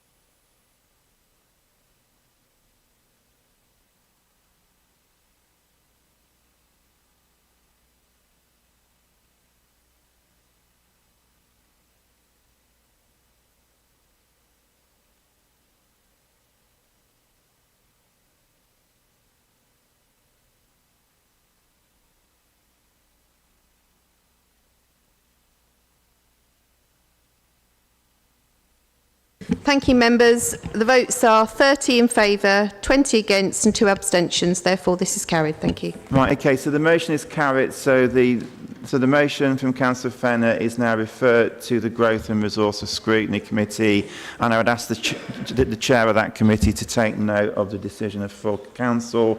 So there's no further debate on that motion, so we now move to motion 3, which is the motion from Councillor Truss, so I call on her to propose it.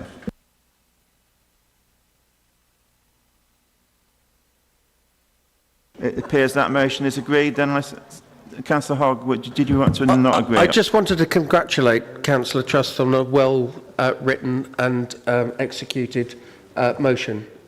Absolutely top spec. Thank you. Sorry. I'll let that go. What are you doing, Councillor Fitzgerald? Are you raising a point of order? I'm just saying, yes, we shall agree it, but perhaps we should check with Councillor Truss whether she wants to actually say anything. She spends so much time on the motion. Yeah, okay. We might not need to debate it, but she might want to speak. So yes, that's absolutely right, Councillor Fitzgerald. Councillor Truss, you do have the right to propose it if you wish to. Is that your wish? Or? I think I would like to because I've worked. Sure. Yeah, fine. Okay. So we'll allow Councillor Truss to propose it, and then then I will ask the question again. Do you want to go to the vote? Okay. Thank you. So, Councillor Jones, what's your point? I wanted to speak on it if it was proposed. That's all. Okay. And right. Okay. What my view on that is, when Councillor Truss has proposed it and it's been seconded, if we have members who wish to speak, then they should be allowed to speak. Okay. Councillor Truss, if you'd like to propose the motion. Yes. According to the Office of National Statistics, 1 in 5 adults experience domestic abuse. To bring the message home, statistics suggest that in this chamber alone, at least 12 people have experienced domestic abuse or sexual violence at some point in their life. The majority of that number being women. Now that figure alone is shocking. In the time I've been elected as a local councillor for Hargate and Hempstead Ward, I've lost count the number of times women and girls have reached out to me, either having experienced domestic abuse and sexual violence or Councillor witnessed. Coles, what is your point? Is it a point of order, accuracy or personal explanation? It's a point of accuracy, please. Actually, it's 1 in 3 people experience domestic abuse, not 1 in 5. Okay, thank you. Okay. Can I have that reference, please, according to which source? Peterborough Women's Aid. Well, my source is from the Office of National Statistics, so... Okay, well, she's given her opinion on the accuracy. You can refute it if you want. Carry on. Right, to carry on, reflecting on conversations I've had with residents, it is surprising the lack of knowledge residents have of support services available to them. And what does concern me is not long ago I had no idea how to respond to incidents brought to my attention. Earlier this year, Youth MP Eva Woods and Paul Bristol MP contacted me about exploring the prospects of launching a Violence Against Women and Girls Commission in Peterborough, which emphasises and extends ongoing work of the Cambridgeshire and Peterborough Domestic Abuse and Partnership Board. Driven by high-profile inroads made by the Plymouth City Council around violence against women and girls, we decided to take action to address the lack of understanding and discussion of this issue amongst elected representatives and the general public in Peterborough. The response to our concerns were received, and the Partnership Board outlined a highly impressive map of ongoing work at a strategic and operational level to support and protect known victims, facilitate reporting, and strategies to further meet the need in the city. It seems the issue in Peterborough is not a gap in provision, but a lack of knowledge of the support available amongst members and the public, and the absence of dialogue around vague matters in decision-making spaces that is proportional to the impact of the issue in our community.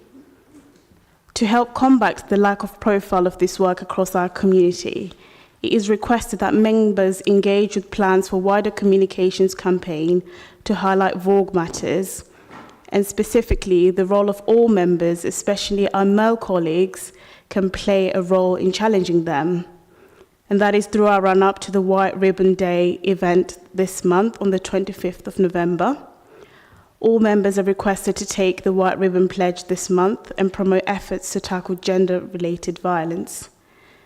To ensure we as elected representatives are adequately equipped to support our communities when impacted by the domestic abuse and sexual violence, I move this motion with the mind that the draft domestic abuse and violence guidance for members be referred to scrutiny and then to the relevant cabinet member for sign-off. Thank you. Thank you, Councillor Trust. Councillor Aki Allen, I understand you wish to second the motion. Do you wish to speak now or reserve your right to speak? I'm happy to second the motion. I'll reserve my right to speak. Thank you. Yeah, I just wanted to endorse what Councillor Trust said. I've actually signed the pledge myself, and I would encourage other members to actually do that. I think that people wanting to speak, Councillor Jones wanted to speak. Councillor Howard, yeah. Thank you, Mr Mayor. This is a good motion and worthy of council time, and I trust that we'll agree to support not only those who are victims of domestic abuse and violence, but also those who work alongside, either to prevent or support such victims. I'm also minded of the excellent work by our own Councillor Katie Cole in this area, despite being elected in May of this year. Her passion for this area mirrors our own, and indeed we're entirely supportive of the motion from Councillor Trust. Thank you. Thank you. I just wanted to clarify, did Councillor Hogg want to speak? You did mention, no, okay. And we've got Councillor Seeger, but Councillor Howard was first, so then we'll come to you afterwards. Thank you, and through you, Mr Mayor. Yeah, just want to say well done to Councillor Truss for bringing this motion in White Ribbon Month. And I think your colleagues could learn a lot from the standards of your motion, to be fair. It's not political, it's purely in the interest of the public. And I think it proves what we could do across chamber when sensible, thoughtful motions come forward. So congratulations to you for it. And I'd urge anyone who hasn't already to sign up on the White Ribbon website as an ambassador or champion. I'm sure, without doubt, this will get support all across the floor. I've been proud to be a White Ribbon ambassador for the council, and I know, as Councillor Jones says, Councillor Cole has also been a lead voice for domestic abuse victims, having worked closely with Peterborough's Women's Aid, and even speaking at their AGM. And I thank you, Councillor Trust, for a really well thought out and purposeful motion, and very happy to support. Thank you, Councillor Howard. Councillor Seeger, you wish to speak? Thank you. I just want to say thank you for bringing the motion forward. It's extremely important and affects so many people. I'll be supporting this, I'm sure other members will be. Thank you. Thank you, Councillor Seeger. Do we have any other speakers on the motion? Okay, in that case, it's agreed. Okay, thank you.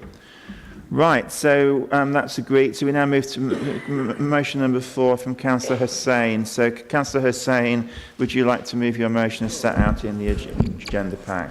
Thank you, Mayor. The government has opted to extend the date of petrol and diesel car ban to 2035, to ensure a more fair and pragmatic approach towards achieving net zero.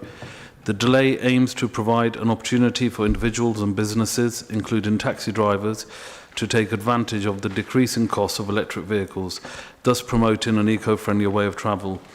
In alignment with the government's approach, the Council should ensure that our transition to net zero remains fair and pragmatic while not punishing Peterborough taxi drivers with further financial burdens. By allowing taxi drivers to license vehicles which are Euro 6 compliant, will allow those drivers a great choice of vehicles, thereby guaranteeing convenient taxi services for residents of Peterborough. Euro 6 vehicles not only allow a great choice of vehicles, but a wider choice of type of vehicle, from small hybrids to larger MPVs, which can help school runs and improve accessibility for individuals with mobility challenges. By permitting Euro 6 emissions vehicles, it would strike the right balance between reducing harmful emissions and considering economic conditions, thereby offering taxi drivers a practical and fair path forwards that protects their livelihoods. Therefore, the motion asks that the Council recommend that the Licensing Committee consider bringing forward the Hackney Carriage and Private Hire Licence Policy Review to allow for Euro 6 emission standard taxi vehicles, and recommend to the Highway Authority to review road layouts to allow private hire cabs and the Hackneys to previously restricted areas around the city where practical, thereby reducing journey times, cost to the public and emissions. Thank you, Councillor Hussain. Councillor Fitzgerald, would you like to second the motion and speak now or reserve your right to speak? I'm happy to second the motion, Mr Mayor, and reserve my right to speak. Thank you. Thank you. Councillor Hogg, I understand you have a procedural motion without notice under Standing Order 20. If you'd like to tell us what your procedural motion is and then propose it. I wish to make an amendment without notice to refer this motion to the Growth, Resources and Community Scrutiny Committee. I'm sorry to say that the wording of this motion is, please excuse the pun, a bit of a car crash. More on that later. It would be easy to simply dismiss this on that basis. However, this is clearly being brought to you by hard-working cab drivers from across the city, and it does deserve further debate. The items you have asked to be looked at span across many committees, and so the committee might be minded to reach out to other committees such as Climate Change and Environment and Licensing, not to mention officer reports, to fully explore these suggestions. Just look at what's being proposed here, and it isn't entirely clear. If asked, it is asking to allow Euro 6 compliant cars, which are currently the case already. Euro 6 cars have an emission average of 98 grams per kilometre. Our current requirement is 105 for hybrid vehicles, and there's no requirement on petrol cars. I suspect that what you're asking for is for the 2029 target for ULEV and ZLEV vehicles to be put back. Now, this policy has been led by the Council's own carbon emissions policy, so that can't be changed without referring to that policy, and this is a big piece of work. You then ask for the Highway Authority to review road layouts to allow private hire. I noticed that you've added Hackney at the last minute in your speech, but the text only says private hire access to previously restricted areas of the city. Well, firstly, we are the Highways Authority, and it doesn't specify what road layouts that you refer to.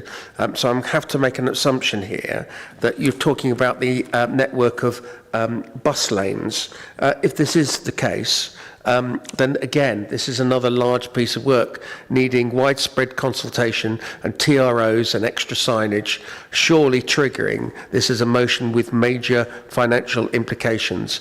And yet I see no officer reports on the cost of this particular work. So it is far too complex a motion to be dealt with in this chamber at this time, and so therefore I urge Council to refer this to a committee so the correct work can be done, so that we can ascertain all the details, and the taxi drivers can get the hearing that they deserve. Thank you. Right, okay, so understand from, just to check, Councillor Hogg, your proposition is the motion in its current form be referred to the Growth and Resources Scrutiny Committee. That's correct. Indeed, yeah. and hopefully as part of that process that maybe some of this can be tidied up. Yeah, okay. Fine. Can I have a seconder for that motion? Councillor Nicola Day. So I have to ask the question, Councillor Nicola Day, do you wish to second the motion now, or do you wish to reserve your right to speak on it? I wish to second the motion and reserve my right to speak. Thank you. Can I also ask Councillor Hussain, are you happy for your motion to be referred, or would you like to oppose that? Or We'll go to the vote. Okay, so if you're not in favour of that, we then open it up for a debate on the procedural motion. So does anybody else wish to speak on the procedural motion to refer this motion to the Growth and Resources Scrutiny Committee? No. Okay. In that case, sorry, Councillor Fitzgerald wishes to speak. Mr. Mayor, I don't know what point, but this is becoming regular now from the Liberal Democrats. Okay. You may have that opinion. It is in order for procedural motions to be used and to be moved in accordance with the Constitution. So Councillor Wiggin wishes to speak. Thank you, Mr. Mayor. I'd like to support the proposal from Councillor Hogg. I think that if the motions coming forward were of higher quality, like Councillor Trust's motion, then we wouldn't need to refer them to committees. I also think there's an awful lot more we can do to support taxi drivers that isn't covered in this motion. A lot of other councils are doing things like putting grants in place to support taxi drivers to buy newer vehicles where they're struggling. There's plenty more we can look at, and if we take it to scrutiny, we can give it the full package that the taxi drivers deserve. Thank you, and you're now the new chair of the committee, so you can do that if it is agreed. So, are there any other speakers on it? Councillor Hussain wishes to speak on the procedural motion. Yeah. Just simplify, the original motion was asking two simple things. I know they've drawn this big thing as if it's a massive impact and going to have some sort of financial, big financial implications. It's saying, one, is recommending the licensing committee to consider. So it's asking for it to go to the licensing committee for a simple fact to review the licensing of vehicles. You know, that isn't as difficult as what they're making out. The review on road layouts for restricted roads, there's only a few around the city where maybe I could have named the roads, but it's asking them to review the roads, you know, where the taxis can go to save on emissions and save on journey times. So it's not as big and as complicated what they're making out. It's just they're trying to make more work for officers and more work for committees for no reason. Okay, thank you, Councillor Hussain. Is there any other speakers on the procedural motion? In which case, I go to Councillor Nicola Day, who reserved the right to speak on it. Thank you, Mr Mayor. As a Green and Chair of the Climate Change and Environment Committee, whilst I am committed to our net zero carbon targets, you may also remember I brought a Just Transition motion to full council, which ensures that no one is left behind in our moves as a council and city as we transition towards net zero. This is clearly a motion that deserves debate, and I wish to support the hard-working taxi drivers in this city. However, this motion also needs officer time, reports to be written, and it needs to be considered and detailed properly. These are not just simple proposals. I'm a little bit concerned about what roads are going to be accessed. Are these going to be former pedestrianised roads? The details sort of not really in the motion, and I've got some concerns around that. Most of the work from motions, from my experience, goes to committees anyway. So, you know, this is where the motion will end up. But I am supporting this proposal for this motion to be sent forward to the relevant committee, and I'm happy for it to come to the Climate Change Committee as part of that work. Thank you. Thank you. So, Councillor Hogg, you now have the right to summate on your proposal if you wish to. Thank you.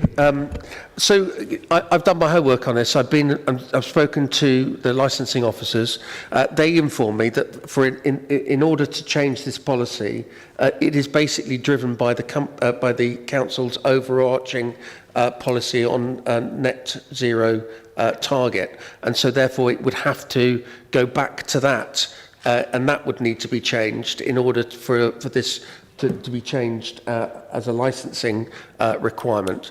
So that's the first bit. The second bit is that I've been to highways as well, and I've spoken to them and said, you know, how can we give access to private hire and taxi cabs to these restricted roads?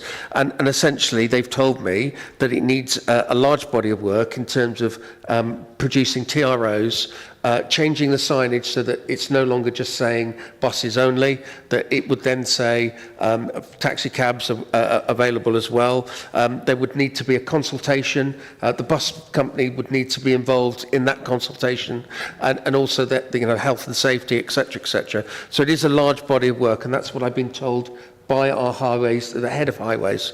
So I've done my homework. As I said at the get-go from this, I could have just gone, let's just throw this out, this is, you know, rubbish. But the fact is, it does need debate, and I'm willing to help with that by referring it to the committee so the work can still go forward. The taxi drivers can get their day in court, as it were, so they can put forward their case, explain why they want these changes, and then maybe the committees involved will be able to back them with that. Thank you. Thank you, Councillor Hock. So we now need to take a vote on the proposal to refer Councillor Hussain's motion to the Growth and Resources Scrutiny Committee. So if I could hand over to Head of Constitutional Services to conduct the vote. Okay, thank you, Mr Mayor. Councillors, we're now voting on the procedural motion from Councillor Hogg on referring the motion to Growth, Resources and Community Scrutiny Committee. All those in favour is green, against is red, abstain is yellow.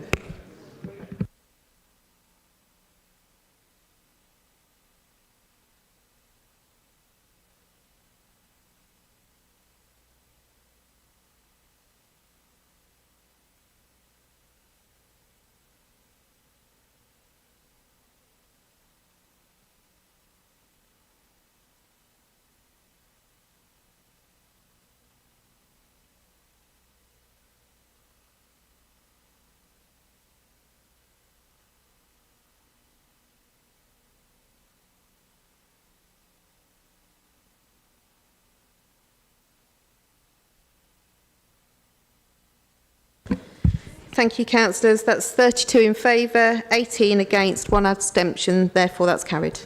Thank you. So that motion is now referred to the Growth and Resources Scrutiny Committee. I'm sure the chair of the committee will take note of this decision. So we then move to motion 5 from Councillor Ray. Councillor Ray, would you like to move your motion as set out in the agenda pack? Yes, Mr Mayor, thank you very much, and thank you for those that allowed the time for this to be brought forward. I'm bringing this motion forward today because there are 9 councillors with seats in this chamber that they were not elected to sit in. That's 15% of this city's elected representatives who've decided that they now only wish to represent their interests rather than those that elected them. They abandoned the promises that they were elected to deliver, and in doing so, they abandoned the people they were promised to represent.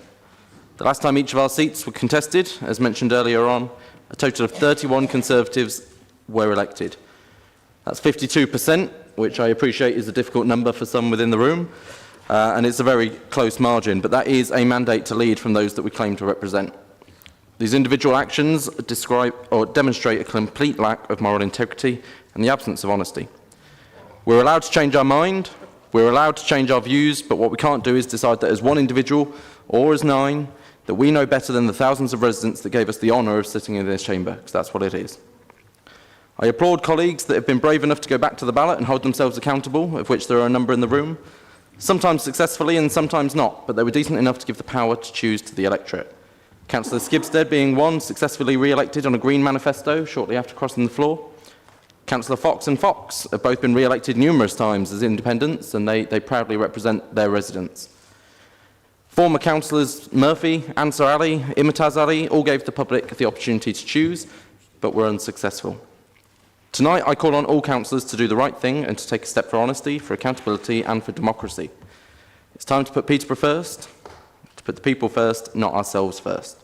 We can all support this motion, and those that have betrayed their residents should resign and face the ballot.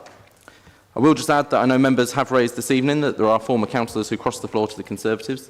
This is long before my time, and it's a practice that has not happened as recently within this chamber. I will say, for those of you considering joining us, this is not something that the current Conservative group would accept, and it is not a view that we share. I also know it's something that a number of the new administration were once upon a time very passionate about also. Thank you, Mr Mayor.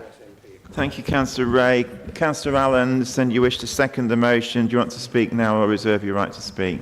Thank you, Mr Mayor. It's getting late, so I will speak now. I will be happy to support the motion. It's a valid motion, and it's so pertinent with regard to tonight's occurrences. Let's be fair. If you stand for a political party, people work on your behalf. Money is invested in you as a candidate. Should you then get elected and walk the floor, cross the floor, it's simply undemocratic. I support the motion. Thank you. Thank you, Councillor Allen. Any other speakers? I've got Councillor Hogg, got Councillor Skipstead and Councillor Stevenson. Hang on, just get all these written down. Councillor Hogg, Councillor Skipstead, Councillor Stevenson. Is there anybody else? Councillor Jones, Councillor Amjad Iqbal. Yeah, I think Howard was earlier, wasn't he? Yeah. Okay. Harper. Yeah, okay. Anybody else? Right, we're listing people. Okay, we now move to Councillor Hogg then. Thank you. Okay. I read this motion with interest. Strange that when two Liberal Democrats crossed the floor, there were no calls for legislative change, or even more recently, when Labour had members leave their ranks, no such calls. It is therefore sensible to surmise that you only care when Conservative members are lost. If it were one or two, I would say that that's just the wonderful world of politics and chalk it down to experience. You can't please all of the people all of the time. But 7 in less than a few months, that seems less about them and more about the culture you have within your group. Is the mover of this motion suggesting that residents simply vote for a candidate solely based on the party they represent rather than the individual? The motion even says they voted for manifestos set out by each candidate, not party, each candidate. Unsurprisingly, I've had more than a few meetings with Peterborough First colleagues, and I've got to know them a little better. I haven't detected any sudden road to Damascus change in political views, only a desire to put their communities first rather than serve that of the party whip. It's less about them abandoning policies and values, more about a party leadership expecting them to toe the line and give in to a strong leadership model. It is said, it has to be said that some of the comments recently by the leader, or ex-leader now, would support this narrative. As for the practicality of this motion, that would mean the expense of mounting by-elections. Are the Conservative leader and the local MP going to pop up with a large cheque from the Tory party to pay for these? I think not. No, this will fall on the hard-working local residents to foot the bill for their failures. May I suggest that if you want to stop the leakage of councillors from your party, you should adopt the same approach you regularly announce you have for opposition parties, one of being open, transparent and collaborative that results in many well-deserved plaudits for a job well done. Finally, I haven't yet to see any calls from local Tories asking for a by-election in East Kilbride following the defection of Lisa Cameron from the SNP. Maybe I've missed them, I don't know. This motion is yet another example of a side issue that distracts from the important work of getting on with meeting the challenges that our council faces. And as such, I will be voting against it. And I respectfully encourage my group and others to do likewise. Thank you. Thank you, Councillor Hogg. Next, we've got Councillor Gipstead. Thank you, Mayor. So the issue of defections or crossing the floor has always been a contentious one, both locally and nationally. I joined a party in 2015 which changed considerably after I was elected in 2019 and no longer reflected the values and beliefs which drew me into politics. Parties do change over time and not all of us can accept these changes, and neither should we feel bound to do so. I found the Green Party to be a better fit, and I'm sure people in other parties have felt the same way. It is of course up to the individual and their conscience to decide when it's appropriate to make such a move. I personally had to stand quite quickly for re-election under a new banner, and I believe the result had a lot to do with already being known as a committed ward councillor. In other words, many residents vote for the person and not the party, which I believe is often the case in local elections. The fact that I won with more votes and a much bigger majority under a new banner backs up this belief. We still represent our residents no matter which colour flag we fly, and that is what we're elected to do. And we can talk to our residents if they raise concerns about our change of allegiance. I have certainly done this on the doorstep and in newsletters many times, and it's not been a problem. Defections can go in different directions, and in the greater scheme of things, probably all parties will benefit from accepting new members from other parties at some point. And in addition to this, holding by-elections every time there's a defection is a costly process for the council and therefore not feasible. So for these reasons, and also because I believe this motion lacks objectivity on this topic, I will not be backing this motion. Thank you. Okay, next I've got Councillor Howard. Thank you, Mr. Mayor. I wasn't expecting to be on so quick. Thank you. As a candidate, I stood for my local pledges and local promises to the residents, to be responsive and visible, working with the community, speaking up for responsible growth. I also stood on political pledges, that is fair to say, making our streets safer, drive growth, regeneration and economic development, cleaning up our city, improving health and well-being, continued improvements to infrastructure, roads and footpaths, and investing in our future. I still stand as a councillor on all those values I was elected on. The sad truth is, I had no choice but to leave the party. Is that the fault of me? Is it the fault of anyone who left the party? No. As the whip of the party, perhaps you should spend more time on the reasons why the members left, rather than constantly attacking them through motions. This is the behaviour that needs to change, and I spoke to you about this motion on the phone. Let me name some councillors. Councillor Aslam Khan left Labour, joined the Conservatives for Luton in October 23. Councillor Jack Oatley, an independent, joined the Conservatives in Melksham, April 23. Councillor Alan Britton left the Liberal Democrats and joined the Conservatives in Horsham District Council, January 23. I could go on and on. The best one is the SNP MP, Lisa Cameron, who joined the Conservatives, ironically, over toxic and bullying treatment, which everyone in the Conservative Party celebrated. Have you actually checked what the Conservative policy is on this, Councillor Ray, before putting this forward? Because if you look across the country, there's probably as many losses as gains. So I'm not entirely sure this is very well thought out. I think it is just set up as an attack. Why is there no reference in your motion to councillors who felt they had no choice but to leave a group for their own well-being? This motion is not respectful or reflective whatsoever, and for that reason, I will not be supporting it. I still stand on all the values. It's just a shame the party I left has lost those values. Thank you, Councillor Howard. Councillor Julie Stevenson. Councillor Stevenson, you put your hand up. Thank you, Mr Mayor, and thank you, Councillor Ray, for bringing this motion as well. I'm pleased, actually, that this is to get an airing, because it gives me an opportunity to present a different perspective. I was curious, actually, I didn't seem to be on your list. I'm happy to be on your list because I did leave a party shortly after being elected. So by all means, please hold me to account for that, because it's important, and it's important residents understand what went on there. But what I will say is that this isn't always about politics. I didn't leave the party that I was elected, whose banner I was elected under, because of politics. I left because of what I would call a safeguarding issue higher up the party.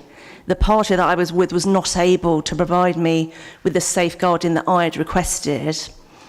And a lot of people encouraged me to go independent. I actually wanted to resign completely. But no, a lot of people encouraged me, and I stayed on, and residents did as well. Councillor Stevenson, it's 10:45, yes. So I need to hand over to the Interim Director of Law and That is fine. Government. Thank you, Mr Mayor. Thank you, Mr Mayor. It is now 10:45, and in accordance with the agreed timescale, there will be no further debate. A vote will be taken on the remaining items on the agenda without further discussion. All motions, amendments and recommendations will be deemed to be formally moved and seconded.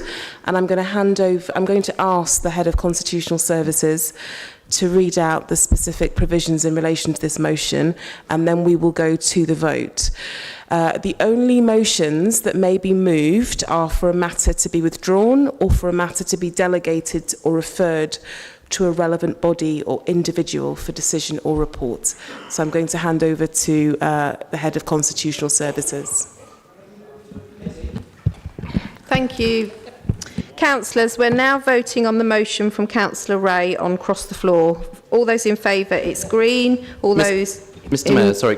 Am I able to request a recorded vote by means of electronic vote? You can request a recorded vote. Would you like us to stand for that, Mr On Mayor? electronic vote, For rather than me electronic, reading not all the the names, names. just electronic. Okay, electronic Yeah. vote. Okay, so it's for is green, against is red, abstain is yellow, please. Are you going to open? Yeah, you've opened it. Yep.